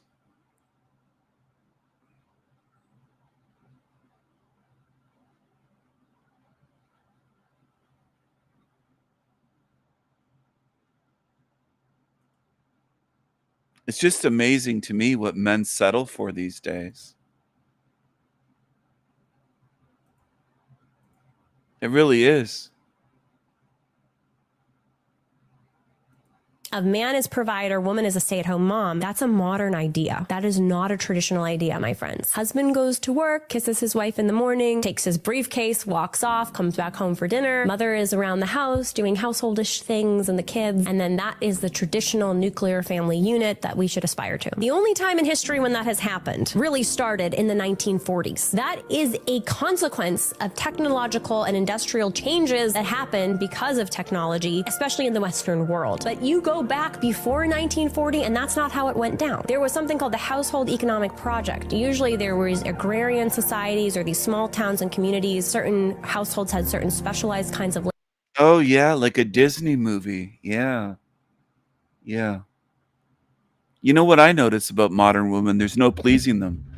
Even if you could provide for them the house, all of that, they don't want that. And then they'll say they want to work, but they don't. And then they're tired. They don't want to work. Women really don't know what they want. That's why I've told young men is for advice when they say they've asked me about things, and I've said, just pick the restaurant. Don't ask them. And some will say, "Oh my goodness, you're just deciding for her." Well, they can't decide. You'll be asking them forever where they want to eat. And women actually like those. They view it as leadership. If you decide we're going here for dinner, you just drive there. It's that simple. There's no argument. There's no, oh, I can't decide. I don't know if I want this or this or this in it. They can't make decisions, a lot of them. So asking, what do you feel like eating is just, you might as well say, you know what? I'm going to be starving by the time I eat. It's smarter to just say, we're going here for dinner.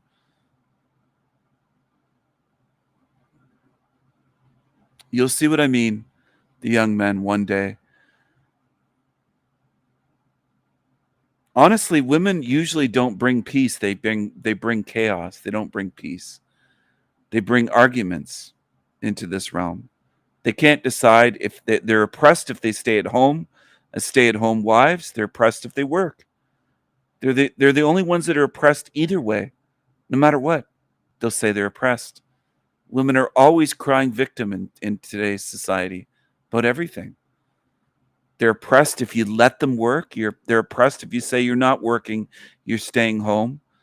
They're oppressed if you're a wealthy man and you say you don't have to work. They're oppressed no matter what. They want to be oppressed. That's the thing. And that baffles the male mind because men don't want to be oppressed. Men don't want to say that they're victims. Women do. Most women have a victim complex. Most. In the West. All across the West. Because they'll just argue until nothing gets done. And they'll say they know the best way to do things that they can't even do. There's women that do that. They'll say, oh, that's not the way to mow the lawn, or that's not the way to shovel the driveway or clear the snow. And then if a man says, you try it, you do it, they can't do it. They can't. That's the remarkable thing. That's what I learned that about women when I was a teenager. I noticed that. They pretend to know best about everything, a lot of them, but they can't even do the things that they claim to know how to do better. They can't even do it physically. labor, if not farming, where they were maybe the blacksmith, maybe they were the shoemaker, whatever. The husband would not Yeah, I'm sure the women were the blacksmiths. I'm sure. grab a briefcase at 8 a.m. in the morning and walk off and go to the high rise down the street. There weren't even high rises. There weren't like offices and cubicles. Yeah, we know. This is this is like Disney-fied. You want to go back to this? Is that what your big solution is? Where men spent their 8, 9, 10 plus hours of lonely existence typing away at computers. It didn't exist. The same thing is not healthy for a woman to do. It's absolutely not healthy for a mother of young children to do. That is a very modern construct. That is No, it's not healthy for a mom to be at home raising her children. She should be out with the blacksmith and the shoemaker. I mean, this is the way women think, unfortunately. Her great solution is to go back to the past, to way that she didn't experience or live, the way she envisions and read about the past. And she's got the black eyes as well. Very dark. She's got all the solutions and 105,000 idiots like this short video. And this is what you get. This is what you get. We were meant to be together. Yeah. You're meant to be with your neighbors that speak Arabic and speak African languages. Yeah, we're meant to be all together. That's the problem. You don't make sense. If your argument can be torn to shreds in a few seconds of thought, and I don't need to ponder it for hours or weeks or years, it might not be the best solution, lady. My friends, a husband would work from. There are schools in the UK where 50 languages are spoken in a single classroom. We're not going back to these what you idealize. You're not facing reality at all. Home. The wife would also work from home. They'd often work together. The kids would often work with them. And let's all work together. amount of time they spent separate was much less than the amount of time they spent together. All right, so what is the solution, you might be asking? A man is provider, woman is a stay-at-home mom. That's a modern idea. That is not a traditional idea, my friends. Husband goes to work, kisses his wife in the morning, takes his briefcase, walks off.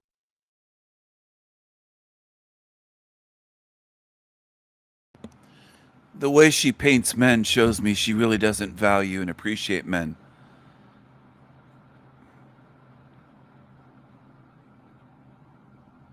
This guy said, "That's what my wife and I do. Just had our 5th kid. She quilts gardens and helps with the bookkeeping. I run the company, maintain the equipment." It almost sounds like you have traditional roles here, buddy. She quilts and gardens and helps with the bookkeeping. He runs the company, maintains the equipment, and does home repairs. Oh, goodness. We both parent the kids. She does more of the structured homeschooling. I do field trips. That sounds like, look at them here, the women. Nice. Perfect life. God bless. How do you have time to do any of these things with 5 kids?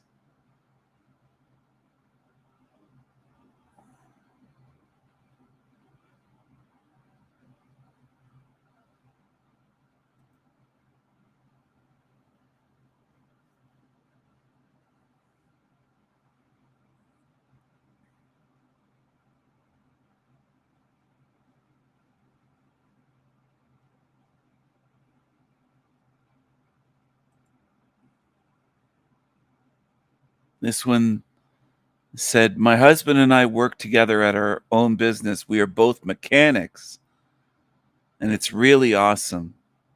We teach our son together, trading off subjects, and he gets to be with us all day." Oh, that's good for your son. Good for you.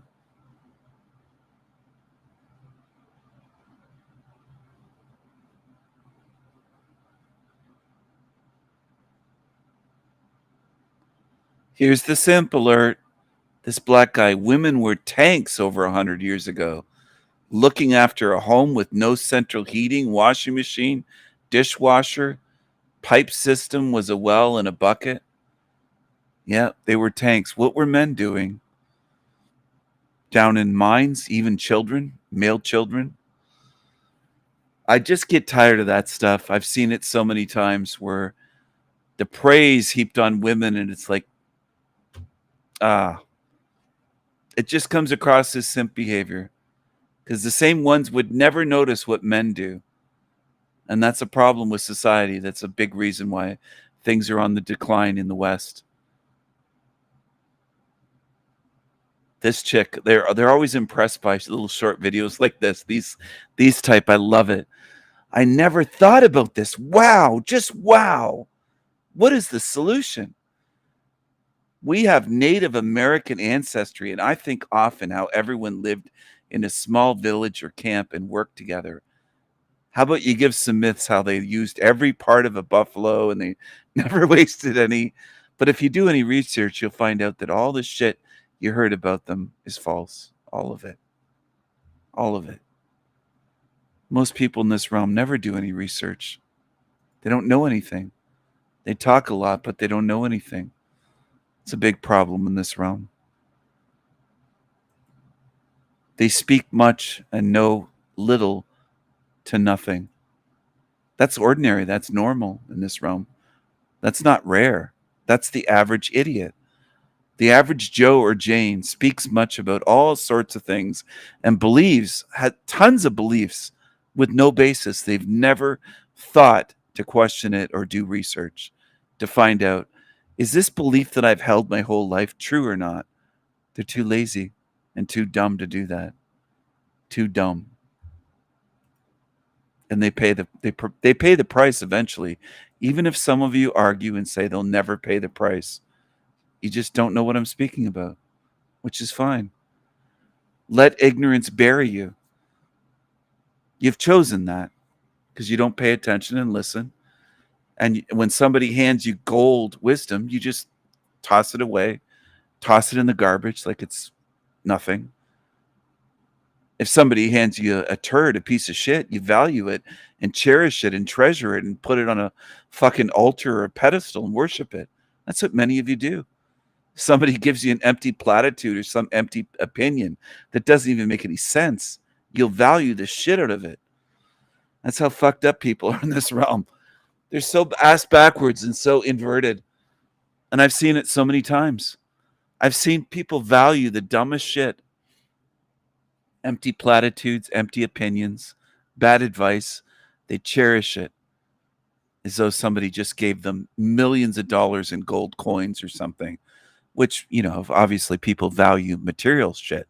They don't value real wisdom and spiritual advice and spiritual knowledge. They don't value that, which is why they will be stuck here as slaves forever.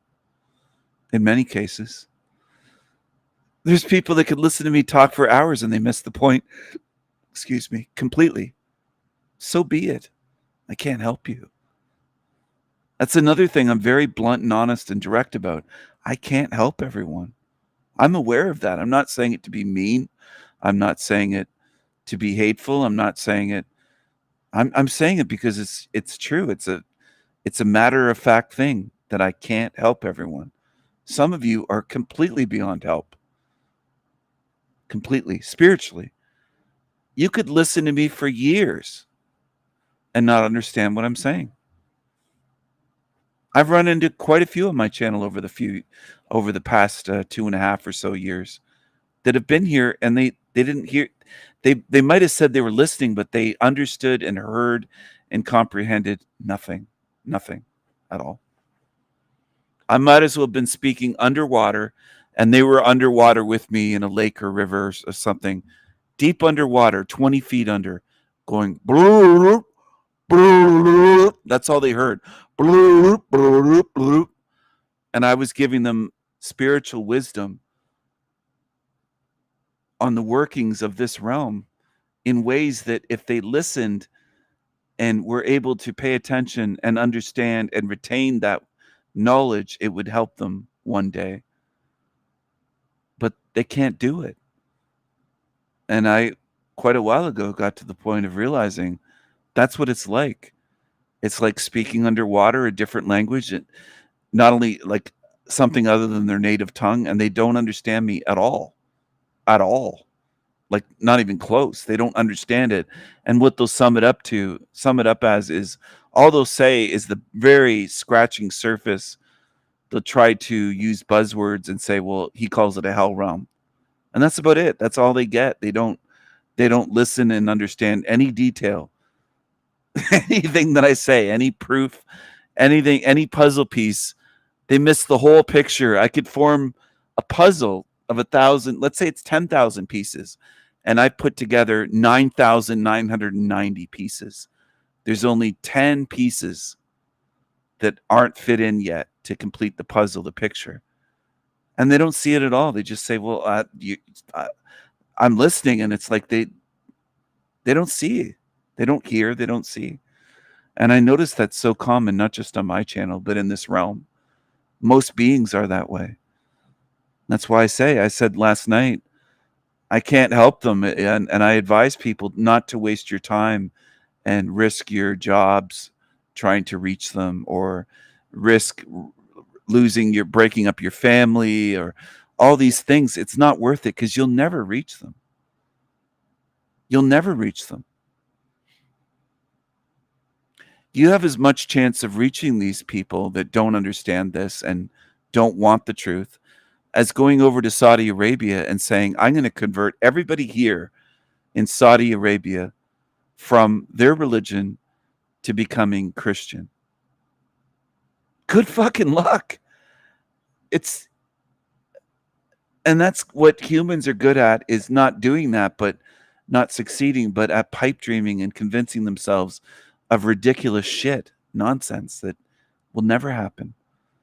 A lot of you humans are experts at that, convincing yourselves of shit that you'll never pull off, ever. That you never will, and no human being here ever will.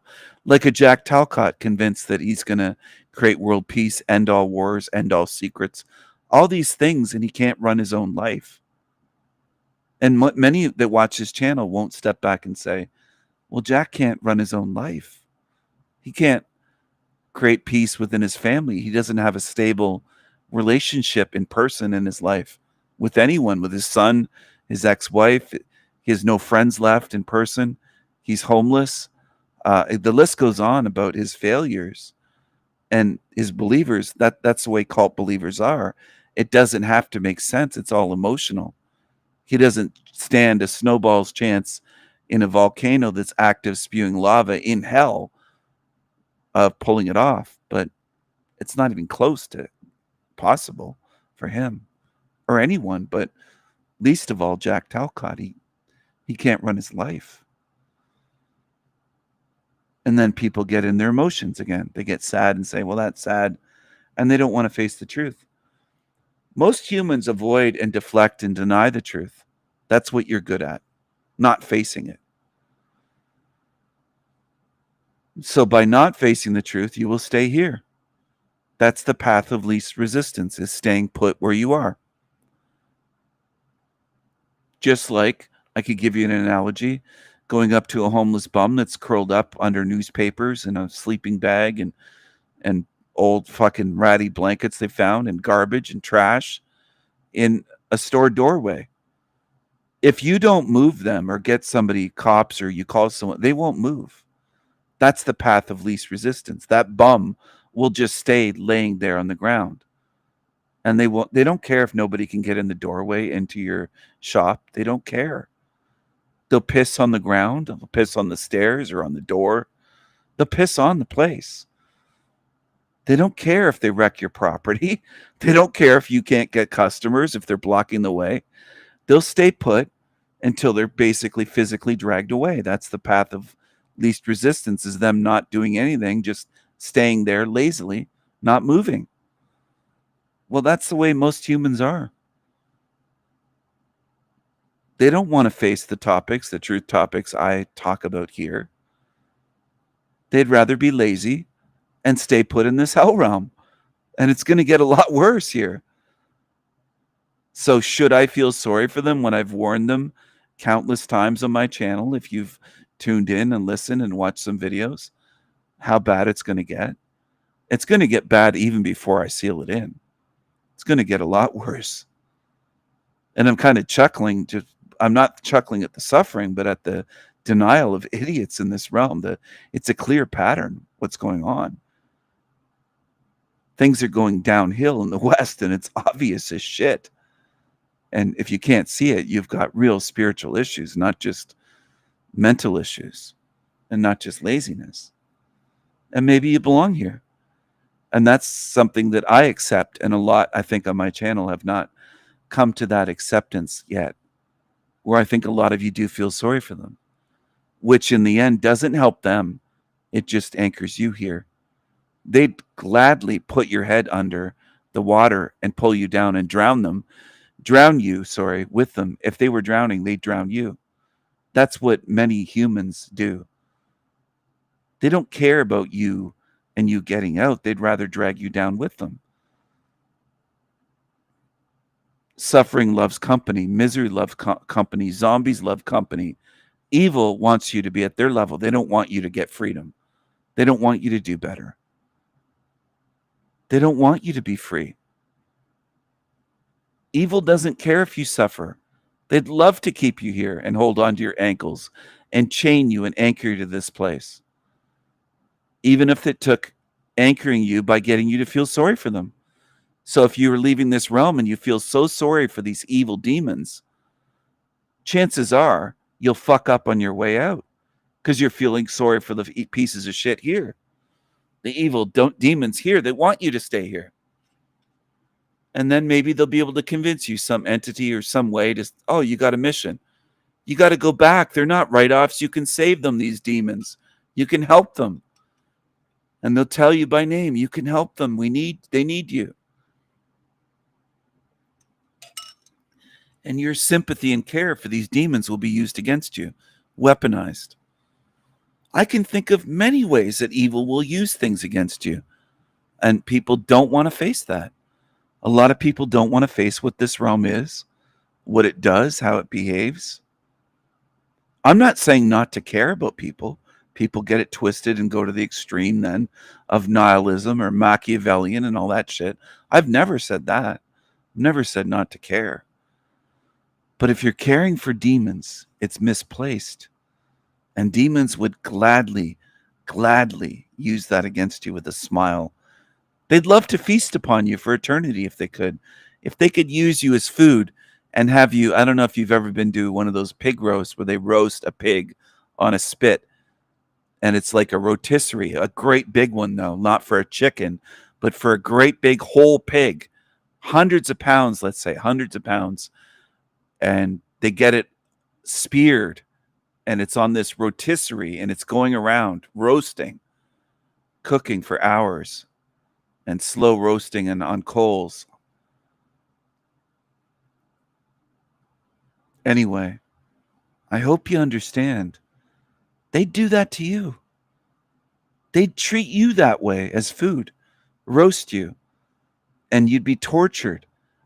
According to history, if it's true at all, it's hard to verify, but they did that. The ones that call themselves Native Americans did that to white people as torture. Roasted them for days over coals. Didn't burn them alive immediately. Slow cooked them for days. Roasted them. Roasted people. And this is written about. All right? Some of you have no idea because you've never looked into anything. You know, even some on Team Evil have complimented me over the years, saying that I'm well-read, that I'm someone who can talk about many topics. The reason I can speak about many topics is because I've looked into things and thought about different things. I didn't spend my whole life not paying attention like those memes of someone that just suddenly paid attention and noticed the clouds above them and noticed the sky and the pretty trails in the sky. I didn't just wake up yesterday. So why does that matter? I have a background of questioning reality and studying and observing and paying attention. And I've done that enough that I can notice most in this realm don't do that at all. It's highly unusual. It's anomalous to observe and be observant and pay attention and study and question and say, that doesn't seem right. The story they're feeding us, white man bad and savages noble, and they were good, and they were just exploited and given germ warfare on blankets and smallpox, and we're just bad colonizers and all that. It didn't seem right to me. I questioned that many years ago. Some of you haven't yet. Some of you on my channel will never question any of these things. You just watch and laugh, and you're wearing a dunce cap, and this is just entertainment for you, and you're here to hate watch me. You're obsessed with me. You're not here to learn. You're not serious-minded beings. You're just demonic pieces of shit. And why should I care about you and what happens to you? You have a huge opportunity and you waste it. This is all given out for free. You waste it. You fixate on me, obsess over me. That dooms you in the end, whether you realize it or not. You're too dumb to realize that. You're focused on me, and I'm here giving you ways to free yourself. And you just don't understand. But I also, at the same time, I laugh. I don't feel sorry for you because you've chosen that. You do have certain free will, free choices here. And that's one of them. You can choose to mock me, obsess over me, hate watch me, all that shit. Be a demon, lurking little demon, rubbing your hands together, and you go ahead. But in the end, you're going to be sealed in here forever and ever. And I will do that with a smile. You don't have to understand. You don't have to believe either. Doesn't require your belief. Some of you are that delusional. You bought the stupid Hollywood shit that if you don't believe in magic, that it doesn't work. Oh, it does work though. You're in a magical realm already. All right, dummies. It works. You're already in a supernatural place. Whether you believe that or not, it operates that way already. This place operates that way already. Using hermetic principles, using mind and will and intention and visualizing. And there is magic that is good. And there is magic that is just and righteous. Even when I say just, sometimes I think there's probably half the people, maybe close to, that don't even understand what I mean by that. They don't understand the word just, and there's multiple meanings. It's really something, the degradation of this realm, and few understand just basic words in this place. Just as in justice, just and right and righteous. There is magic that involves justice, and it's coming. Some of it is happening now, as they say in the panel verse. But there's lots coming in the future, in the days ahead. Lots more. I can't express in words how glorious it will be to see real justice here. A kind of justice that none of you have ever seen in this place, in this matrix. You've never seen demons chained to the earth, anchored in chains,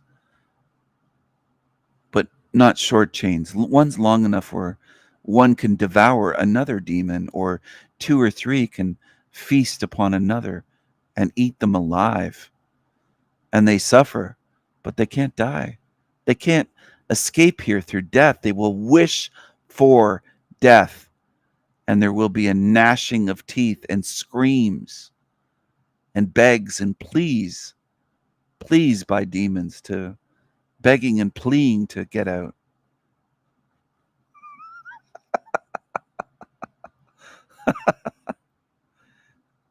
You're going to get what you deserve, you fuckers that have fun being sadistic and evil and trying to torment me and others, and trying to torment ones that are already mentally burdened by, weighted down by this place and by the suffering and watching loved ones suffering. And you say the sickest things, sickest, most disgusting and evil things ever.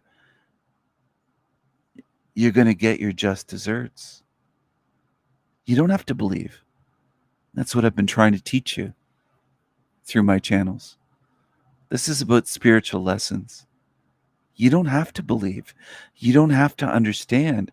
You don't have to nod your head and say, yes, Stephen, I believe. It doesn't matter. It's coming regardless. Some of you are so confused about that.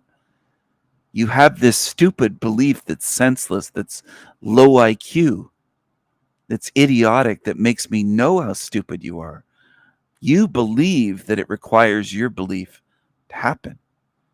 This reality doesn't require your stupid beliefs, your empty, idiotic beliefs or disbelief.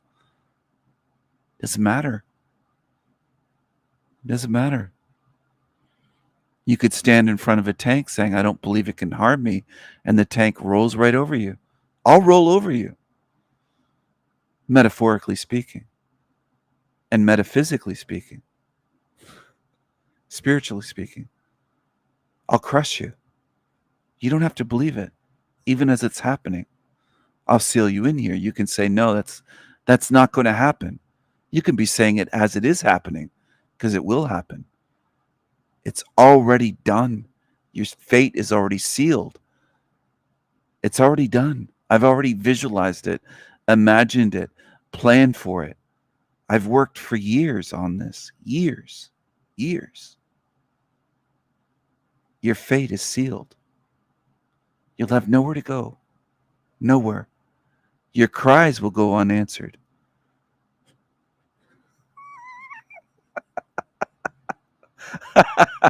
You're gonna get the suffering put back on you 1,000-fold, maybe 1,000,000-fold, for eternity.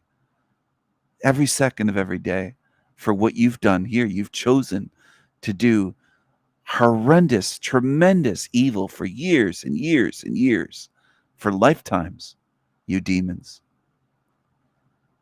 You've tried to stop and silence and smear and character assassinate the rare few who do speak any truth, any meaningful truth in this realm, not the empty baby truther shit that people fixate on for years that will free no one. That shit doesn't matter. Baby truther shit, kindergarten shit, doesn't matter. Doesn't matter. But you try to silence the one speaking real truth that is meaningful, that is eternally helpful. That's what you do. You will pay for that. There will be eternal consequences for what you motherfucking demons try to do. You will pay. It won't be forgotten. It won't be forgiven. You will be judged. You will be judged. And that's a good thing. You demons have it reversed, as usual. You hate judgment. You try to condemn it. You will be judged. You're going to be judged in ways that you can't even imagine. You hate judgment here and now on the little shit. You hate anybody. You say, don't judge me. That's judgmental. You're, don't judge me. Don't judge me. You cry. There's going to be real, deep, spiritual, eternal judgment cast upon you. And it's going to be glorious and beautiful and necessary and long overdue for you fucking demons that don't want to be judged. I see right through that scam. I see through you. I'm going to be whispering things in your ears. I seal you in here. Whispering things in your ears that you will never be able to forget. I will live on in your minds, haunting you, my words and my voice forever. Forever. That's what you deserve. You've done unforgivable, heinous acts here. You've done things, unspeakable things, to the most innocent of this realm, and you will pay. You will pay. You deserve every bit of it. And I know some of you watch my channel, and you will pay. You're going to pay.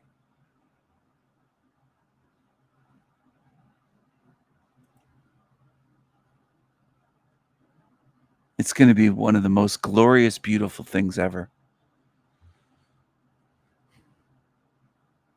One of the best things ever to happen in this realm, ever. When you demons face justice. When you are judged. And I mean judged. You're going to be shown what you've done. We see you. Some of us see you. You can't hide. And you're not going anywhere.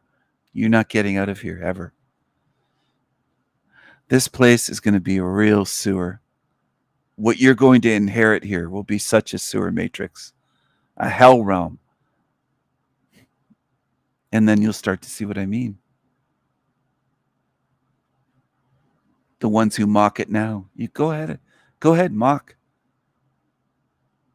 It doesn't change the truth, and it doesn't change what's coming. Doesn't change the future. So keep going. Out yourselves, expose yourselves.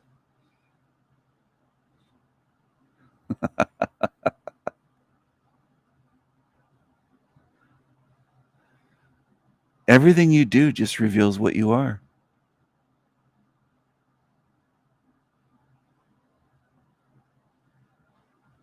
Calmness is a superpower that you demons will never have.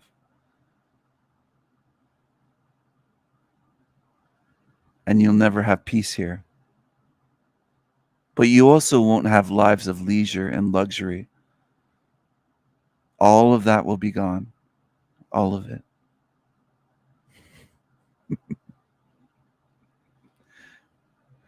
I hope you like being starving and hungry just forever. Forever.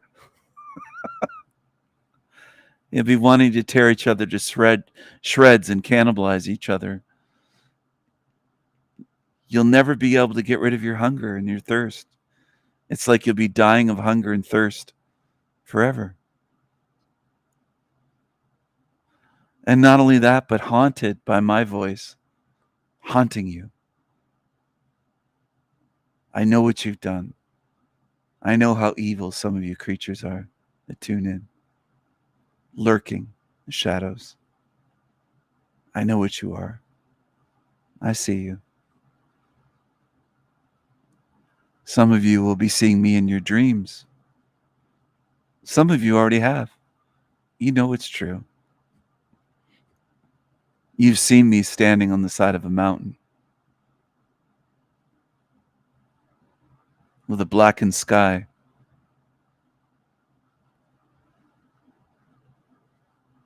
It's nighttime, and there I am, wearing a cloak. I'm a sorcerer standing on the side of a mountain, standing on a ledge, looking down right at you. And I gesture towards the moon, and the sky fills with crows and blackbirds and some of my ravens as well. One of them is perched on my shoulder, watching. The sky is so blackened by so many of my birds, you can't even see any of the stars. The whole sky has been blacked out. Blackened sky. Blackened sky. You don't know what to do. What are you going to do? Where are you going to go? You have nowhere to go. Nowhere to go. And I'm looking right at you, right through you. I can see right through you. And you know it's me in your dream. You not only see the image of me, you know it is me. That's me visiting you. I'm traveling into your dreams. I'm a dream traveler. And I can do whatever I want. You are powerless as a demon, frightened, knowing you can't do anything to me. You can't even stop me from invading your dreams. I can hack into your dreams anytime I want.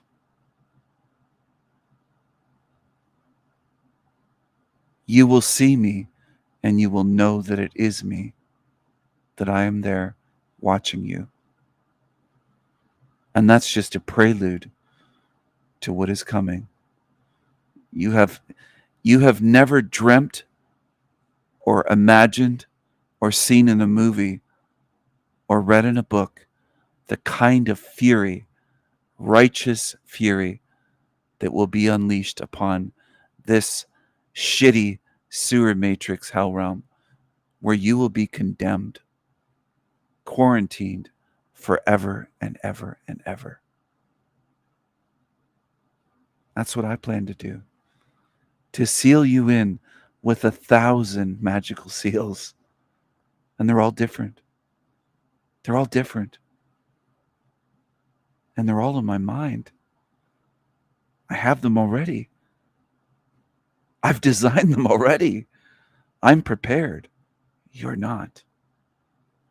You're not prepared for the spiritual war that's coming. With an intensity of a storm that you can't even imagine what it's going to be like.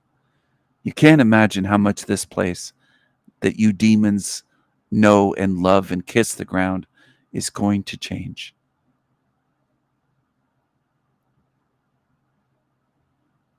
There will be nothing left here for you to love. Nothing. I'll make sure of that. I love it. And you won't have us for energy to try to steal or feast upon. You will be starved. Starved. Spiritually starved. You creepy, creepy fucking creatures. I know what you are. I know why you come to my channel. I know why you demons try to Velcro yourself and gravitate towards me. I know who I am.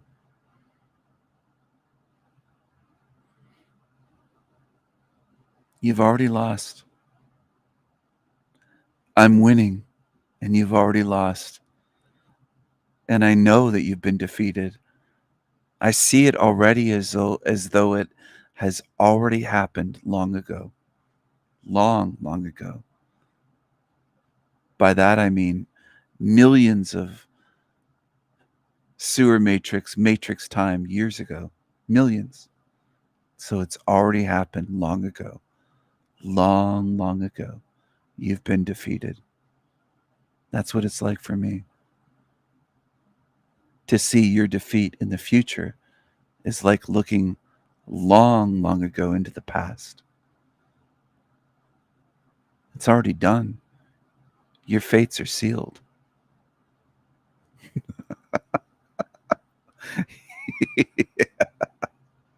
I love it. I love it. I love visualizing it. It feels good. And it is good. It doesn't just feel good. It is good. It is the right thing to do. It's the only moral thing that can be done, is to seal you wicked, malicious, sick, disgusting, evil creatures, you evil, evil little demons in here. This is where you belong. In here. And this is where you will stay. For all of eternity, you'll stay right here. Right here.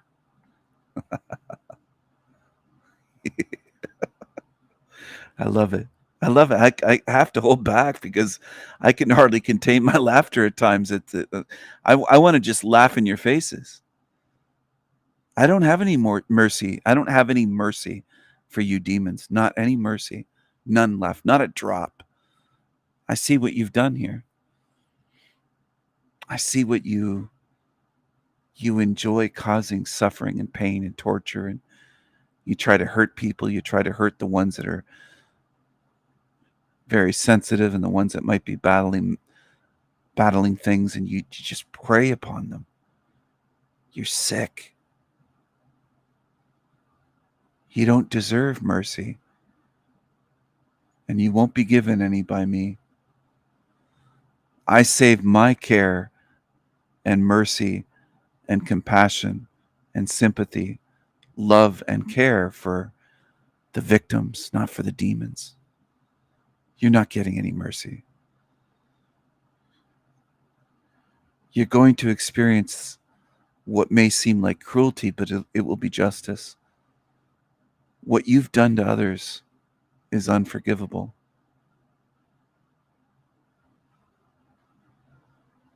You're going to pay. You're going to pay for it. You're going to pay for it.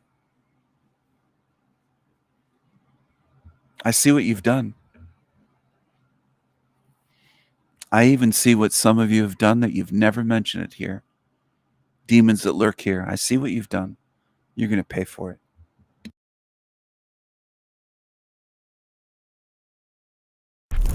Giovanni Jennings was born on October 17, 2017 to mother Elena Jennings and had 2 siblings. He had big brown eyes, long eyelashes, and brown hair. His nickname was Chula, which in this case means cute or cool, and he was, especially when he smiled so wide the dimples on both of his cheeks were visible. His mother called him Little Man and said he was her handsome baby boy. In pictures from his early life, he was independent and maybe a little headstrong. Before he could walk, he was already a performer, sticking his tongue out and making faces when his mom tried to take his picture.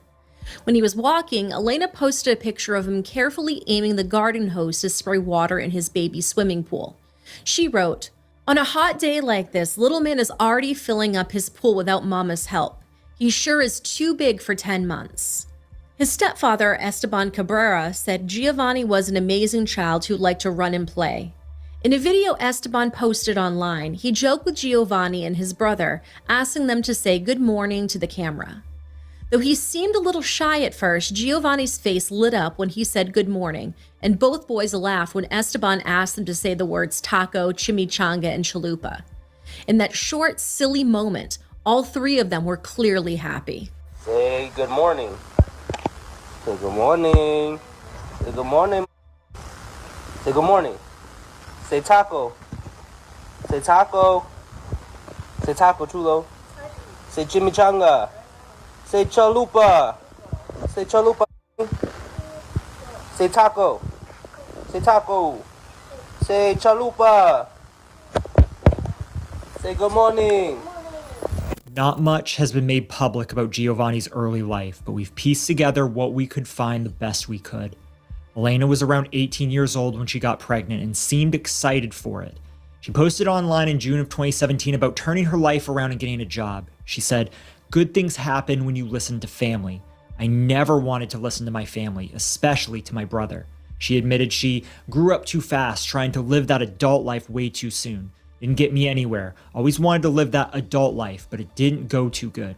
My brother always tried being there for me, trying to help me out in so many ways, trying to get me out the bad life. I regret it. Now I'm in a situation where I need someone there for me that can help me out. I have that. Thankful for him because I really wouldn't be this far if I never ever listened. My life is getting on track finally. Getting all my stuff together, forgetting about my past, forgetting about all the problems I had before. Finally getting a job where I can earn money and save up and do good for myself. Going to live the life I always wanted. And I can and will get there, thanks to him. A few weeks later, she posted a picture of a sonogram. And a few months later in October, Giovanni was born. When he was little, Elena focused on being a good mother. She dressed him up in cute outfits, posted baby pictures, and often mentioned how much she loved him. She said that time seemed to be flying by and that she finally understood why people said their kids grew up too fast. Now, sometime in 2019, she gave birth to a second son. Pictures from 2020 showed Giovanni hugging his little brother and playing with him. Though she doesn't mention what she's been through, her posts allude to hard times, and she is again committed to becoming a better person and straightening her life out. Sometime after that, she met Esteban Cabrera, and the two began a serious relationship. They moved into a house in southwest Detroit and lived together as a family. He treated Giovanni and his brother as his sons, and according to his posts on social media, he loved them like his own flesh and blood. Now, sometime in 2022, he and Elena had a daughter together. But over time, they started arguing and their relationship grew strained. In March of 2024, 25-year-old Elena took all the kids and moved out. It's likely that she started her relationship with Daniel Giacchino around this time, and her relationship with the 32-year-old quickly became serious. Before they met, Daniel was going through difficult times of his own. In 2022, he pled guilty to selling illegal substances and intimidating a witness, and he was sentenced to 2 years on parole. In May of 2023, he was arrested for fleeing an officer while still on parole. And in late 2023, he had been living with his 74-year-old grandmother, Anne, when their house caught fire and burnt to the ground. From his comments, it seemed like he had a different girlfriend at this time, not Elena, and she and her kids were living with Anne as well. In early December, a few weeks before Christmas, the house fire left them all homeless. Anne posted the following message on GoFundMe asking for donations. Hey there, my name is Anne. I'm 74 and this devastates me. It's come to this, but me and my grandson's house burnt down about 2 weeks ago with no rental insurance, and we are having a very difficult time making ends meet and keeping the roof overhead, paying for room and board and a hotel until we could find somewhere to move. We also have to support animals, one that was saved in the fire that just had puppies right after the fire. We are asking for donations for help to keep a safe roof over our head. It's very cold. It is winter in Michigan and we lost everything. Right now, our main priority is keeping a roof over our head. Any donations will be highly appreciated. God bless you all. I know everything happens for a reason. It will be a light at the end of this tunnel. I don't like asking for help, but please help us. She said they had been able to get help for food and clothes, but no one was able to help with housing. She wasn't able to rent anywhere because her credit score was so low, so they all ended up in a motel. They were supposed to pay about $350 a week to stay there, but according to posts on the GoFundMe site, they had fallen behind on those payments as well. Donations did not pour in. In fact, they only raised a total of $275, not even enough to cover a week-long stay. They asked the owner of the motel to work with them, but he seemed frustrated by the situation. One of the updates to the GoFundMe campaign, they posted pictures of a text conversation with him. It read, "Hi Daniel, I want to help you.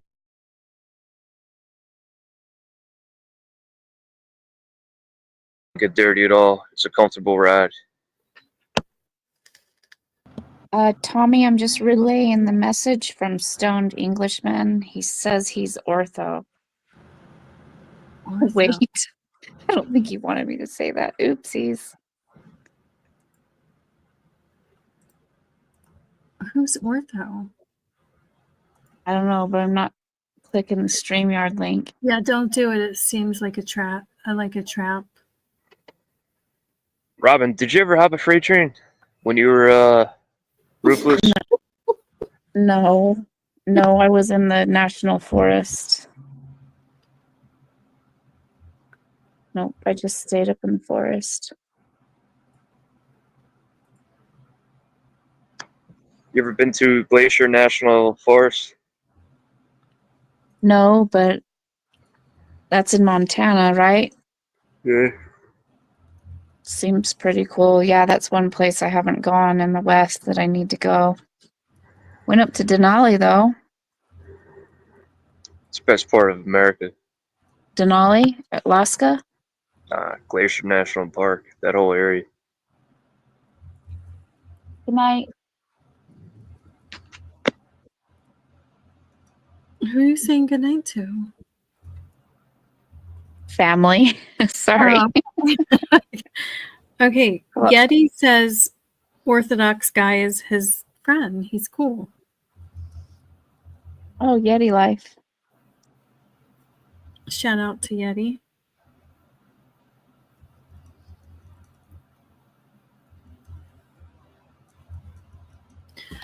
JG dropped back out. That's his thing, I guess. He goes in and out. Did we take over Tommy's stream? Possibly. Well, that's okay. We could have a conversation really quick before he gets back. Hurry. Is proof of God. Yeah. And praise be, brother. You little fucker. You sound just like that Hoosie boy, Steven. He's the only one talks about IQ, right? He treats YouTube like an IQ test. Yeah. I've seen panels where people talk about their IQ score. I find it odd. Ugh. I would never get on here I've never mentioned my IQ score, so they're lying. and tell everybody how smart I am. So embarrassing. It's Testing. okay. Poor thing. I Testing. have never taken. We talk about everybody's IQ. Testing. Talk about books you've never read. Yeah. Hi, Venus. Is that the real Venus? Venus I think- Owl? I think so. I get to, okay, I'm reading chat now. Oh, I I'm know what I was trying- going to ask you. So, are you doing lives now? Are you? Yeah, well, I've done them. I think I've done like maybe 3. Oh, cool. Well, I gotta No, you have to get subbed up and then come over and talk to you. please sub up. 'Cause Usually it's we can't talk here. We'll get in trouble. oh yeah, no, I know. This is the only chance we can talk. Okay, sub up. And then I only started doing lives when Tommy ran out of StreamYard hours. So Okay. here we are. DJM is doing lives. And it has nothing to do with Tommy. But it kind of does. Yeah, because this is your main host. Yeah, I have no desire to do lives other than, Tommy. But yeah, maybe Fridays. I'm thinking Fridays I do lives. Nothing, we're not getting crazy, Robin. Okay. Yeah, I want to come see who comes over to hang out with you and see you. I know. Please stop by next time. Maybe this Friday coming up. Oh, this Friday I might not be able to, but I will look for you and I'll hit one of them. I just don't know yet. I would love for you to stop by. Okay, King Steven is in the back. DJM, you're such a two-faced loser. All right, Tommy's gone, so he can't let you up, Steven. I think when he gets back, he'll let you up, and then you can talk about how low IQ I am.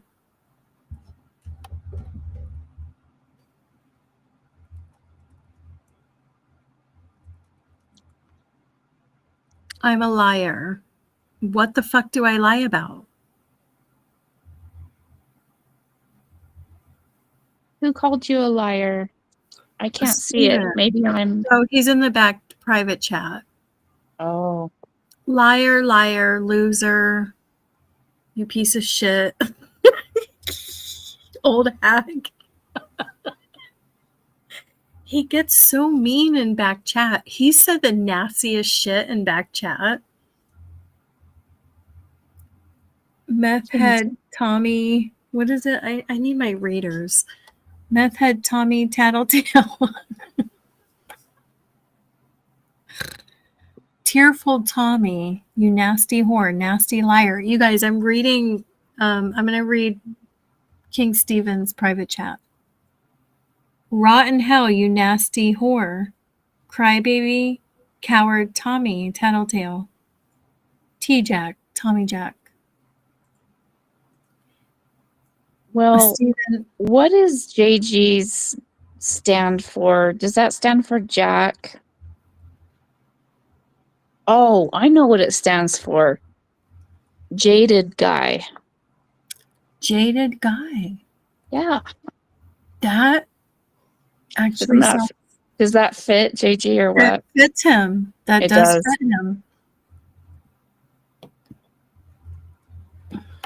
That does fit him.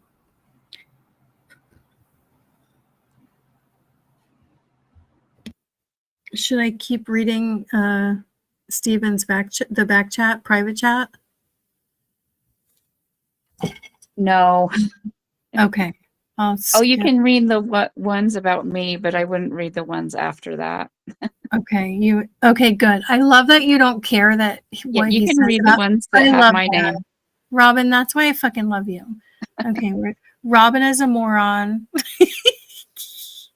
Robin is a fucking dunce. No arguments. Oh, Special K, hello. She's here. Where is she? Yeah, she says JG stands for Juggalo Gay. Hi, Kay. Oh, I see her in chat. Yeti Life wants to know if you were able to bring anyone up. Yeti, I wish I had a little bit of power around here. I do not. I do not. I wish I did.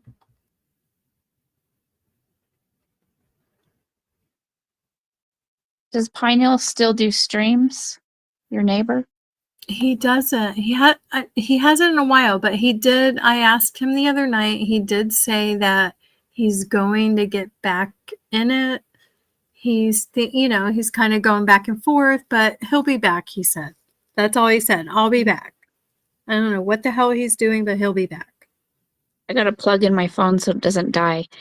Sometimes I have my brain is on and I have a memory, but I have a memory of Pineal's karaoke nights, and you were there, and Tommy was there, and I think I requested an Outcast song.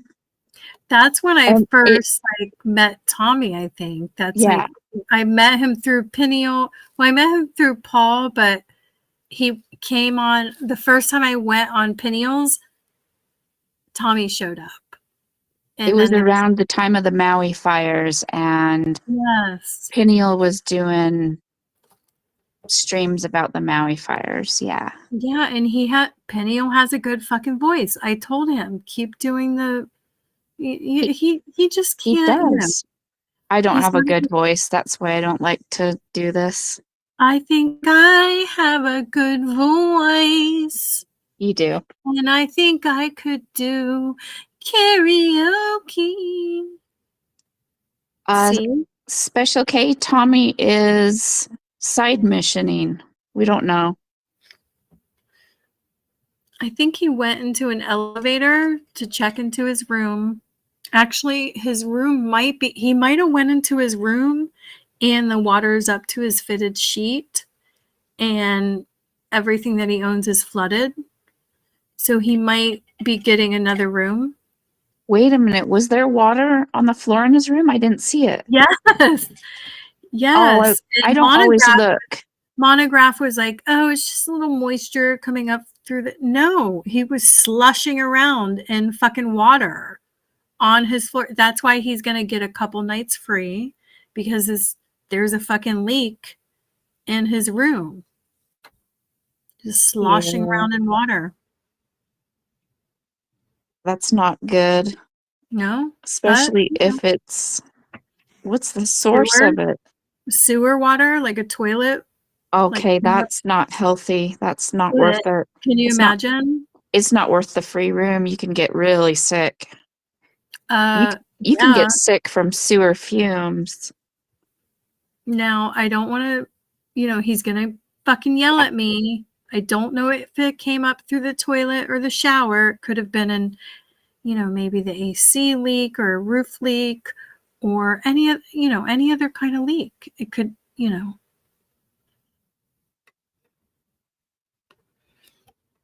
King Stephen, big chin, bad voice. Your voice sucks. Ew. You should dive down a well.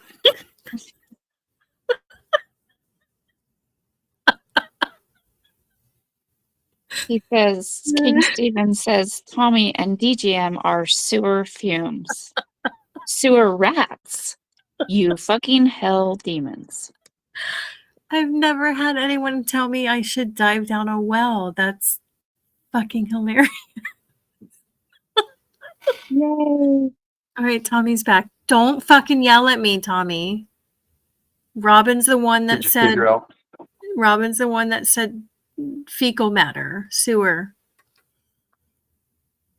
I didn't have the torment to hear that. What I really had was, after my phone died, that you probably didn't figure out, it starts to torrential downpour again. And like I said, that paper bag was already made of onion skin.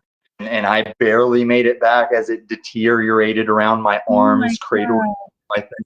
And I still went down a wet grassy hill and shit, because I'm Sigma as fuck. Damn. Do we know Stoned Englishman from other panels? It sounds familiar. Yeti confirmed that's his friend, so he knows him. And also King Stephen's in the back. Yeah, I know. Okay. Why do I care? He's just some needy faggot that needs to be on every panel, and then he comes up and he makes an asshole of himself, and when you kick him, he goes back and cries about it. And then he calls me a liar because when I say I haven't cried. I'm thinking about being with people in the panels, and I forgot that he tediously takes up real estate watching everything we do.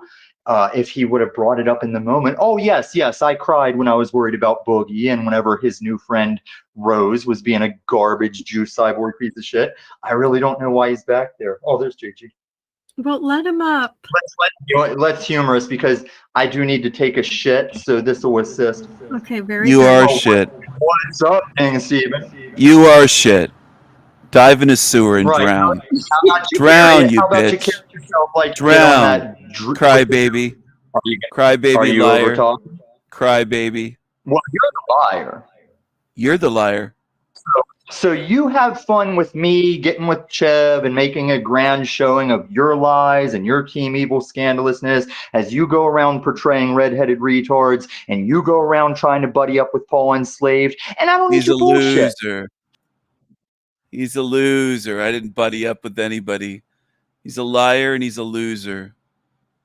He's a liar and he's a loser. Hello, Salty Siren. Welcome back. Good night to you, TG. Take care, TG. You're welcome. I just wrecked loser Tommy Tears. Tommy Tattletale. T-Jack just got wrecked. He's a pussy. He's a damn pussy. That's what he is. Off myself via Bang Bang. He really is back there. Oh, there's JG. Well, let him up. Let's humor us because I do need to take a shit, so this will assist. Okay, very good. You are shit. What's up, King Steven? You are shit. Dive in a sewer and drown. Drown, you bitch. Like get on drown. Cry baby. Cry baby liar. Cry baby. Well, you're the liar. You're the. So you have fun with me getting with Chev and making a grand showing of your lies and your Team Evil scandalousness as you go around portraying redheaded retards and you go around trying to buddy up with Paul Enslaved. And I don't need your bullshit.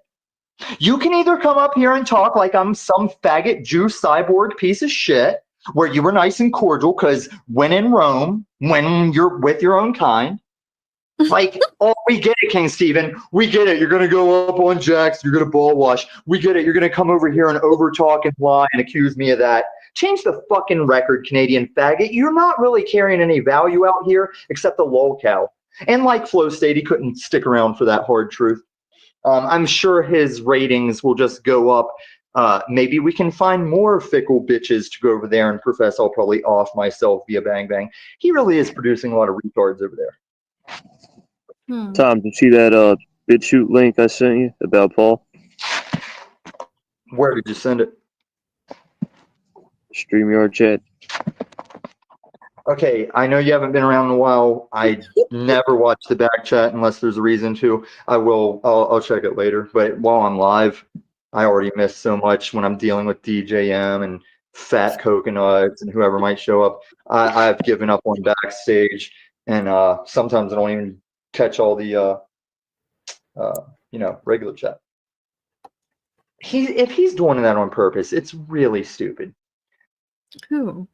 What? JG just comes and goes. He just keeps popping in and out. He is. Like, he's doing it on purpose. That's what I'm talking about. It's like that's one of the reasons I don't even bother with the backstage because Sherelle used to be like that and other people. They're just popping around, hopping in everybody that's live, being panel hopping needy. Yeah. Wait, do you want to take a shit and then we'll talk to King Steven for like 3 minutes? No, he ran like a cunt. I would have brought him back up, and I said, like Flow State, he runs at this like Flow State. I didn't run. I got put backstage. I don't wait around for fucking losers that play games. You're just like Jack.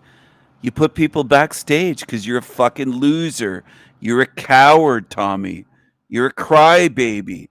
I don't lie about you. I show you crying. You cry and cry and cry.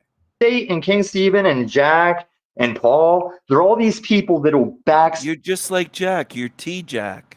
stage people and waste hours of their time, and you give them just a minute and they get all offended and run, and that's why they're garbage. You're Tommy Jack. You're T-Jack. But no, Flow State will never be back up unless $330 or way good of enough of a reason. Like maybe if him and OTW show up at the same time, I'll give him what Jack should have done, and we can see. What a bum. He needs money. He needs money to bring people back up. It's all about money with this fake Christian. Oh, $330. Listen to this. Shekels beggar. What a broke-ass nigger. Jack's garbage because Jack didn't give him what he should have done. Jack's just going to pick which little backstage people and waste hours of their time, and you give them just a minute and they get all offended and run, and that's why they're garbage. But no, Flow State will never be back up unless $330 or way good of enough of a reason. Like maybe if him and OTW show up at the same time, I'll give him what Jack should have done, and we can see Jack's garbage because Jack didn't give him what he should have done. Jack's just going to pick which one he likes most today and back them. And in that case, it was Flow State. He's not here. He's not here. And Fast Eddie, don't get me wrong. Don't get me wrong. I'm panel versus presidenting, but there is times we can sit and dish what's wrong with Venus. Hey, What's up, Tommy, did you get my messages? Where were they? In the back chat.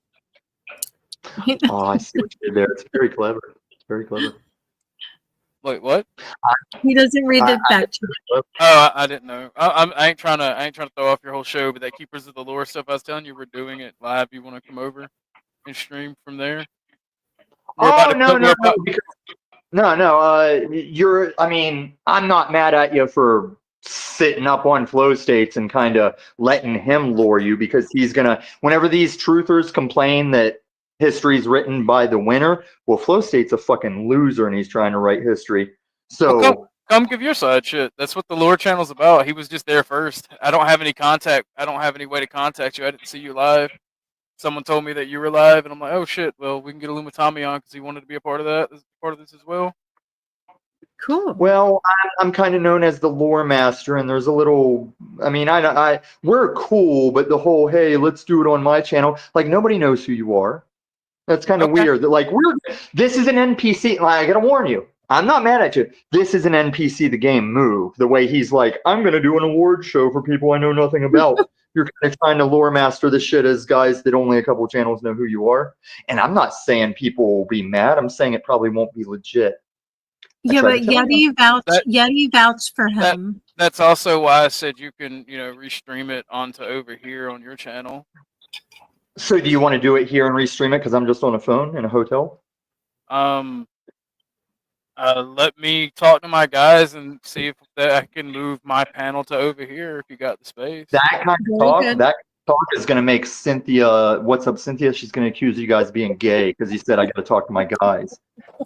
I don't care what these people think about me. I'm an That's why you're independent. no good for. That's so Rose 777 right there, or so King Steven. Why are you trying to do a lore show if you don't give a fuck about these people? They're real people. Okay. But if it brightens your day, if you don't want to be a part of it, bud, you don't have to. No, I am it. I'm the fucking lore master, dude. That's what I'm trying to tell you. So I don't know if you want me critiquing your lore thing if I don't help you do it right. But Dude, I don't. You can critique whatever you want, man. I don't care. The StreamYard link's there if you want to go. We'll come over here. if it brightens up your day, I think you're wrong about how easy you can lose your salvation. I think you should take joy in that. Okay, bud. Offers on the table, or we can come over here. It doesn't matter. Yeah, go talk to him. I'm gonna take a shit because these people. I hate my panel and my viewers. But yeah, if they want to come over here, I'm down to do it. All right, let me ask them. No Flow State. No Flow State. We'll be waiting. Dude, Flow State's not on my channel. He's been gone for like several hours. We've been streaming for 6 hours. Flow State, like, while he's welcome on my panel, he's not part of the lore stuff that I'm doing. It's me and 4 of my friends, because the Panelverse lore is, there's a lot of it that gets created every day. It's me, Bumpkin, Aaron, and Angry Snowman. And I will admit, I'm the lore master for my respective channels that none of us would be like, who's that? So if you guys have other channels that overlap, I'd be interested in that lore, and maybe it overlaps. Yeah, we've got like almost. Well, we did have almost 100, and it's been fluctuating watching between our channels and stuff. Like it's not a ploy to try to steal your viewers. It's just hey, do you want to No, come on? I'm the one that doesn't give a fuck about my numbers, but I'm You just would saying. want us to go. I'm just saying, in the annals of recorded lore, I would rather do my lore contribution over here, and you're free to restream. I can even put you guys on the couch and have a cool background and stuff. That's fine. We'll restream it over to our channel. We'll figure something out.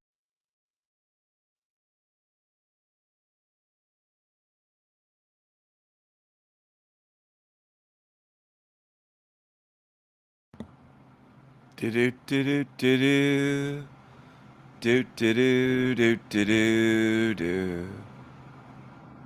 Yeah, he probably will threaten to do that, but just a second, I gotta take this this here. And Salty Siren, you missed earlier. We had a visitor. We had London McDouchebag came on over here. London on the screen. He was over here earlier. London called into the show. This is London. He came over here earlier. London says hi. London was over here earlier. London came over and said hi earlier. London McDouchebag. He's on the screen. This is this is London. Anyway, give me a second. I couldn't believe he showed up, but it was weird. London showed up. Now, I was going to share something else. Demanding excellence. I just wish I had the chat. I wish I had the chat replay.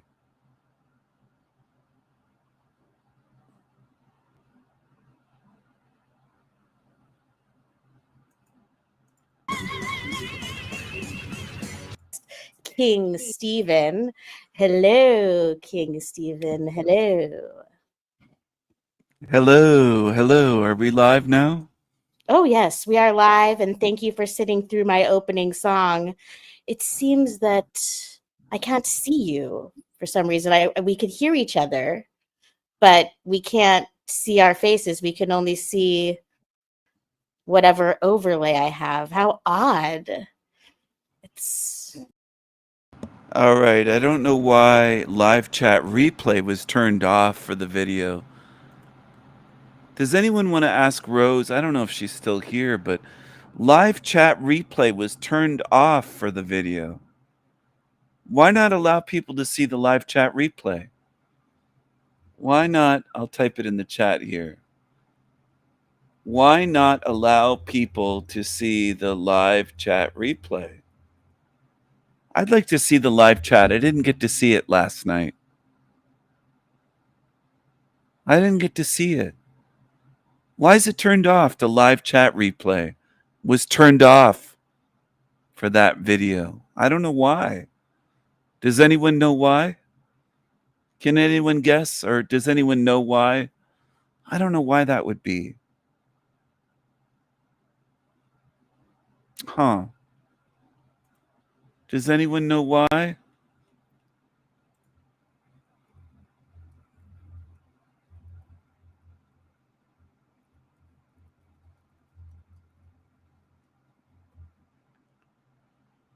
I don't know why.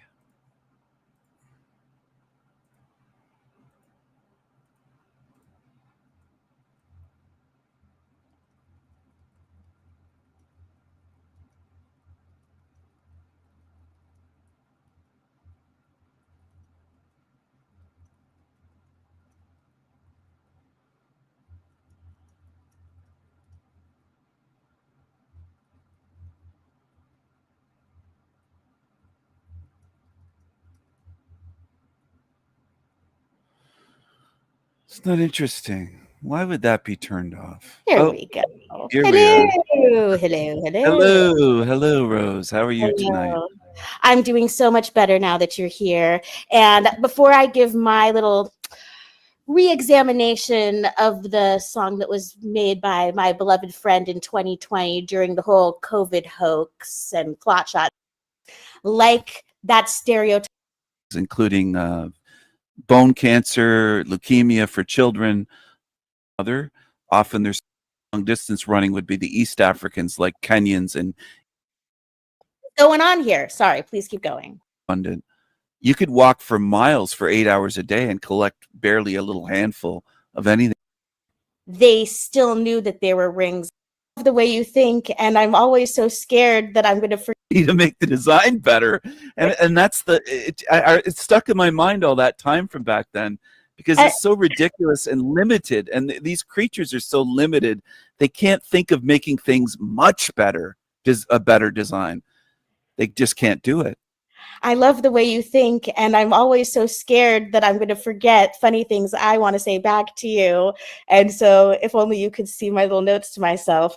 But first of all, like I always have said, like, how is it intelligent design to have the vagina next to the butthole? And what the hell is going on with periods? Like, it's disgusting and gross. I don't understand how an intelligent creator, and believe me, I have so many Christian friends, and I would love to have the experience of finding Jesus. But here tonight, you're my special guest, where everyone knows that my channel, we're here to listen to different points of views and not get emotional about it.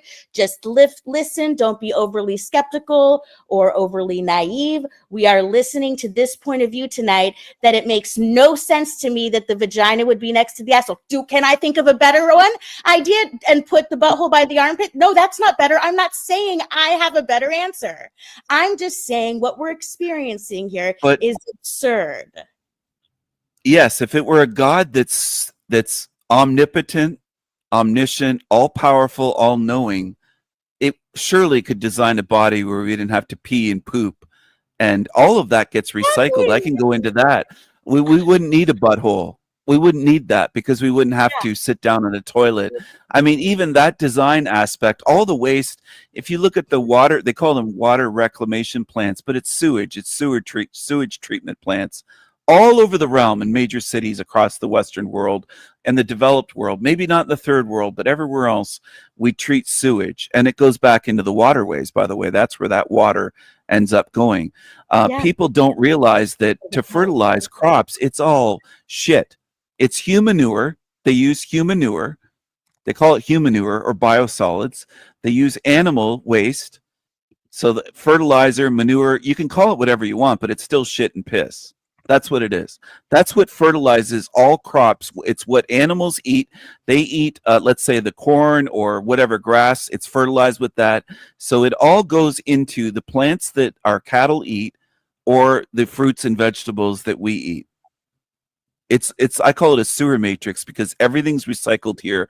Every drop of pee and every bit of waste of shit, it all gets recycled back into the system. Funny how there are a lot of people that will kind of like rephrase that and think it's beautiful, like the circle of life. No, it's the sewage of life. That's really think about it when it's raining, because there's pee in that rainwater. It was from pee, or has molecules of pee, urine in rainwater.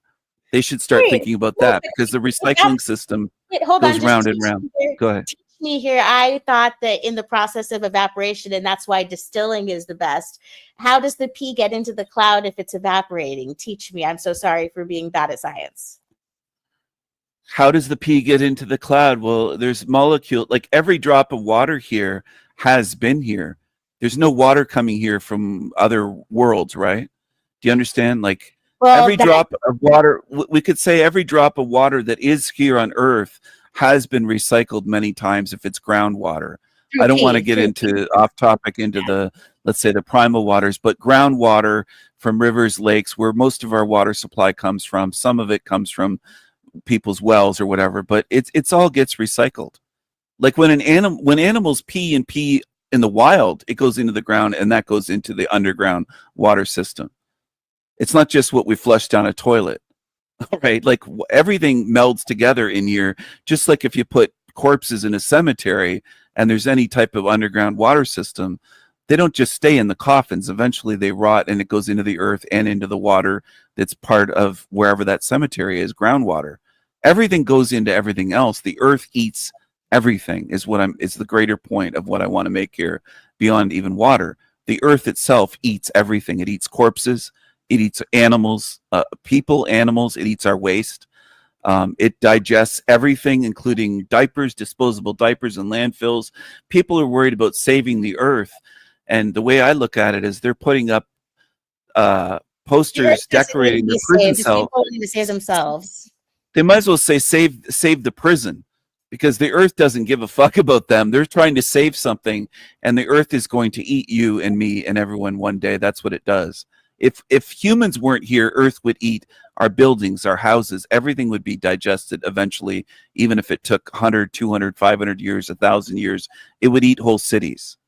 That's what earth really does. Now, if it wasn't called earth, Mother Earth, Gaia, some people say earth, the simple anagram for heart. If we viewed it as a monster, if you changed your mindset and said, wait, it eats everything. It eats our loved ones. It eats our pets. It eats our cities. If we let our house go long enough, it will devour your house. The rainwater will start getting in the roof. And eventually, have you looked at abandoned places? Have you observed that earth eats everything? It eats civilizations. Old civilization. It eats everything in time. Earth will eat anything. People are worried about diapers killing the earth, or that. Where do you think they came from, Rose? Where do you think the materials for those diapers to make the diapers came from? Did they come from another world? Yeah, and all the synthetic and concrete and plastic, and it all came out of the earth. Metal, everything came out of the earth, and it goes into the earth. All of it. We're not shipping in materials to build our skyscrapers or our cities from some other world. It's all from Earth. All the shit we have, including your cell phone and this laptop in front of me and microphone and these soda cans and this and that around my place, and light bulbs and glass and wind, it all came out of the earth. Trees grow to the earth, and everything that we mine for metals and what we do to create plastics and glass, it all comes out of the earth. Concrete, all of it. So people are always worried about polluting the earth. I'm not saying to litter and intentionally destroy. I hate seeing when people try to ruin what looks pretty, but what I'm getting at is it all comes out of the earth. I have to tell you something.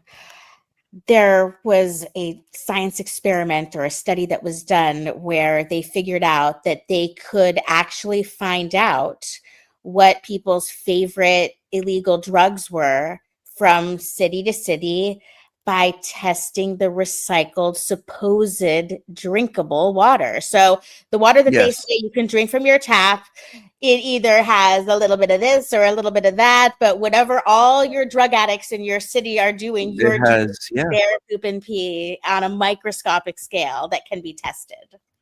Absolutely. And they can test the levels that there's more, let's say, cocaine here. There's more big pharmaceuticals, opioids. There's birth control. There's all sorts of shit they can find in there. There's drugs that treat people with AIDS. There's people that drink tap water. All that kind of stuff is in there.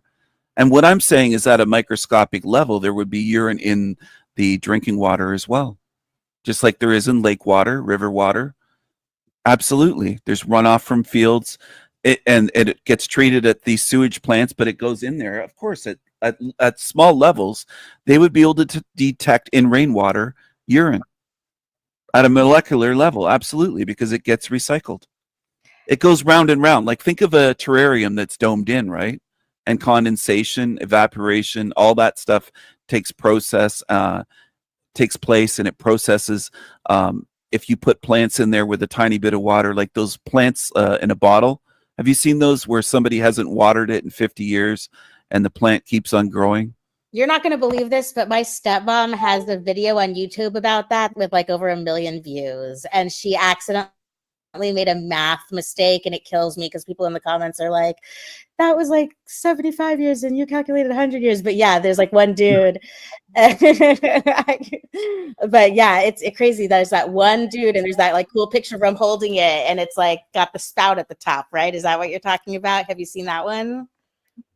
No, I don't know if I've seen a spout, but I've seen an old dude with the cork, and he said he opened it one time and put a bit of water in one time, but What I'm getting at is if this realm is domed in, it's a closed ecosystem. Everything gets recycled, not just rainwater, but our corpses, our bodies, our genetic matter, flesh, blood, all waste, animal waste, everything here from metals to plastics. It doesn't go anywhere else, and nothing is being shipped in. It's all a closed round and round recycling system, like the recycling symbol with the arrows going round and round. That's actually how Earth works. So they try to teach people to recycle in cities with your soda cans and your plastic bottles and whatever in your recycling bins. Well, Earth is a recycling system. And what I've said is it goes beyond that. The material, it's recycling spirits as well. The spiritual gets recycled here with reincarnation. The system goes round and round. And I'm breaking that system. I'm saying this is my last trip here. I'm not coming back. I'm leaving. I'm done. So that's the point of my channel, is to say I'm breaking that reincarnation system. Like, you know, the Ouroboros, the snake eating its tail, Oh, interrupting it. So I'm going between that with a raven, and that's actually how it's described in some of the ancient texts, is a raven goes between the mouth and the tail and interrupts it so it can't eat its tail, devour itself, and it stops the system. That's how I view myself metaphorically in a way, and in another way, literally, as someone that's going to break the cycle. I love how you are thinking, and you are definitely speaking the language of my homies here. And I'm just so glad to have you here. And what we are talking about is very serious. I like to keep it real about how much suffering occurs because I care about it and it hurts my heart every day. But I just think it's so interesting that you brought up the terrarium thing, that it could be a funny kind of break from this serious conversation, because I want to start talking about killing, but we should watch my Mama Shirley's video first. And she's so full of life and energy, and it will people will understand how I got my positive confident outlook. And so let's do that. Let's watch about the terrarium for a couple minutes. Do you mind? No, let's go for it. Sounds good. Okay, here we go. The same thing as Regular charcoal, like briquettes. No, you get it in the garden. You know, with a sealed terrarium that could last you decades. Does anything ever last that long these days? Shirley? Well, if it's well taken care of, Really? it really can. As a matter of fact, I was inspired because I saw on the internet a photo of this gentleman, I think he's in his 80s now, who put a garden. Yeah, look at this. He put this together in the 70s. So it's about 60 years. It's been growing in there. Wow. And as a beautiful little vine. Yeah, and he never had to open it to water it. So today I'm going to teach you how to do the same thing. And Wait, is it magic in a bottle? Genie in a bottle? no, it's just nature in a bottle. Nature in a Yeah, bottle. it'll do its thing. So it's magic dirt. Is that what it is? Well, What not kind of really. soil are we talking Okay, so really the secret behind this is that you prepare your bottle correctly. Because think about it, if you put water in any container and it doesn't it doesn't flow out, Yeah. it gets stagnant. Yes. So Yeah. you need to prepare the base of your bottle with gravel and with horticultural charcoal. Horticultural And this is charcoal, not the same thing as Regular charcoal, like briquettes. No, you get it at the garden It center. is probably not the same charcoal that I feel like I had enough. Oh, we have the same problem. Let me figure out how I can fix it and get us back. But you get the Okay. point, but we don't Yeah. need the whole entire instructions. But that's what you were talking about. Excellent, though. I'd love to try that. Could you share the link for that? Because I'd like to get a bottle and try that.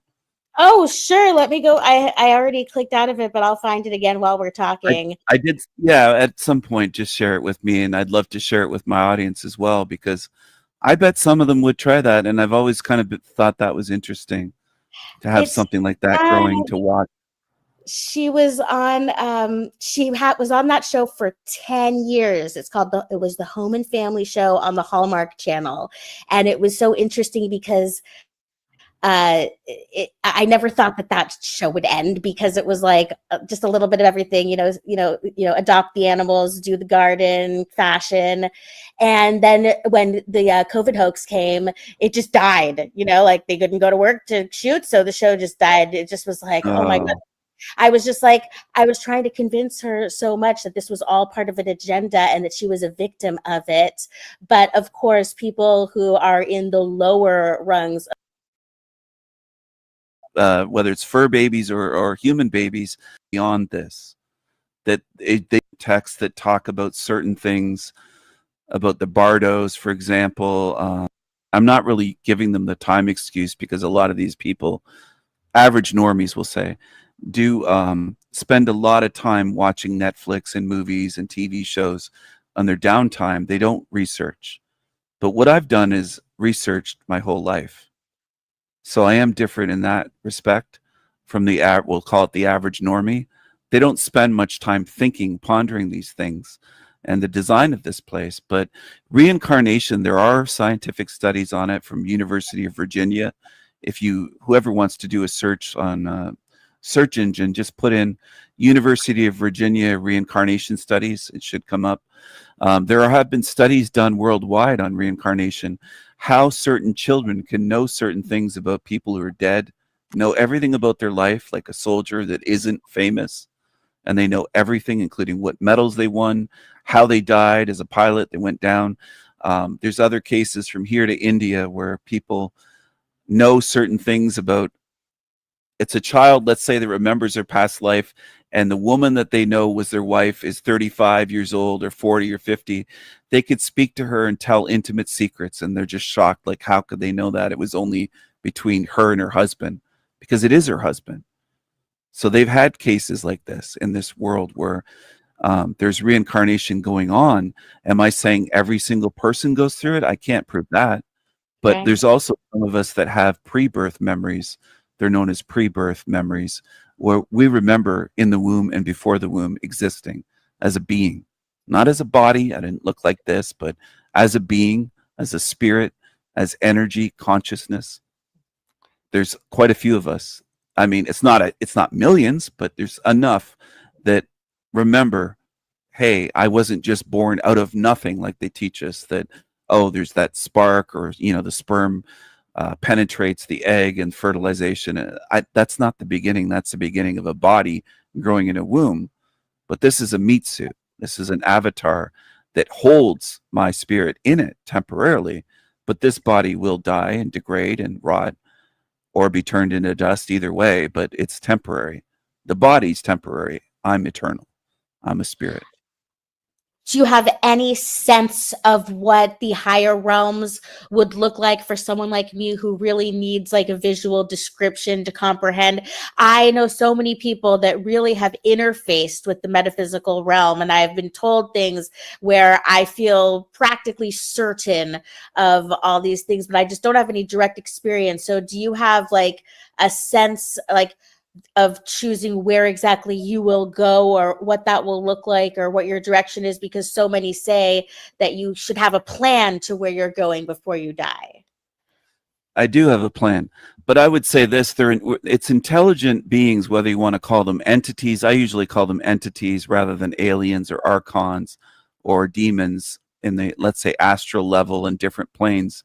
I do have a plan, but I would say this: if I gave you my plan, who's to say they wouldn't change things or try to stop that and plug that hole, let's say, before I leave? See, I don't think there's one exit door. They're not stupid beings, these creatures.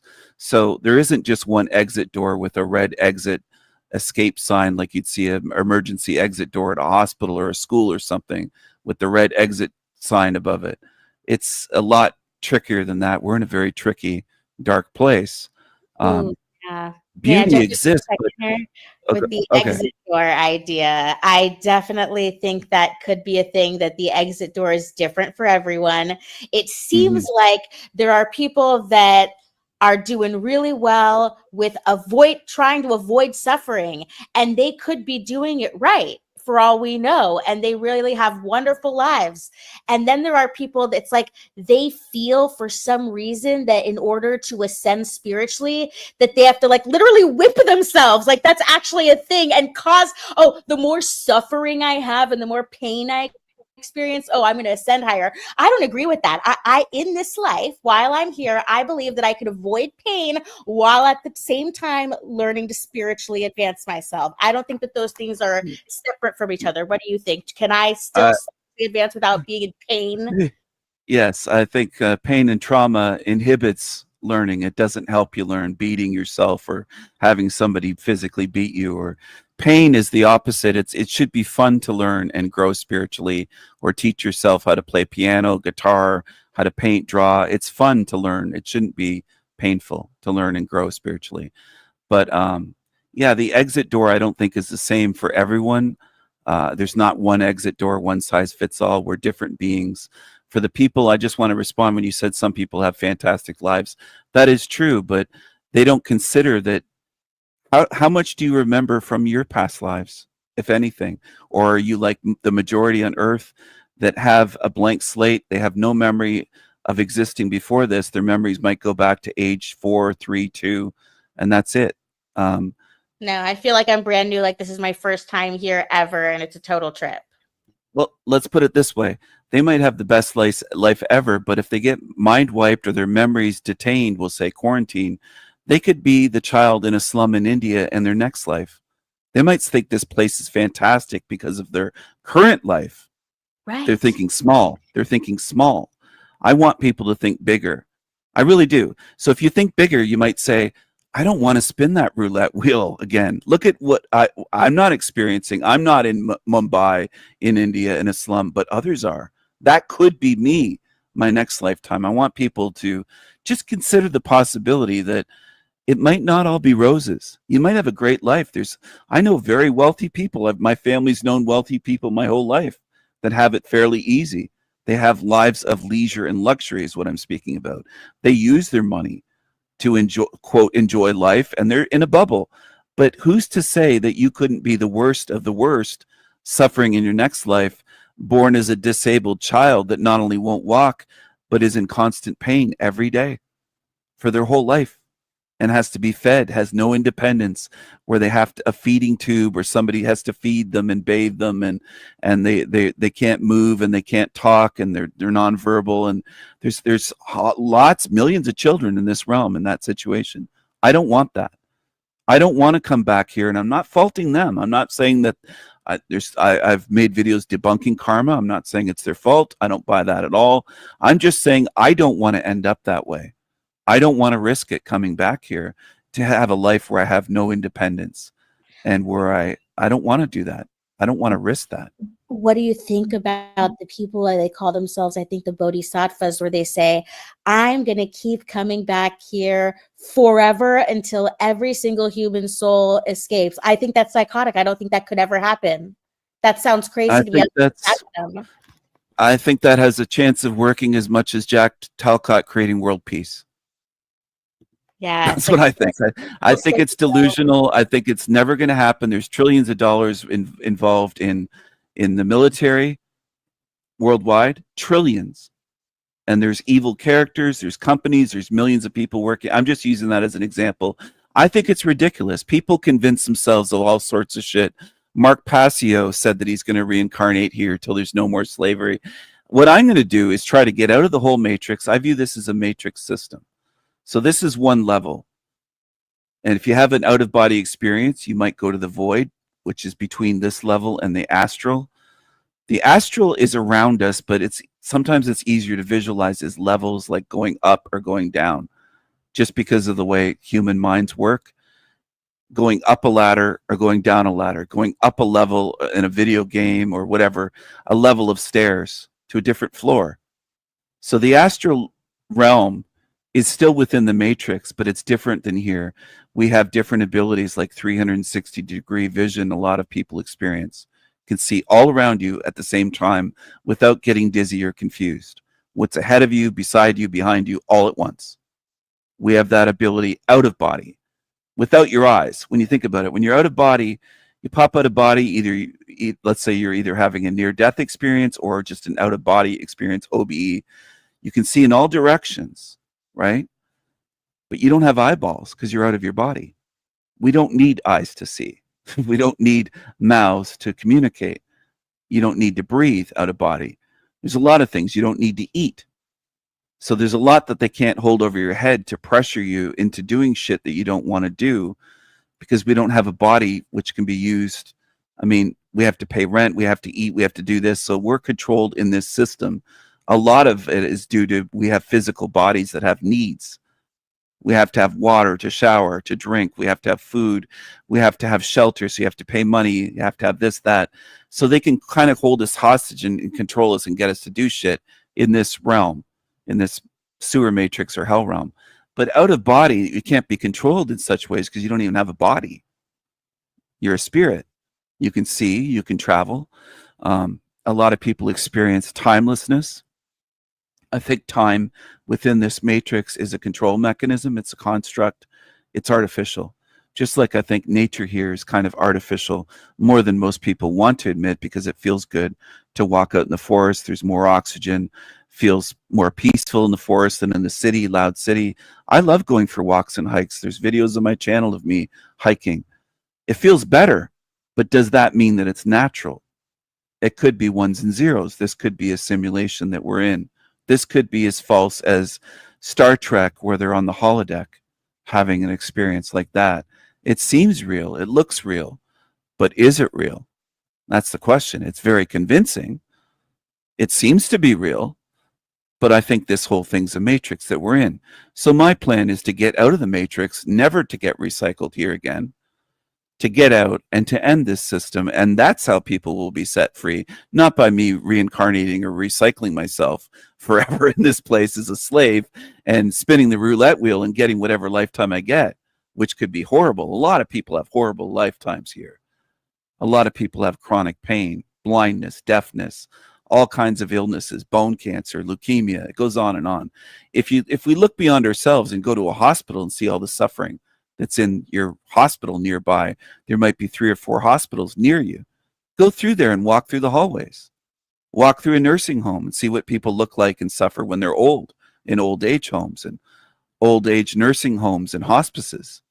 It's not a pretty sight what people go through. There's a lot of suffering in this realm that we kind of block out day to day if our life is good and easy, fairly easy. I'm not saying it has to be perfect or wonderful or you have to be a multimillionaire.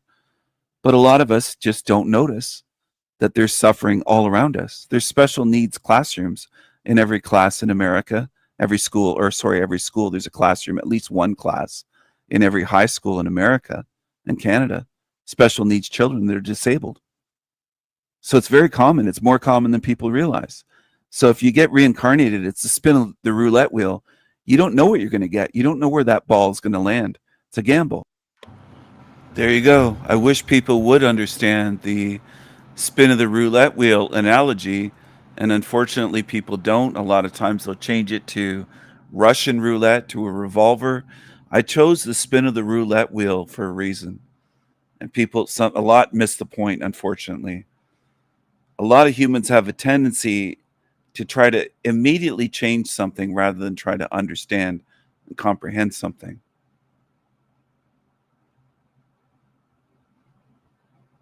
It's not Russian roulette when you've already passed away and you're in the afterlife. It's a roulette wheel spin.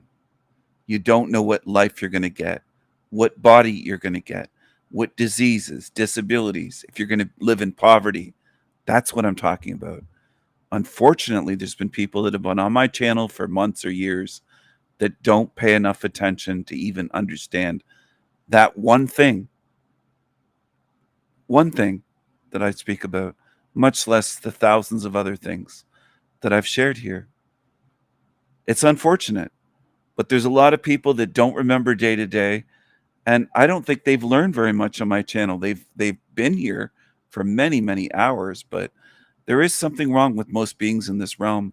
I don't believe at this point that most are capable of learning in anything real and tangible in a real way.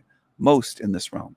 They can be trained like monkeys to perform tasks and to keep a job at an office or do construction work or mechanical work or factory work, all sorts of things they can be trained to do. They can assemble shit in China. But can they think?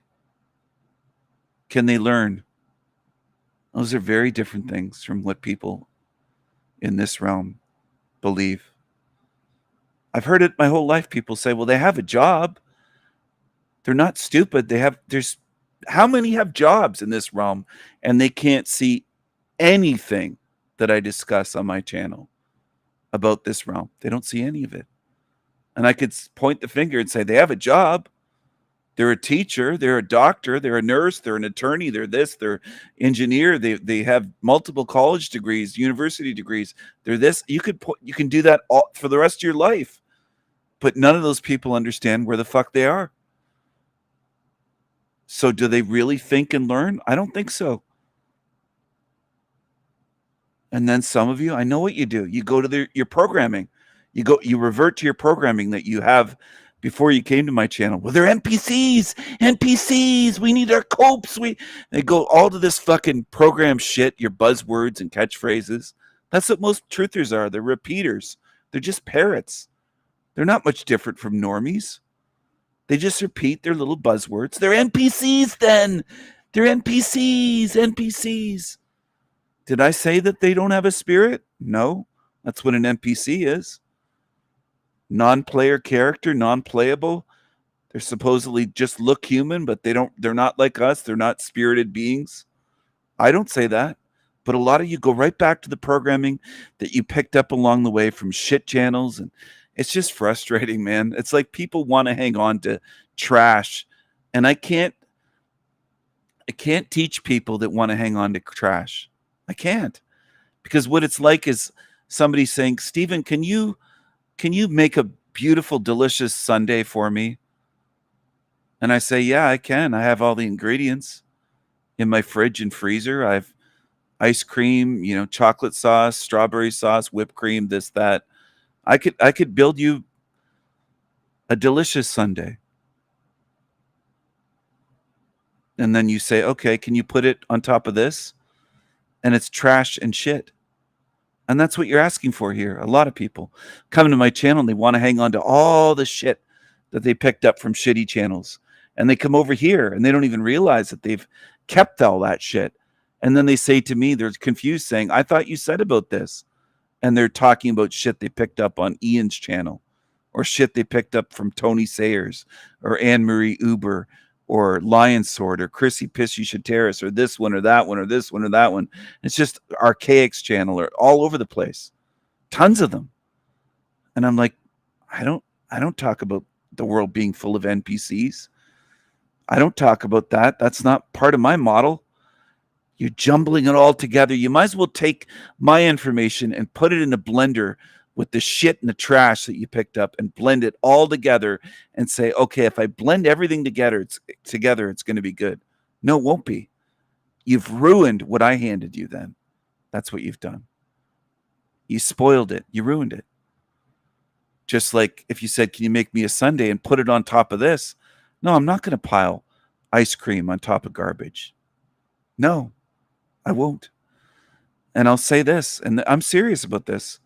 You can say I'm strict or say, fuck, he's an asshole, or insult me. I don't care. I don't want you on my channel if you're doing that. If you're here to make a jumbled mess out of what I share and mix it together with shit channels, I don't want you. You're not wanted here. You're not welcome. I don't know how much more clear I can be and direct. I don't want you. You're not wanted. And in real life, I'd chase you away and say, get away, get off my property, go the fuck away. I don't want you. Go away. Okay? That's what I would do, and I'm not kidding. I don't want you around me if you do that. Because you're extremely lazy, and you're taking good information that makes sense, and you're so lazy that you're mixing it in together in a blender with shit that you picked up from shit channels. And I do call them shit channels unapologetically. That's what I see them as. If you can fucking prove me wrong, try it.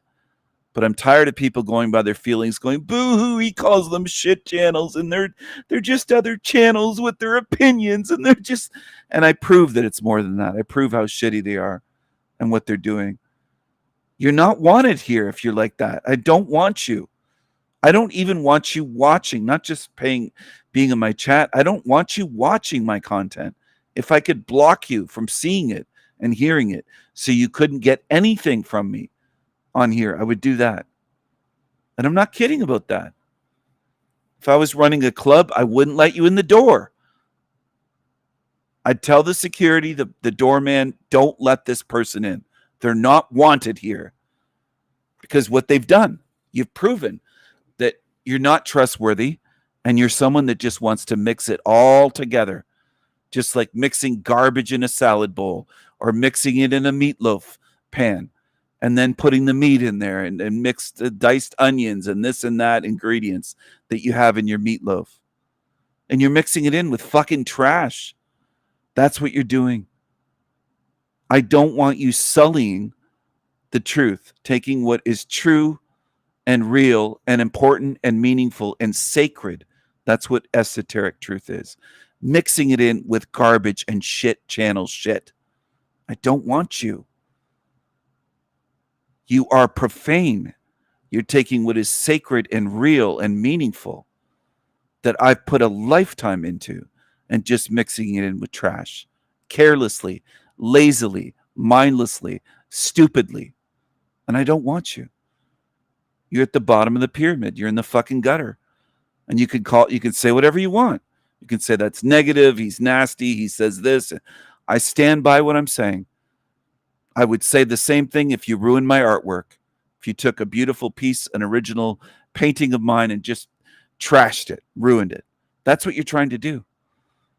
And I don't want you near me. And I don't want you not just near me on my channel. I don't want you near me forever, anywhere, because I know you're kind. You don't value what I'm doing. You don't respect it. You don't have care and respect for truth. You will come over here and take trash and try to inject it into what I'm doing, rather than shutting your mouth, listening, paying attention, trying to comprehend and respect. You don't do that. You're the type that the analogy would be coming into my house with muddy boots on and just not taking off your boots at the front door, just rubbing the mud all over my floors, carpets. I could have oriental rugs, ruining everything. You just don't care. You don't give a shit what you do because it's not your stuff, so you don't care. You're not respectful. If I was running a mystery school, you would not be part of it. I would not allow you, whether it was one that you had to pay a membership fee or no fee. The membership fee would only be, if I ever did that, it wouldn't be to make money. I'd donate the money to charity. It would just be set up to keep out the riffraff, like homeless bums coming in. They wouldn't be able to afford the fee. That's what I would do. But I don't need the money, and I'm not going to do that anyways, obviously. But what I'm getting at is you don't respect. Some of you don't have respect. You spent one lifetime, if not many lifetimes here, and you have no respect. So why should I want you around? You act like trashy demons. When you come to my channel and mix in shit from elsewhere and then say, oh, I thought you said that. And then you do it again. Oh, I thought you talked about that.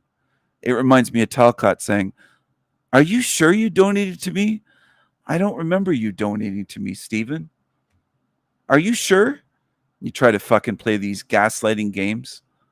I see what you are. You don't belong here with me on my channel. And you don't belong with me beyond this. You don't belong.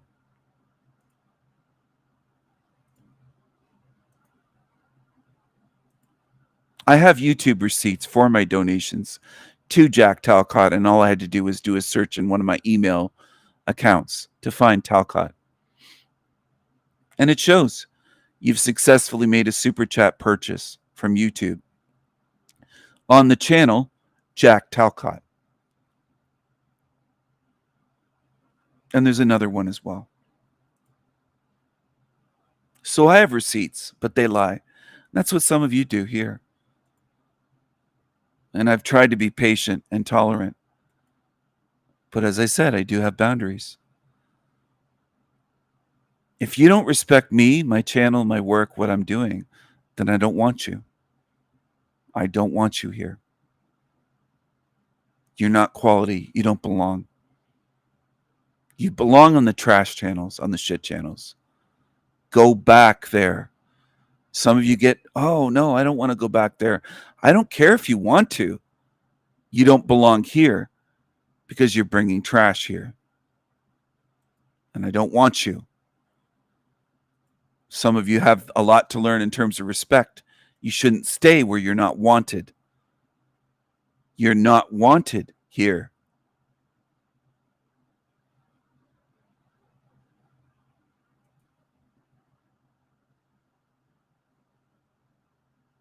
Some of you have a lot to learn. And I got to say, I don't just assume that you're going to learn it. I don't give you the benefit of the doubt thinking, oh, they'll all learn it before they leave. I don't think so. I think some of you are very lazy, even in terms of listening.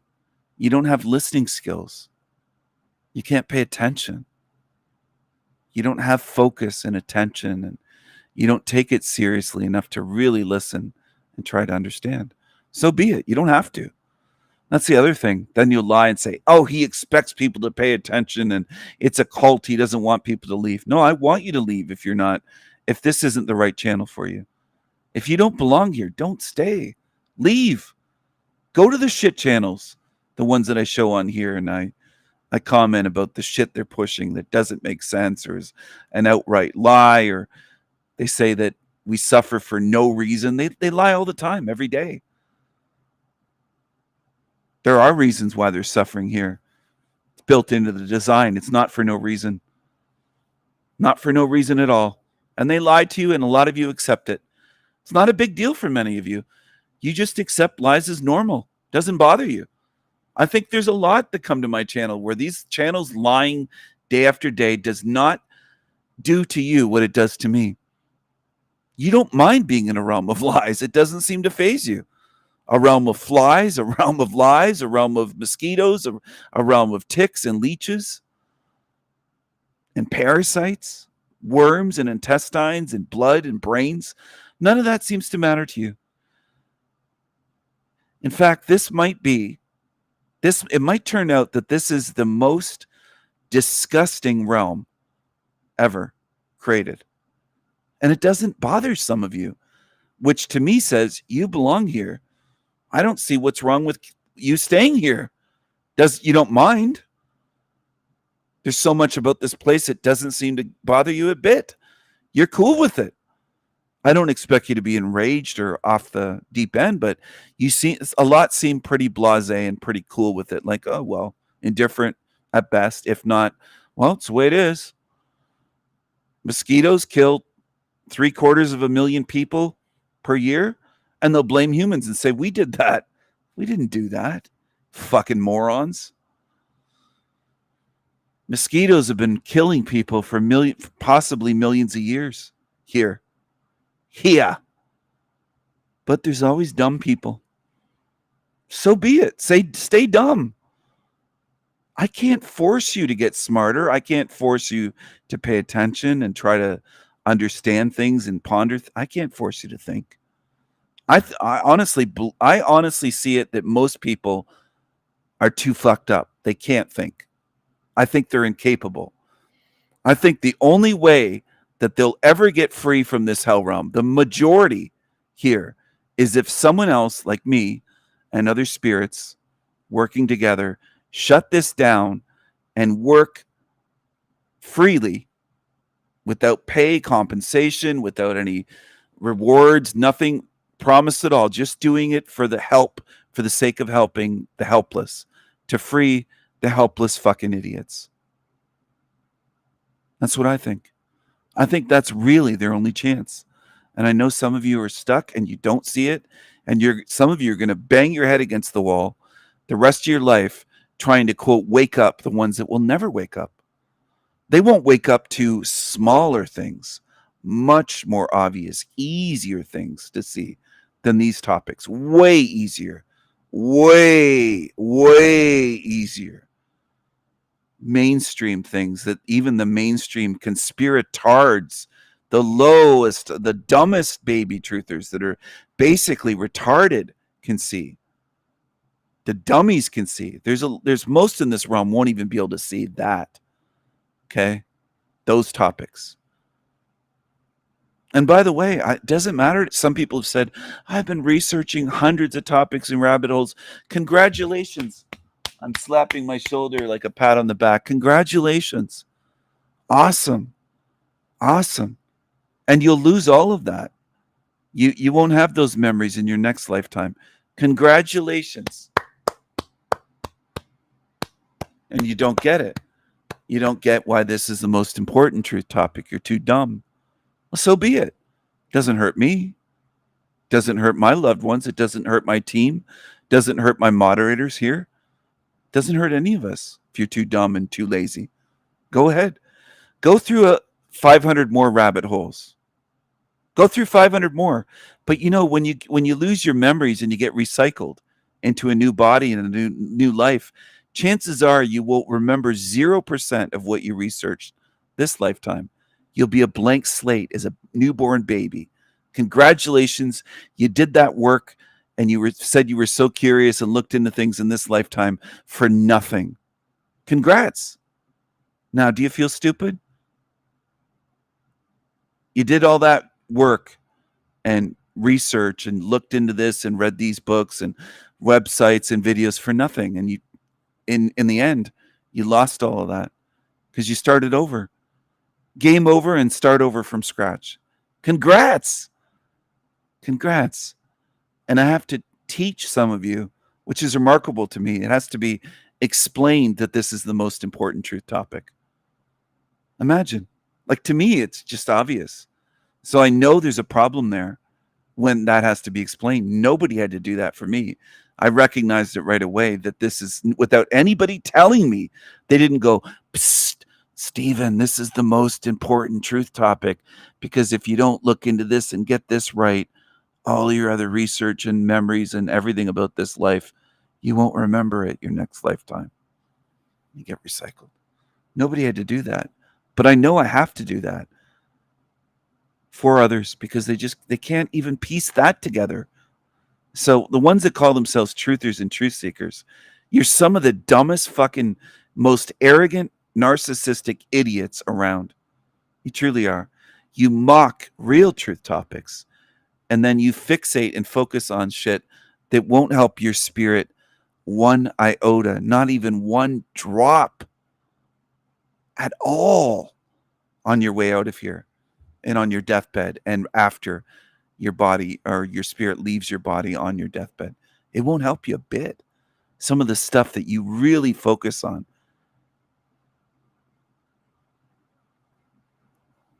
You don't seem to understand what matters more. You can't seem to, it's remarkable to me.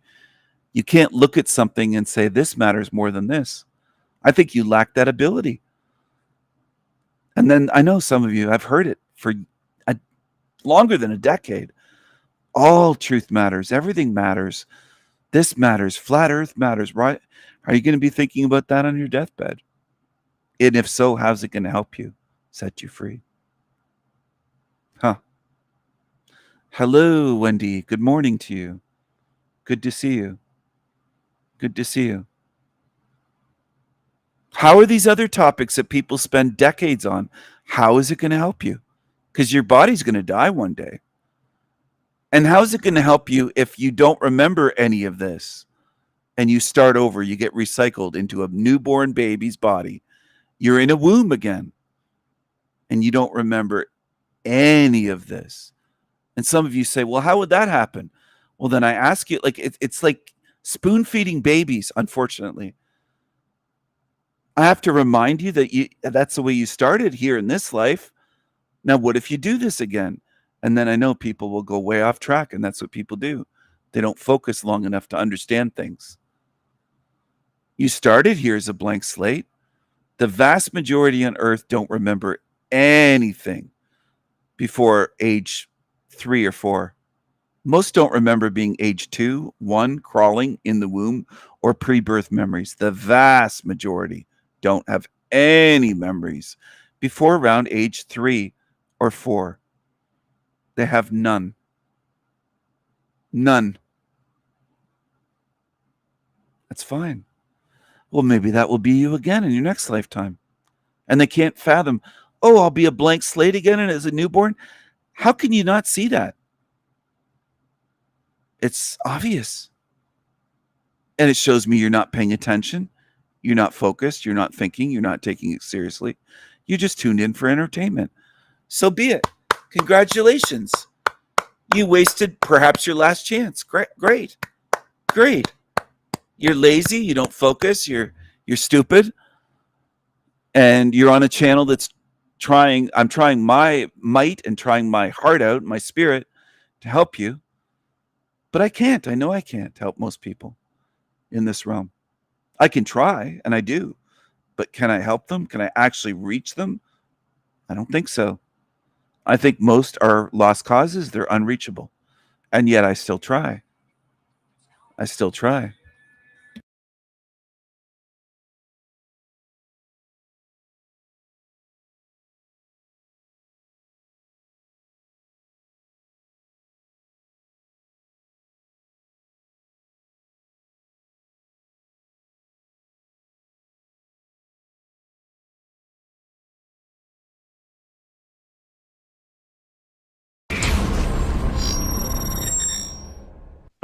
Yeah, Tony, it's been a bit of a clown show, isn't it, mate, in the last few weeks? But I've been reading your posts, but you seem to think this it's just all a distraction, though, or do you think there's anything to look into? I'm not saying that it's all a distraction. It's just they put stories out there. I mean, for me, the main issue that we have, I mean, apart from the fact that they're taking out the power everywhere. I mean, that was before I was saying there was distractions, but I mean that's just another topic in and of itself. But what I was seeing is like the Daily Mail or some rag would put a story out. Like the first one was Katy Perry went to space. Well, I mean, that obviously didn't happen. I mean, space doesn't even exist, right? But that's another rabbit hole. But you know, it's obvious it didn't happen. But the truther community were speaking about it for days and days and days and trying to debunk something that was obviously like it never happened in the first place. Yeah. And I was just like looking at everyone's posts about it, and I'm thinking, while everyone's talking about this, they're introducing more facial recognition. They're crashing the market. They're devaluing the dollar with Trump's tariffs. They're building this, digital net around us. And all we're talking about is like Katy Perry. And then the next day, another story came out in the Mail, like that they were dimming the sun, right? And we know that anyway. They've been doing it for years. But then again, it went on for days and days and days. And it's just like, and then there was another story that followed that. It was just like, you could just see how they were putting stuff out and then everyone was turning left while like, they're doing all this stuff in the background. And I'm not saying that this stuff isn't going on, but it's just like, I think when they put something out there, it's always to like kind of distract you from something else, right? But isn't there? It's always something out there, though, isn't there? There's always a new story, isn't there, to like pull people's attention to, though. Yeah, I know, but it really hit home to me just how like programmable the alternative media is. Just like the normal people are. It's just it's like jump and then how high, and like. The thing is, there's like not that many people talking about all the, the digital surveillance and all that kind of stuff coming in, which is what they're really gunning for now. I mean, they're really, you look at Trump, that is the so-called savior. He's come in and, they've got a $500 billion, injection in AI infrastructure in the States. And these are things. You got Tony Blair out there again, pushing digital ID. Funny thing about Tony Blair is, not just fuck off, the little goblin. Do you know what I mean? Yeah. But the thing is, what I don't understand is, like, if you're the cult, right, and you're picking someone to roll out the digital ID, and you've got like a few options. Why Tony? Like even the most indoctrinated like NPC doesn't like Tony Blair, right? It's like nobody, like literally, I don't think I've ever come across anyone that likes Tony Blair or listens to what he says, and yet they've rolled him out to push the digital ID in the UK, and I'm thinking that doesn't seem like a very why is that? I was thinking that as well. I wanted to ask you why they do that, because he's clearly not a good poster boy, is he? For either side, either political side, like everyone fucking hates his guts. I think if you'd ask most people, you'd want to see him, what's it called, horse-drawn and quartered. You know what I mean? Like, for that reason, they roll him out as if we're going to listen to his advice. Yeah, I know. It was a strange one, but I think these people, they're chosen like from a very young age. I mean, you look at like Bill Gates, like he was the poster boy for viruses for computers, and then and then you've got people like Musk that they're like groomed for these positions. It's all a script, it's all a play, and just like actors in a movie, they're all playing their different roles. And that role was probably given to him some years ago, and he's just literally just playing it out now, just the same as Trump and everyone else on the world stage. People need to realize that literally we're just watching the movie play out, and that's all. I would say though that it's not a movie that's pre-recorded. It's like a movie that's in real time. If you wanted to call it that. And I would have thought, if they're worried about the public opinion, they might have thought, okay, Tony, listen, you've been a good, you've done well for us, but we just can't keep paying you for it. You can't keep using you. It's not good optics for us. Yeah, well, either that or they're just super confident of rolling it out anyway, with or without. Maybe they're because the thing is about this cult is the first thing is they're very organized, and if they say they're going to do something, they damn well do it, right? Not like us. We can't agree on contrast the the other one. So they're very organized, but also they're just extremely arrogant. They just think that we're so dumb. I mean, let's face it, they've done a good job of dumbing most of us down, but I just think that they're at the point now where they don't care if things are in our face anymore. They're putting all the the satanic stuff out there, and they literally, you can just imagine them just sort of around their table, their banquets, just like belly laughing at the stuff that they've made us do. Where I mean, still today, I walked down the street. There's a woman with a mask on her chin smoking a cigarette, right? This is like still going on, isn't it? I think a lot of those Covidiots, they miss it. I think they miss being governed. I think for them, it gave them a sense of purpose, gave them a sense of virtue, gave them something to kind of live for. And when that was taken away, I think they almost missed that. Yeah, it was also like a fetish for them. I absolutely do believe that some of them wearing a mask saw it as like some kind of like fetish or something. BDSM, like yeah. But I just couldn't believe it. I just walked past like that. Yeah. I haven't seen that for 4 or 5 years. That the whole mask with a cigarette in your mouth. I mean, that's like rolling back the years. But so yeah, like there are a lot of dumb people here, and you can argue whether or not they're NPCs. A lot of them, if we're in a simulation, I believe that some people are just programmed differently. They lack that curiosity, that spark, when you talk to them. That's why you get the glazed over zombie look, and then the Agent Smith comes in and they start defending the system because they're, etherically, astrally, they're wired differently. And so they're like, you put in the response and then they'll just spit it out. But then they've with the food and stuff and everything. I looked at a photo the other day. It was on Instagram of a picture of St Albans Market in 1964 or something. Yeah. And every single person was slim. Like there was not like one like overweight person. Yeah. So just what they've done with like the fake food, everything's fake. Food's fake. The news is fake. Politics is fake. Everything is fake. Just on that quickly, just because I think that's an interesting point, right? Have you seen or have you looked into how people at like 30 years old now look so much younger than people that were 30 years old like 40 years ago or something like that? I don't know if you've seen that. They look younger. Way younger, mate. Way younger. Someone showed me a picture of James Bond. What's his name? Sean Connery at like 34, and he looks what we would consider now 54. Okay. I don't know whether it's the microplastics or whatever it is, but everyone is just looking way young. You look at photos of your dad and your grandfather when they were kids; they look like they're in their 40s. Oh, right, okay. There's something I don't know. There's something weird about it. Yeah, no, I haven't really noticed that one. I'll need to look out for that. But I mean, the one that makes me laugh is how everyone's a trans. I'm in that Transvestigation Facebook group, and oh my. Hold it. Run that back. Pause it. There, freeze that. Full screen. Hey, freeze that. Tighten up on that way. Move in. More. Zoom in right here on this spot. Enhance the detail and lock on and enlarge the Z-axis. Can you clear that up any? I don't know. Let's enhance it.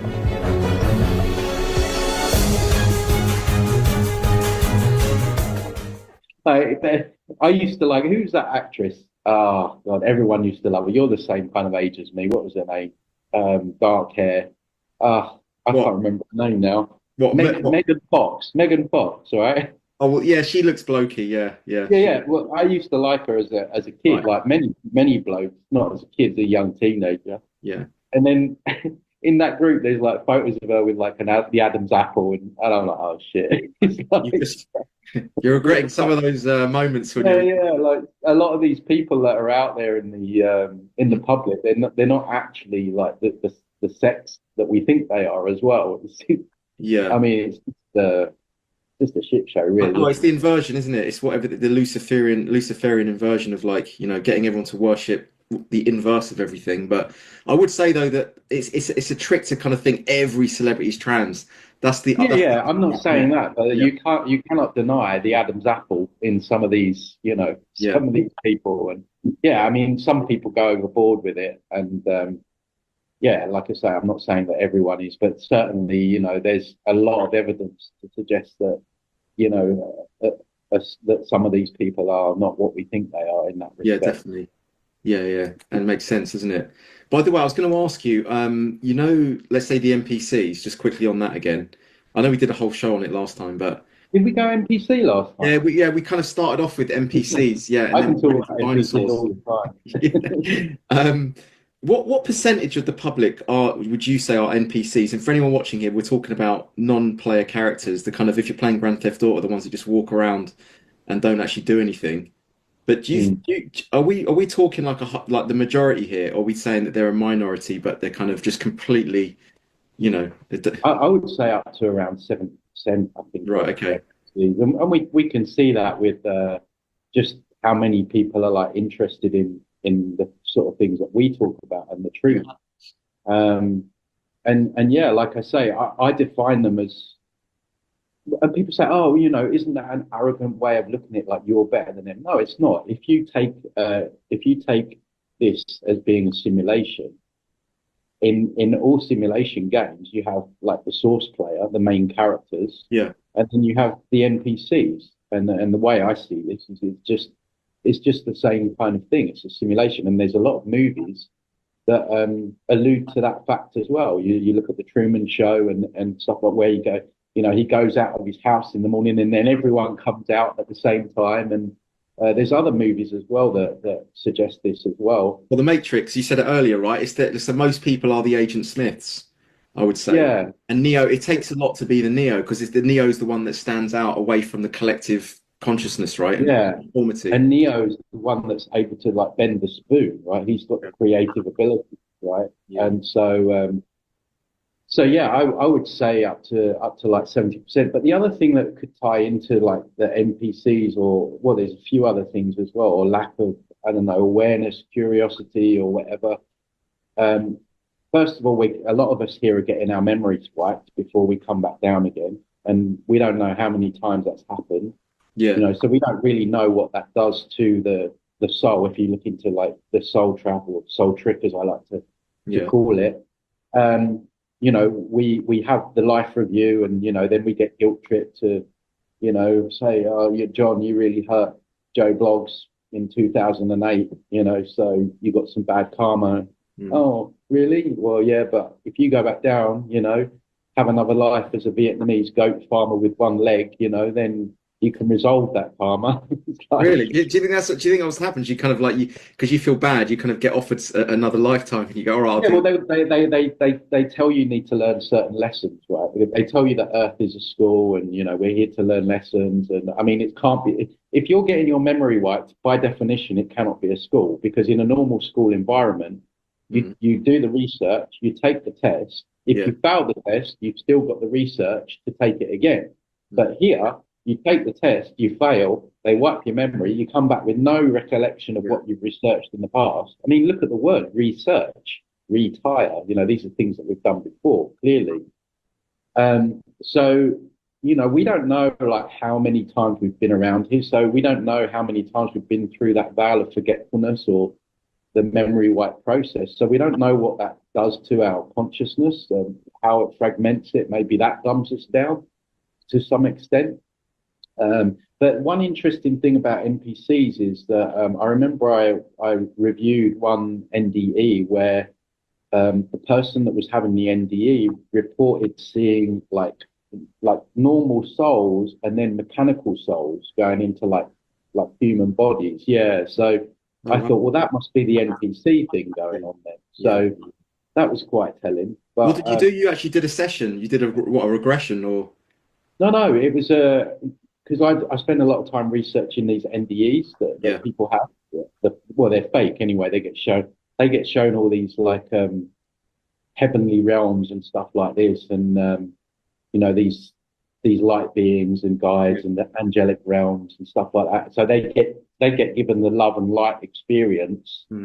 So then when they get pushed back into their body to come back down, then they become an agent of the Matrix and say, oh, don't worry about death. You know, your loved ones are going to be there. Your angels are going to be there. Jesus is going to be there. God's going to be there, whatever. And so when people, that's preparing people for when they do die, that when they come across those beings, they're not going to have any discernment. They're going to be like putty in their hands. So yeah, this was just one of many I watched or reviewed. I can't remember, but they reported these mechanical souls. And these could be like the program people. This is why, like, you know, like, think how crazy it is right now. And you're still getting the same responses from people. Like, don't get me wrong. So a lot more people have woken up. Yeah, right? you're still getting the same. But still, like, you know, I talk to some people close to me, and it's like COVID never happened. It's like, and they don't want you talking about it either. That's the thing. Yeah, it's like they can't see these patterns. It's like, surely you must be at, like, there must be something ringing in your brain right now. That they're like, and then they'll defend it. So still people are calling the conspiracy theorists. Oh, you know what I've noticed as well? There's a pivot that goes on, and I predicted this years ago, and I said this would happen, right? You know they've been spraying the skies for I reckon for decades, right? But let's just say years, just to make it simple. I was telling my family about that, and immediately they just said, John, just shut up, you fucking wacko, right? Immediately, like, come on, just shut, please, John, you're embarrassing me, you know? Now it's all come out about they want to, you know, they're dimming the sun, it's going to start spraying the skies. And I said, do you remember that conversation we had? Do you remember we talked about that and you called me a conspiracy? And I said, they're admitting it's dimming the sun. You know, I think they're doing that. And the reaction from one of my family members was to say, yeah, but it's of course they're doing it, but it's good for the climate. This is so. Can you see how they've gone from the concept of that is complete conspiracy theory? Now it's well, of course it's happening. I mean, it's good for the climate. Yeah. I mean, like what they said before, it's actually quite mind blowing. And the other family member was like, I said, you know, they're dimming the sun. It's obviously not good. It's going to weaken our health, right? If they're dimming the sun. You're a conspiracy theory for suggesting that. Good theorist. It's like what Morpheus said in the Matrix. Like, people are not ready to be unplugged, and they'll fight. They'll fight to defend the system that enslaves them, or something along those lines. Yeah. And that's it. That's the earmark of the NPC. I don't know whether we spoke about this in the first podcast we did about NPCs, but I remember the defining moment came for me.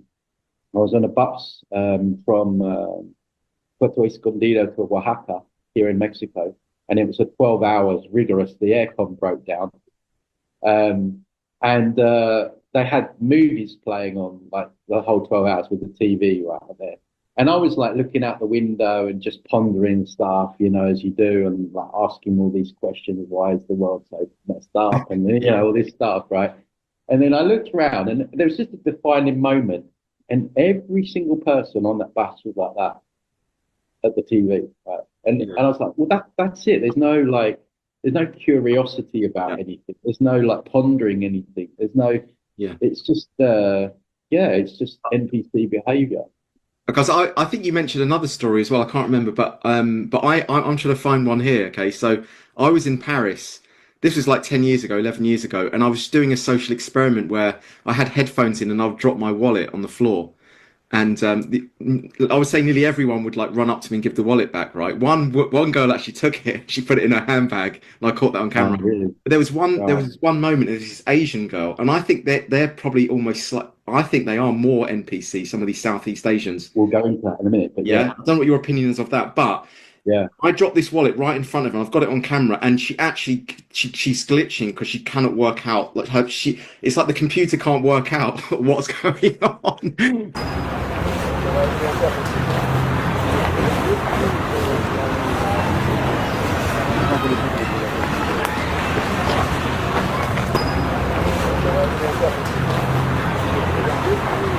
Just doesn't know what to do with the yeah, and if you look at them, they look like Greys. You know, they're with the eyes like Greys entities. Yeah. And Greys, the entity raised to the Greys, they're very much like worker bees. You know, they're like the dogs in the astral realm, right? Yeah. And so they are, you know, by definition, quite obedient, or they're programmed that way. Yeah. And I lived in Asia. I lived in Thailand and Cambodia, and you know, I traveled to Japan and all around Asia. So I know that Japan was incredible. It was like literally everyone was an NPC. Like it was just in Japan. They were just going to shopping malls. They were just all on their phones, and it was just weird. And I wonder if there's been some kind of, you know, genetic, you know, manipulation to make them more obedient, or, you know, China was the blueprint for the NWO. So there's a game come out. I don't know, I forget what it's called, but it's just like NPCs, right? And you can go up to them and talk to them. And there's all these videos of people like trying to tell them that they're in a simulation and stuff, and they're like what glitch? Find it. Oh yeah. What makes you say it's a door to the real world? I don't have any concrete evidence, but it's just a feeling I have. I need to try everything I can to find a way back to my wife and reality. Please, can you help me find that door? You recorded it. Yeah, so what I don't get it. I remember this guy here. Yeah. He was a more conscious NPC. Right. He actually had like some memory of a family or something. Most of them were like, when he says that they're in a simulation, they're like, oh, don't tell me that, you're lying. But I think this one was a little bit more clued up. Right. So you're saying there's different levels of awareness, self-awareness to the characters now, like it's growing. Yeah, it seemed to be that when he was chatting to all these NPCs, some of them had a little bit more awareness than others. Right, yeah. I wonder, because I wonder, at which point did it become so intelligent within the game that you go into the game from this matrix and you go into this video matrix, but then the people in there think that they're real, right? And they're having conversations. Yeah, they think that they're real, but they can't comprehend that they can't comprehend that they're not. Yeah. But they kind of know that they're limited as well. It's weird. Yeah. Well, that's scary. That is like Inception, isn't it? It's like a matrix within a matrix, like Russian dolls sort of shit. Just on that, have you seen the new Black Mirror series? I haven't watched. I was the one telling you to watch it in Mexico when we were there, and you hadn't watched it, and I was like, you got to watch it. Oh, yeah, bad. Yeah. I won't spoil it, but yeah, if anyone's not watched the new series, it's obviously it's very dystopian, but it just shows where they want to take things. You were talking about there's an Entities one recently, no? Oh yeah. So that was in the last series, yeah. So that one was a good one because it just.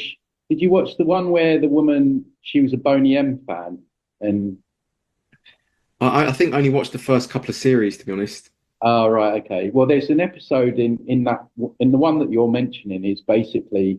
I'm just trying to think back because it's about a year and a half ago since I watched it and made that video, but. The long and the short of it is that she, I think she calls in some demon. She does some kind of ritual because she wants some help or something. And this demon shows up and he shows up in his true form, right, as a demon. She's absolutely terrified, right? But she's a Boney M fan. Like before, she's like watching Boney M videos. The guy with the big afro, the coloured guy with the big black afro. And And then he's like, "Oh, did I scare you?" And she's like, "Get away from me, get away from me." And then like he clicks his fingers and he becomes the Boney M character, right? And she's like, "Oh God, that really scared me." So then that she felt more comfortable with him, right? And then in the end, this entity that was masquerading, because that's what entities do, got her to, like, I don't know, commit all these murders and stuff. And you know, it was just. And I was like, well, that's what I've been saying for years. Like, these entities will masquerade as anything.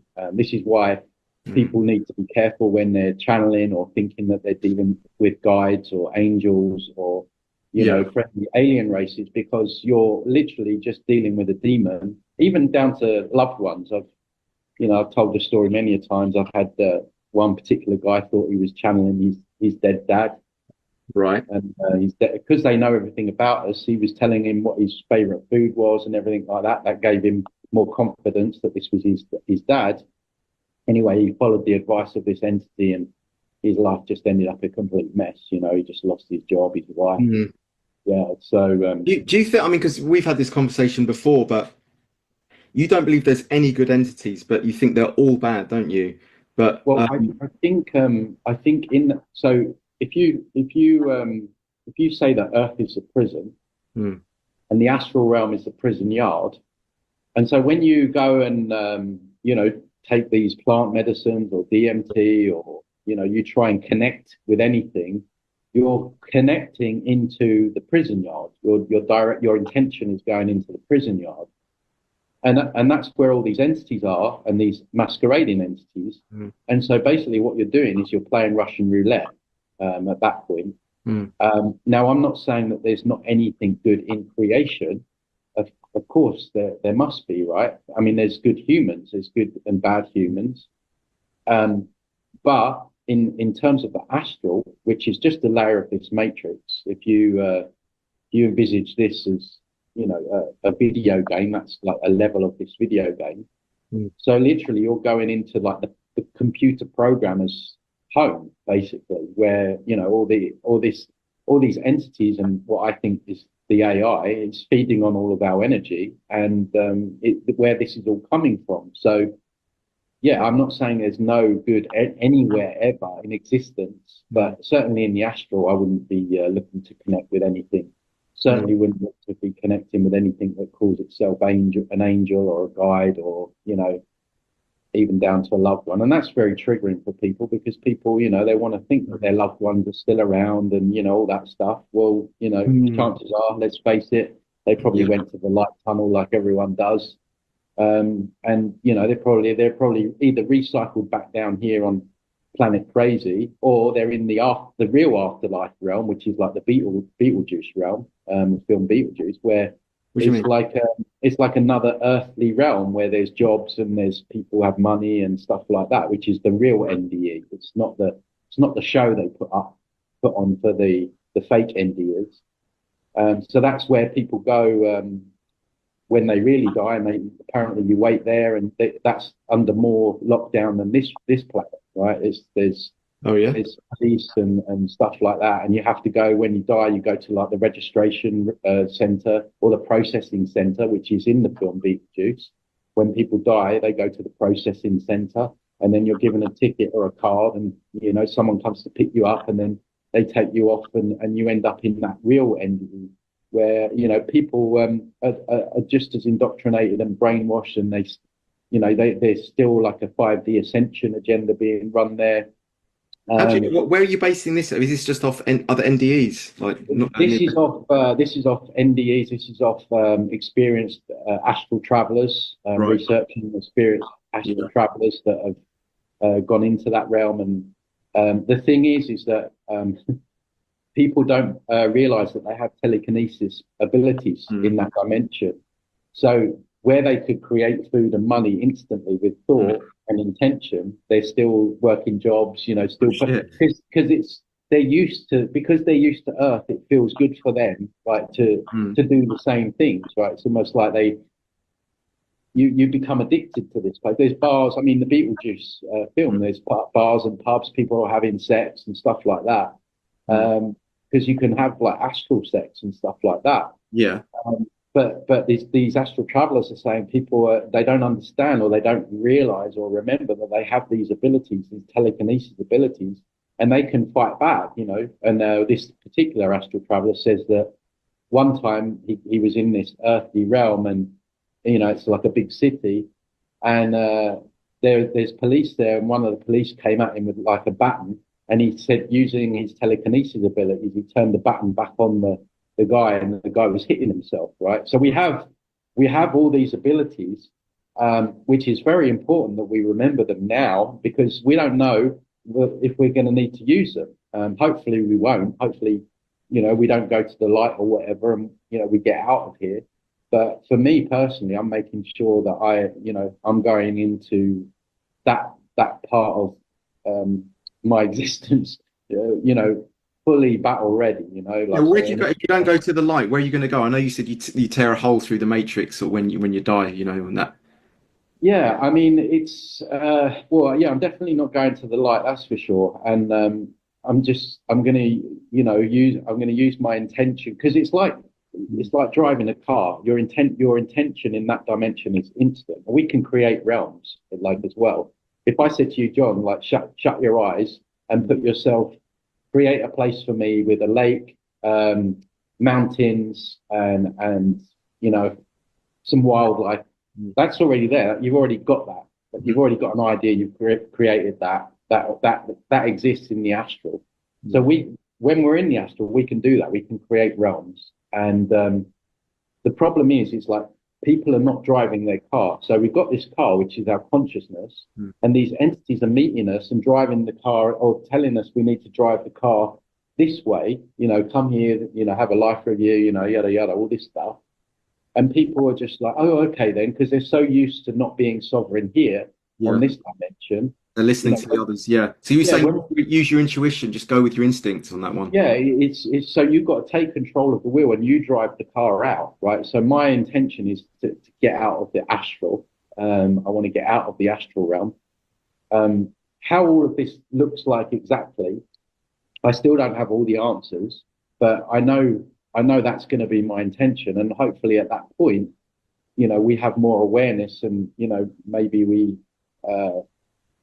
Maybe there's like there's different variations of what people said. Some people have said there's holes in like the grid of that's over the planet, and other people have said that we, you know, teleportation, or you know, we can do these different things. So, but the other thing is, I'm not going to be engaging with any kind of like entities that are, you know, like saying they're on my team or anything like that. It's just discernment. What are you going to do though if like your grandma or something like turns up and it's like, Tony, are you going to go fuck off? You're not real. Yeah. Have you seen that Star Wars episode? To be honest, I stopped watching Star Wars as soon as there's a clip where the woman, this guy is trying to get her to come with him at death, and she's like, no, you're tricking at me. Why are you so desperate for me to come with you? I don't trust you. And he's like, well, we've never had anyone like this resistant before. And she's like, my father wouldn't be so insistent that I came with him. You're not real. You're trying to trick me. It's all in plain sight. It's all in the film. So, you know, there's so many movies that talk about Soul, the Disney film, is another one. And there's the NDE propaganda has really ramped up over the last few years. There's been Netflix series about, you know, all these near-death experiences. You go to any NDE channel, they've got hundreds and thousands of subscribers and views. And because you said about that other realm. Then, so are you saying that that's the only alternative, or are you saying there's like infinite alternatives, or is that, you know, like the Beetlejuice realm, as you called it? No, that's the Beetlejuice realm is where I would assume you end up if you go through the light tunnel, right? And you then get tricked by entities to, you know. I thought you came back here. I thought you came back here. Yeah, so that's like the waiting place. Oh, right. That's like it. So they've got the astral lockdown the same way they've got this realm lockdown. So both are under lockdown basically. And this astral travel in particular, he said that the Earth is actually more free than this astral version of Earth. Shit, don't say that. So what we have seems to be like a situation where we have souls trapped on both sides, both on this side and on that side. But you're saying that's like a halfway home before they come back into this realm, is it? Yeah. So, excuse me, but yeah. So it's said that people can live there for up to 30 years before they end up coming back down here. Yeah. And then obviously you get your memory wiped, which is a very horrific experience from what I've researched. There was one NDE that I researched, and the guy, they said you need to go through the veil of forgetfulness, the memory wipe, and he's like, no, I don't want to go through that. I don't want to go through that. And they were like, well, we'll tell you what. These entities said, we'll put you in the training center before, so it won't be so bad. There's a training center that people go to. It's just like here, there's offices, there's it's just set up the same way almost. So so this is why it's really important we kind of grasp this now. I mean, I know it's like a big. No, it's not. It's. And I'm actually interviewing Howdy on the weekend. Oh, well, yeah. I mean, he's on the same kind of level of all this. I don't know how far he's gone in terms of the other earthly realm that people are going to. But that again, that's in movies as well. There's one particular movie. I always forget the title of it. I can't remember. John. Yeah. But it's a 70s movie. And it's got from the whole. It's on one of my shorts. Find it. Yeah. Oh, Defending Your Life. Okay. If you don't watch anything else, this month, watch that film. All right. Yeah, it's in the 70s. I won't spoil it for people, but it talks about everything I'm talking about here. Defending Your Life. That's in the 90s. It's a 90s movie, no? Oh, was it 90s? Yeah. I knew it was old. 1991. Yeah. Yeah, early 90s then. Okay. It's a romantic comedy fantasy film. Yeah. Okay. But it talks about, the death, and then going to the processing center and everything that I've spoken about here. Okay. Yeah, the life review. He has the life review. It's no joke what's going on. Like people, I think people, they want to think, and I get it, that this is the end once we pass, this is the end of all this enslavement BS and everything like that. Yeah. For me, it's just the start, This is why I don't know what's more terrifying, like infinity or just nothingness after this lifetime. You know what I mean? Both is equally terrifying. Yeah, but I think also we need to remember how powerful we are, and like I say, we have all these telekinesis abilities, creative abilities. They don't want us to remember who and what we are, and part of that's down to the memory wipes that we're going through. Yeah. So when we leave here, we have to have an empowered mindset, like an unwittable mindset, because they are, they're terrified of us actually waking up to our true nature and our true powers. I mean, you look at what they're doing to us. Just here in the physical realm with all the poison in the food, the water, the air, and then you look at the astral with the entity attachments, the etheric implants, the overlays. It's just ridiculous, right? So you can look at it two ways. You can look at it all, we're screwed, or you can look at it as, well, why would they need to do all of that stuff to us, We can't, but we can't be that powerful if we're stuck here. Do you know what I mean? Because if we were like gods, we wouldn't be siphoned off into this little tiny matrix, right? Well, I mean, we've been tricked, I think we've been tricked here. Either that, or I feel like there was like an original copy of Earth, and this is like some kind of virus or infection that's come in. Because you look at it, we spoke about how everything's inverted. Yeah.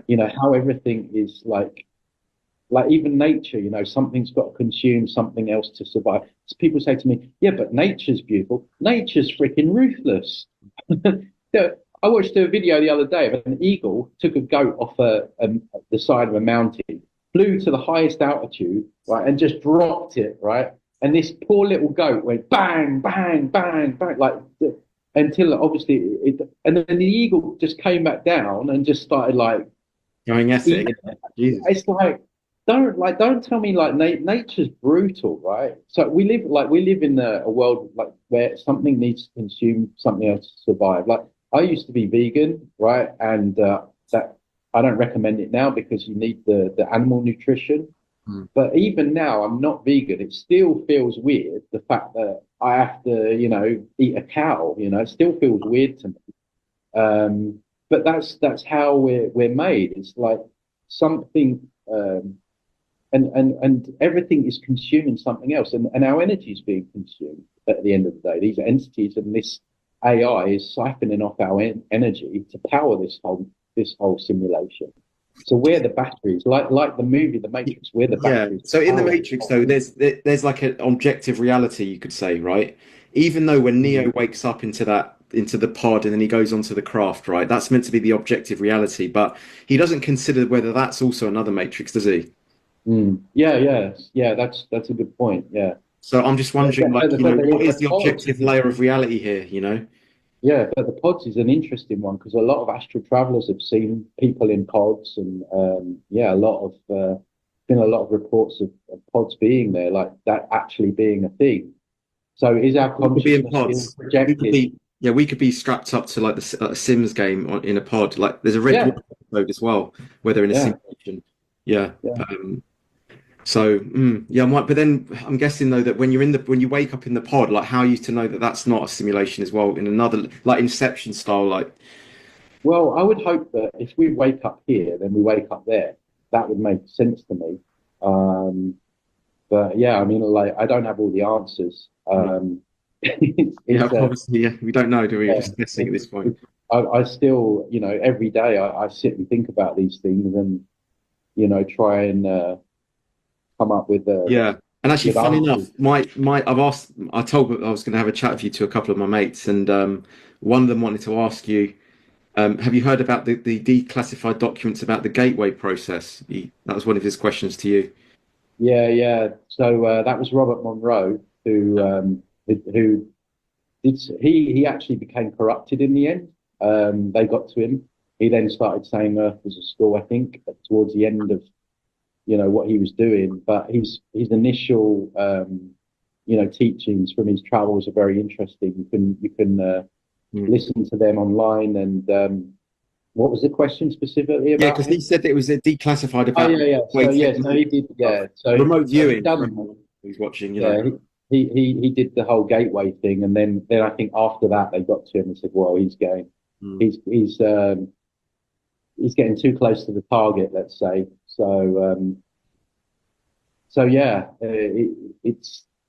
think we need to, as much time as possible, just research it. Again, I think he was in the astral. Again, the astral, I would say, is the prison yard. We want to get out of the astral.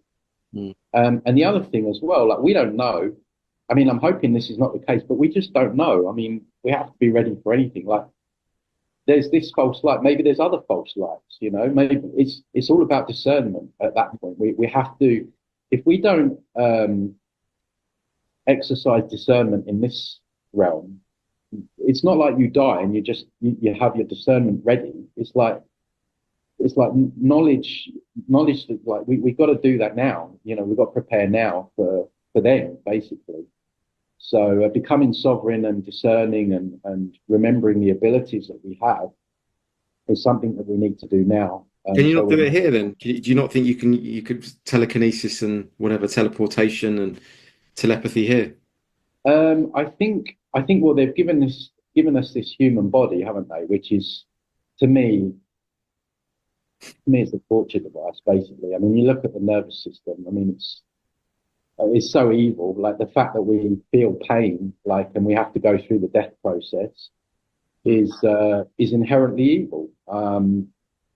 It seems to be a perfect vessel to siphon off our energy, because if we're in pain and suffering, that's caviar for these entities, right? And even down to like the other day, I had a nose hair, and I picked the nose hair. When you get the odd long one, I picked it. I'm like, oh. Like, why does that have to hurt so much? Like, who designed it that way? So they've put our consciousness into these cages, and I think it makes it difficult for us to do that physically. But of course, you can lucid dream and astral travel. You can definitely do stuff energetically, and clear stuff and clear planetary stuff and all that kind of stuff with your intention and stuff. But yeah, I mean, physically teleporting. I don't know, mate. Telepathy, I definitely think that we can. I mean, that happens a lot. Like, how often do you think of someone, then you get a phone call or text? Well, I get it where I'm looking on the side of a bus and I see a word, and the immediate moment I see that word, it's on like, I hear the word, someone's talking about it, and I see the word and I hear the word exactly at the same time, which is millions to one for that to happen. And I get that at least, I would say I was getting it like once or twice a week. Now I'm getting it maybe once every month, I would say now, but I was getting it once or twice a week for a good few weeks. Yeah. No, I don't doubt that we have all these abilities, but they've made it harder for us to access them with the body, I think, and with with the memory wipes and stuff. We've forgotten all this. They don't teach us these things at school for obvious reasons. Much better to teach us pointless stuff like algebra that you're never going to use, or fake versions of history. Which we know they do. So they're not going to teach you about your ability to use your energy to heal yourself and telepathy and stuff like that. Yeah. It's funny because I just did a show about it was like a discussion debate about trauma being the real cause of all illnesses. It's called German New Medicine. I don't know if you've kind of looked into it a little bit, but I do think that the body is actually always trying to heal itself, but it gets caught disease and then you think there's something wrong with you. But I believe the body's always trying to come to a homeostasis, and then certain things will play out on the surface level, and we go, oh, that needs medicating. There's something wrong there. Even cancer is meant to accumulate toxins to kind of heal the body, right? But we've got it all the wrong way around. I don't know why I mentioned that. Yeah, but the thing is, I mean, but I mean, just lately for me, like I play a lot of sport and swim a lot and, play football and stuff. And I've noticed like my knees are starting to ache, right? And that's down to like overuse, obviously, or age. Like not a lot, but I'm thinking, that in itself is a bit of a flaw. You know what I mean? There's so many flaws to the body. So we're told it's like this wonderful thing. And I just think you just got to look at the nervous system and who would invent, like, if we're talking about an intelligent creator, who would invent that to induce so much pain on someone? It just seems evil to me. So True. Can I do a bit of a quick fire on you? Because I've got some questions. So I asked my mates to come up with some questions for you, my followers. All right, Virginia Giuffre. So the S, Yeah. I mean, what's just fishy, right? You know what? I haven't even really been following that story. Did she die in the end? Yeah, she got S'd, Oh, right. Okay. Yeah. I mean, I'm not laughing because I'm happy. I'm just like, it's obviously not that, is what I'm kind of saying. Yeah. I mean, I don't know. Like Prince Andrew I mean, it's almost like he's been used to like hide the fact that they're all at it. Yeah, he's the fall guy, but they're all at it. Charles is one. It's like, oh, look over here at Prince Andrew. So no one looks anywhere else. Yeah. What happened to the Epstein client list anyway? Like what? Yeah, I know, right? Trump was supposed to like expose that and I don't know, start the arrest, which that hasn't happened. But even that's a very mainstream story, isn't it? The real stories are like, these psychos and the people that are doing this. We probably like the people that are really behind this agenda. It's not the Tony Blairs and the Bill Gates. You probably wouldn't even know their faces if you saw them, right? And I think at the deepest level, you're dealing with demonic entities, or AI. I think the entity races and AI both have agendas. They both want to, enslave and take our energy. So I think they roll out these people and they're just like you say, fall guys, or you know, they're not really. It goes It's like way. Skynet. It's like Skynet, and it's like the evil Terminator guy. You know, like like the fast. You know, like whatever. Like that guy. You know, the police cop from Terminator 2. Skynet is controlling him, right? Yeah. I'm guessing it's a little bit like that. They just got these people in positions of power, and who are kind of who are taken over, and they've got a software. Yeah, I mean, and you don't know, like, there's all these, like, have you seen some of these like plastic masks they're using on people that look like Biden, and then you've got like AI, like you've got like people's eyes glitching, like it's a robot. There was one video I watched where it was a robot, and they put, I don't know, Biden's head on it or something, and it just looked like you don't even know if you've got an AI that's talking in front of you these days. It's I think there are multiple. Do you remember Chris Whitty? Do you remember Chris Whitty? Yeah. Did you ever see the video when the COVID was out? He was like the health minister, wasn't he? Yeah. And he's there was a video of him, like, and he didn't. It went on for like 20 minutes, and he didn't blink once. Oh, I posted that on my TikTok at the time. Yeah, he does not. I zoom in on his face on my TikTok. Boosters give you the best possible protection against the virus and should significantly reduce your risk of serious illness and hospitalization. Get your COVID-19 booster vaccine to strengthen your protection. Like that cannot be human. That's got to be AI, right? Yeah. And I don't know whatever happened to him really, but so we, you know, we don't know what we're dealing with, and the people that are really behind all of this, they're not even people, they're entities. There's a force behind all of this that is doing all of this, which is coming from the astral. So, you know, I've been saying a long time, like, we've got to kind of shift our focus a bit, because, you know, I think they're quite happy with people like looking at all the corruption here on the 3D level of it all, but I think we've got to go behind the curtain and start looking more into the astral and you know, what's going on with this behind the scenes, you know. So and do what though? And like, I mean, my mate zaps them. He kind of kills the entities. Yeah, exactly. Yeah, I mean, I've got a whole training group, people doing stuff with Planetary, and yeah, I mean, you can do that. Right? There's all kinds of AI and stuff like connected into the planet, black cubes, and you know, all this kind of stuff. So yeah, I mean, we have the ability to do that. So maybe we're doing stuff from the inside outwards. So yeah, man. Just quickly, to circle back around right to the beginning, right? You know, you were saying about the digital ID. So, I mean, that's been going on a while as well, hasn't it? But video at all. Everything in me said, don't do it.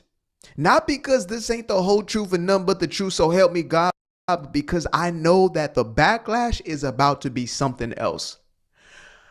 But the reason I got to do it is because, damn it, it has to be said. And me and my creator have an agreement. And that agreement is this.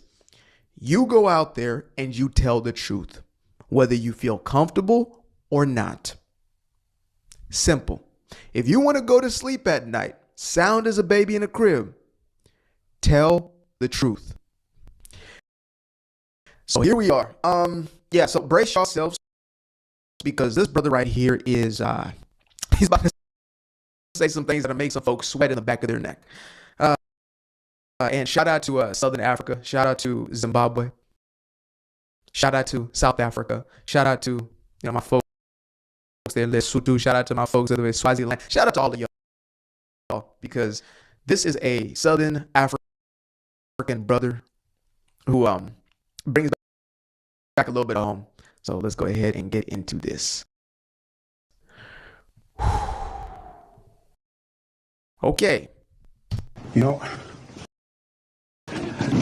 I was looking at the statistics, the latest statistics. They say if the statistics are a true reflection, the number of white people since 1994 is getting smaller and smaller and smaller. And I can tell you, and I know most people saying, hey, you love white people, forget that. But I can tell you, in all the African countries where the number of white people has dwindled, or white people have left that country in numbers, that country becomes a shithole country. And you check, even here in South Africa, majority. You can look at neighborhoods and see the same thing. And I'm so glad he brought up the thing, because people always point to, oh, you just love white people. You just love white people. You a sellout. That's basically what they're saying to him, right? They're calling him, a Tom. They're calling him a sellout. They're calling him an agent of white supremacy. That's basically the equivalent. You love white people. Well, I love the facts. And I love the fact of learning from those who are doing something that is working, right? As opposed to trying to kick all these people off your land or, eradicate them from the species or hate them for whatever given reason or whatever you believe was done to you in the past, even though you weren't even alive at that point in time. I would rather learn from people. If I see their way is working, I'm like, how do we integrate that? First, me personally, then my family, and then the greater community. But this brother has no filter, and it's necessary in this day and age, the age of absolute nonsense. Of development was built when white people were in power, the suburbs, the things that we have destroyed, things that we inherited, SOEs, suburbs. You go to Rivonia, it's dying. Sentin is a dying suburb. We chase white people, their schools. And I was also disgusted the other time. I saw in the Afrikaner monument in Pretoria. Darkies going there, forcing their way. Why are Darkies not building their monument? The Dingan's Day monument, somewhere in KZN. Why do we have to impose ourselves onto white? All the time we are chasing. You check Japan. After the H-bomb, it was destroyed. Nagasaki, Hiroshima. They never marched. They never sang. They never doi. They built. They just said to themselves, never again. Yeah. And they started working. They never handed petitions. And I know when I talk like this, somebody will tell me about Timbuktu, that black people discovered mathematics numbers, about Salamanca University in Spain, Every time is, we invented everything. The black man invented white people. That is, it goes so far that is like the black man, Yakub invented white people. And my argument to that is, okay, fine. If you believe that, black people, whatever that even means, because there's no such thing technically, right? It's like you go to Africa, okay, which tribe? Which tribe? Even countries, are now divided, and a lot of that is Eurocentric influence. But okay, let's go into each region. Which one's a black person? Which one considers themselves as just a black person before we got that title that we then ran with? The Zezuru are not the Shona, and they are cousins. They're next door neighbors, and they didn't see each other as the same, right? The Toltec and the Aztec did not see themselves as the same people. So it's so interesting to me. But again, because we like to have this conversation of the white man, okay, let's be honest about these things. So what are the things that they have bought into, modern day culture? They like to even consider Jewish folk as white, even though Jew is not it's not a quote unquote ethnicity in the same way. It's a complexion per se, right? There's Jewish folk from Ethiopia who have their roots in, in Jewish history, I guess you would say, as well as those who have now moved over into the Jewish state known as Israel. So when, let's say you have inventions like the internet, right? The modern day internet, things that came out of Israel or our modern day irrigation systems, things of that nature, right? That were created in Israel. Is that the white man? Is that the who did those ones, right? And again, the reason I'm bringing these kinds of examples up is because it blows my mind as far as how obsessed we are with trying to claim something from the past as opposed to just building in the now, right? It's a sign of insecurity, to be honest. It's a sign of low self-worth or low self-esteem to have to point at everything. Say, oh, that was us. That was us. Jesus was a black man. Like, okay, maybe he was. Why does that matter? Why does it matter so much? Is it so you can build up your own self-worth? And to that I say, you don't need an external point of validation in order for you to know that you're enough, right?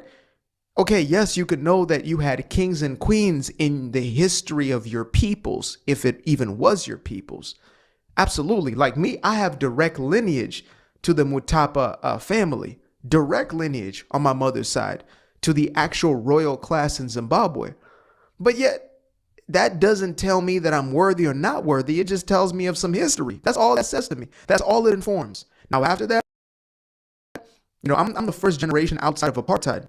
My dad grew up in apartheid in Zimbabwe. He was the first class of black students to go into a white school.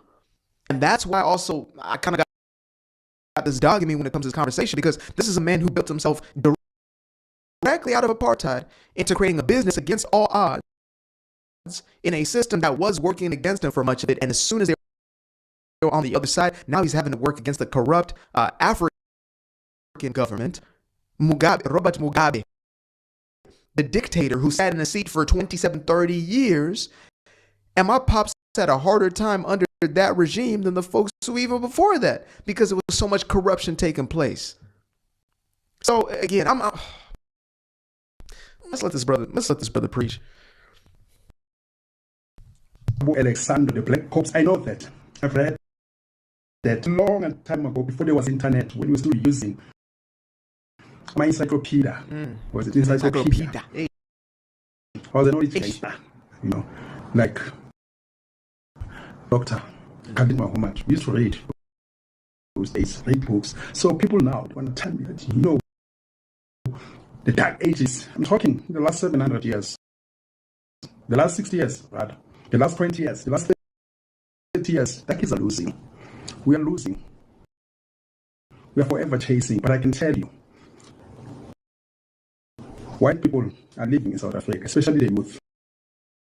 They're going to Cape Town. You chase them. Cape Town. Even people who chase them in their own countries, go Nigeria, Mozambique, Zimbabwe, they're following them now.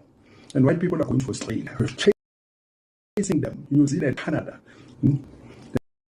The Nigerians are following them in Belgium, Italy. Check what's happening in Italy. The so-called fake refugees, because we lack the sense of pride. And then you want to come and say, I Khumalo, hate black people. No. Sometimes we need to look inwards as people. We're voting for the very same people who are stealing our future. Facts. We celebrate them. We continue to push for these socialist, communist governments. We continue to look at identity politics, right? Oh, this person looks like me. They're pandering to me. Surely they must be for me. And we see this in the States. These so-called black leaders who continue to pander. Oh, look, that's a black man. That's a black woman. End up scamming the community, end up taking money up out of that same situation, have done nothing for their communities. You look at the places that these people living in: Baltimore, black mayor; Chicago, black mayor. What are we talking about here? What has been done for those people, the black people within those spaces? Not a damn thing. They continue to sell you a dream. It is a finesse. Because we continue to give ourselves to, the only qualification you need is to look like me. The only qualification you need is to look like me. Damn if you are corrupted. Damn if you are somebody who is actually in opposition to us building something. There's a lot of things to be said about Nelson Mandela. And he was, a socialist amongst many other different things. And sure, somebody can bring up his history. But he understood the politics of working with the people who have been running the infrastructure. He understood at the very least that right there. When Robert Mugabe was saying kick him out, and you could think that's justified because look what they did. It was apartheid. Look how they treated us. Absolutely. They were dead ass wrong. That's a dark stain within human history. Always will be. But let's not get it fucked up. Let's not. Excuse my French, but let's not.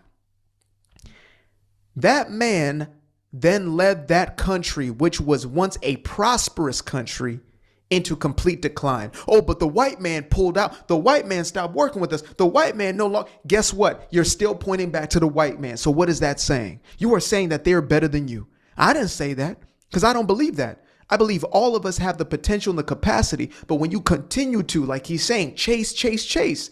So you say they're the evil one, they're the problem. Then when you get you some money, you go into their neighborhoods. You want to live closer to them. You want to go into their schools because you don't trust that you can actually build your own. Again, that's why I said this has to do with self-worth, with self-respect, understanding the value that you hold. And you don't need to know about a damn king or queen of the past. You don't need to take the credit for things that you did not build, or even some of the things that you may have, well, you didn't, but people who look like you. You could just say, I believe I'm capable. I believe I can create something that has not yet been created or better the things that are already here. You know, if we invented every single one of these things, then why is it that on majority, the quote unquote black run countries are still developing countries? Again, that's why I say I know it's an uncomfortable conversation to have. I know this. That's why I was hesitant to get into it, but damn it, it has to be said. And you can call me every single name out of my name. I really don't care. And you're going to hear what you want to hear. You're going to hear what you want to hear. You're going to affirm your own bias. You want to see me as the enemy because it's a hard thing to hear, but I'm going to say it anyway. If you believe that you are this person, black queen, black goddess, black king, we are kings and queens, then go and execute. I believe in myself as an individual. That's why I went out from 0 followers to 1 to 2 to 3 to 4 to 10 to 100 to 1,000 to a few thousand to. I understand that if I put this work in to the thing that I do best, if I deliver value to the rest of the world, I am going to get a result from that. I believe in myself. I don't blame anybody else for my failures, my shortcomings, or my successes. It all falls on me. And if we could adopt that sort of mentality and move forward with these free market capitalistic sort of mentality and ideology, instead of blaming the very same system that has been the cause of much of the Western world's progression. If we stop shitting on the Western way of living and actually look at it and take examples from it, then maybe, just maybe, you will see progress.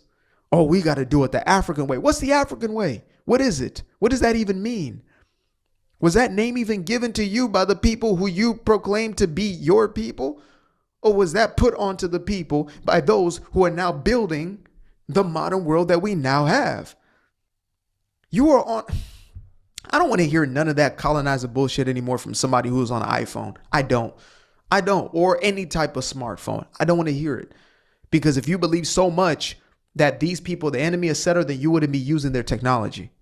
Celebrities, Abombalo, Abu Cyril Ramaphosa, they walk freely in Soweto, you know, like Jesus walking in Jerusalem. They walk like celebrities. And I know Mangiti, they are walking freely. Somebody will misinterpret my statement. They walk freely. Or maybe, what's the term? Like celebrities, rather. They're not worried. They're not bothered, you know. Yeah, it is amazing. But it's a sad reality. All these countries, for the last 60 years, they're blaming the CIA or DRC, built nothing, raping one another, killing one another, and you blame people in Washington. Look at Korea, South Korea. Even North Korea is better than us. In the 60s, we were ahead of China, 70s. But look at China now. In the 80s, we had par with Australia, a developing country. We took over. We don't have trains today. We destroyed the trains. We destroyed the hospital. This is culture. This is culture. A culture of degeneracy, a culture of violence, a culture that promotes the most base. I'm trying to be nice over here. A culture that celebrates the worst is always going to produce the worst. A warring culture, a culture that does not see collaboration as something to be valued, but instead they view, war. And again, it's always the white man's the warring man. The white man is the one who came and did this and did that. Look into the history of every single group of people, every single major group of people anywhere in the world. And it was war. And it's not to say that that's the way, but I believe that we are hopefully going to outgrow that and realize that, wait, innovation, collaboration, creation, that's how we move forward. But yet you still have people with this sort of mentality who will attack their quote unquote own. What the hell do you think they're going to do to anybody else? It's heartbreaking, but I'm going to let the brother continue, and he's just going to lead us out. Appreciate you guys. Till next time. Peace. Destroyed road infrastructure, drainage system, bridges, they're falling. We haven't progressed, but I can tell you, which is sad, whenever white people leave an African country, that country becomes a shithole. You can check, even go Haiti, even go Harlem, they leave the city, it becomes a ghetto. And what does it say about us who live in African country? Which is sad. Whenever white people live in African country, that country becomes a shithole. You can check, even go Haiti, even go Harlem, they leave the city, it becomes a ghetto. And what does it say about us? Whenever white people live in African country, that country becomes a shithole. You can check, even go Haiti, even go Harlem, they leave the city, it becomes a ghetto. And what does it say about us? What's that saying about us? We need to be honest, Whenever white people live in African country, that country becomes a shithole. You can check, even go Haiti, even go Harlem, they leave the city, it becomes a ghetto. And what does it say about us? What's that saying about us? We need to be honest, and look inward. All the suburbs that were built during apartheid. We're chasing them. Parliament, union buildings, hospitals, stadiums. Yeah, it is sad. And some of us, we even want to look white. We've stolen the Michael Jackson formula and are applying to ourselves. And you're going to tell me, Witty, I'm full of self-hate. Self-hate is a black person who doesn't want to identify as black, who wants to change everything about himself or herself. The accent, the skin complexion, the hair. But anyway, let me tune. Yeah. Thank you, brother. Appreciate you guys for tuning in. Now, if you'd like to stay around, make sure to click that little subscribe button down there, or you can show some love by going to the description below and clicking on the button titled Buy Me a Coffee. Leave a little something there, or click on the Cash App. Leave a little something here. Till the next time, peace. I fell in love with the sunshine. I fell in love with the light. I fell in love with the full moon. I fell in love with the night. I can see the light again. I can see the light. You can see the life in him illuminate the night. I know the time is taking. A 365, that's a full rotation. I see you looking up. You know them constellations. 6-5, that's a full rotation. I see you.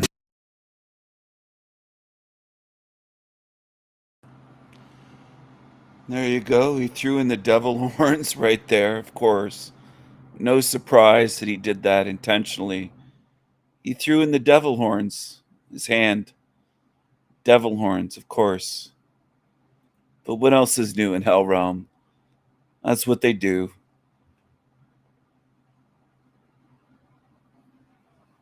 Exactly, Wendy.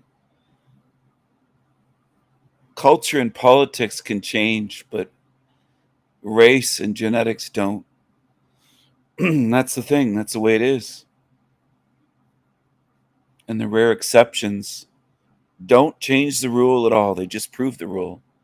They stand out because the exceptions stand out because most of them are the way that we describe. It's the way it is. That's just the way it is. Some things will never change. Sorry about my voice, but some things will never change. Starting to lose my voice tonight, starting to get sleepy. And it is early in the morning here. I'm going to end the stream here. It's almost 4 a.m. here where I'm at currently. And I will be going somewhere else soon. So for the demons that think they know where I am, you don't. But keep trying, demons. You're obsessed with me because you're envious and jealous. You'll never be me. Never, never, never. They'll never be me, these demons that obsess over me. They'll never be me, ever. Not even close. But they will rot here in this hell realm.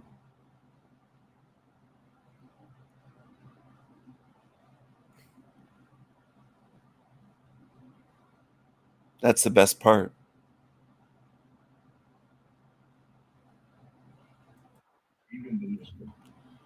Maybe I'll play a little bit of this. A little bit of this.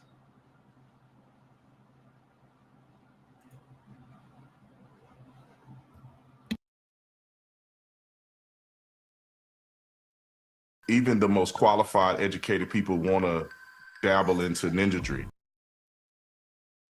Even the most qualified, educated people want to dabble into ninjatry. You know, it's not a lot of us saying this. And the ones that say it, we get called Uncle Tom Coon sellouts. We get shamed for marrying white women or whatever the case may be. So I feel like it's a slight minority of us that are with it. Unfortunately, 51% is probably need to get on board.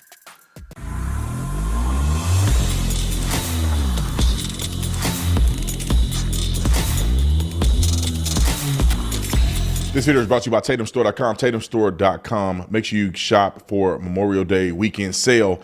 It's a 30% off, so you put remember 30. Her face, and I'm saying that for black people, the race hoax that many of us have been participating in, blaming everything on racism, white supremacy, I think it's blowing up in our face right now with the whole black fatigue deal and just a weariness and a tiredness of white people finally been like, hey, I've had enough. Do you think the race hoax, this 50, 60 years of blaming everything on racism, is that there's going to be dire consequences for black people if we don't put an end to it? Yeah, thanks for having me on, Jason. 1,000% it will be. And I think it's not just a fatigue from white people. I think other black people that are reasonable, functional adults are sick of it too. Every time you turn around, they're blaming race on things that obviously have nothing to do with race. Angel Reese and Caitlin Clark is not a race thing. Caitlin Clark is a baller. Angel Reese is nowhere near as good as Caitlin Clark. And her attitude is poor, right? You look on her social media, she's dressing like she a stripper. I mean, she has no decorum. She's not a professional. She's not mature. She has this ghetto mentality and attitude that is not receptive in the WNBA when it comes to ratings and how they're going to grow and be successful, all of those things. And we've seen the fallout with that Shiloh lady who said the N-word to a kid, which I think she's a complete idiot for doing it. But I think what it does is it speaks to the issues of people being sick of the hypocrisy. You know, you have Carmelo Anthony stabbing a white kid in the chest and getting $500,000, and people are in the comments on the GoFundMe saying that's what he get. They've been doing this to us for years. So when you do this for a prolonged period of time, people get sick of it. And I think black people are sick of it too. It goes back to what Chris Rock said. You have your N-words and then you have your black people. And across the board, I think most of us, as Brandon said, anybody with sense, we're tired of the N-words. All right, let me ask this question. Let's deal with the elephant in the room, the question that white people watching this are probably having. Brandon, I'll start with you. Are there more N-words than regular black people? Are we outnumbered? Well, man, you put me on the spot. Some people ain't gonna like what That's I have what this to say. show does. I'd say, unfortunately, I think that there's a slight majority that's N-words. I think that it's a dwindling population. And the reason I say this, because you can look at voting, and it can be somewhat of a determining factor. You can look at the way black women vote, which is astronomically outrageous in my personal opinion. So with those voting numbers and with things that I see online, even when I was a police officer, I think unfortunately there's a good majority of black people who are like that. And I think that there's a small group of, or not say small group, but just a slight minority group of black people who are with it. Black people who understand politics, black people who love this country and that are willing to stand up on principle. I mean, I feel like I'm the only one out here half of the time, other than the people on this panel, but it seems like we're the few out here that's willing to say, no, Angel Reese is wrong for what she did. Or Angel Reese is not as good as Caitlin Clark. It's not a race issue. You know, Shadur Sanders not getting drafted in the first round or the first overall pick. I knew he wasn't gonna get drafted first overall way back when he was playing. Anybody that know football know he wasn't gonna get drafted there. He shouldn't have. His attitude and character is bad. So, you know, it's not a lot of us saying this. And the ones that say it, we get called Uncle Tom Coon sellouts. We get shamed for marrying white women or whatever the case may be. So I feel like It's so much bigger than sports. We're tired of your behavior. We're tired of your murdering, violence. Who gives a shit about basketball or whatever, football, whatever you're talking about? Who gives a shit? You don't get it, of course, again. You don't get it. it's a slight minority of us that are with it. Unfortunately, 51% is probably need to get on board. I think there are far more ninjas than Negroes, and let me clarify and explain why. And Brandon, I want you to respond to this. There's a political party and a political movement and mindset that I believe births ninjas. And I won't even put a color on the ninja that I'm talking about, because there's white ninjas and black ninjas. But this leftist, demonic mindset that supports abortion, the killing of child sacrifice, the killing of babies in the wombs, that wants to destroy. So they go to politics again. They'll blame politics and culture. They'll never say it's race. Never. Never. They'll never say race. They'll just say it's politics. It's leftist politics, or it's the culture. It's the ghetto culture. It's this, it's that.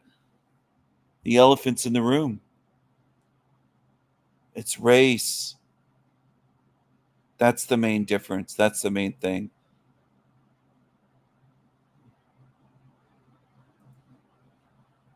Politics and culture are downstream from race.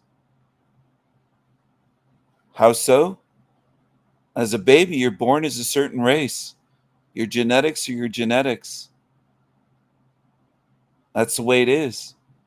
Later on, you become part of a culture and political, perhaps, or influenced by politics. But your race is with you before you're even born. In the womb, it forms. That's the thing. So, yeah, it's race. The others are downstream. Just like what your favorite color is. You don't have a favorite color when you're in the womb, sorry. You don't have a party, a political party. You don't have leftism or rightism, right wing or left wing. You're not for this, for that in the womb, but you have a race. And in the womb, you don't have a culture either. You're not at cookouts and eating fried chicken when you're in the womb. You're not playing basketball and doing whatever black culture is when you're in the womb.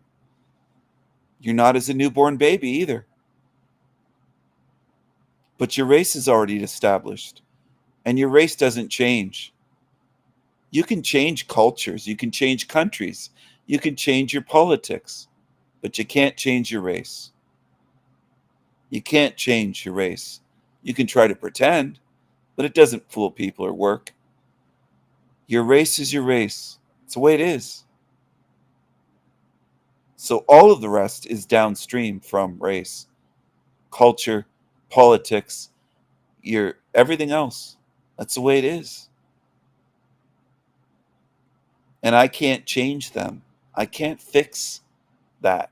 I can't do it. No, nor can anyone. No one can in this realm. It's the way it is. It's designed that way. You can change that as easily as you can get rid of all earthquakes on Earth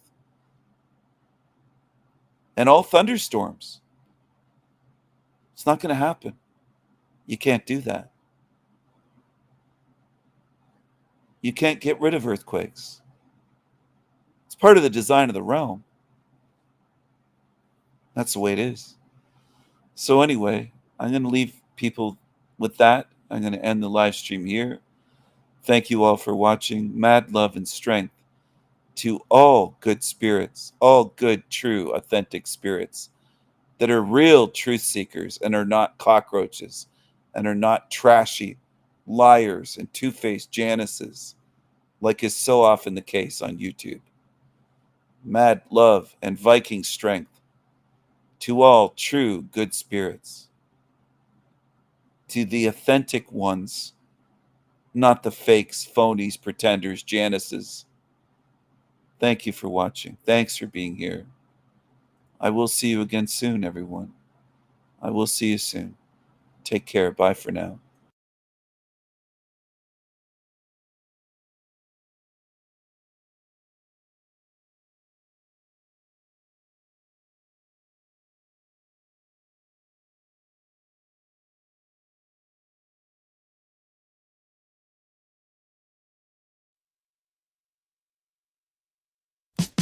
Girl, let me hit that coochie chakra. Coochie chakra. Coochie chakra. Oh, girl, let me hit that coochie chakra. Coochie chakra. Coochie chakra.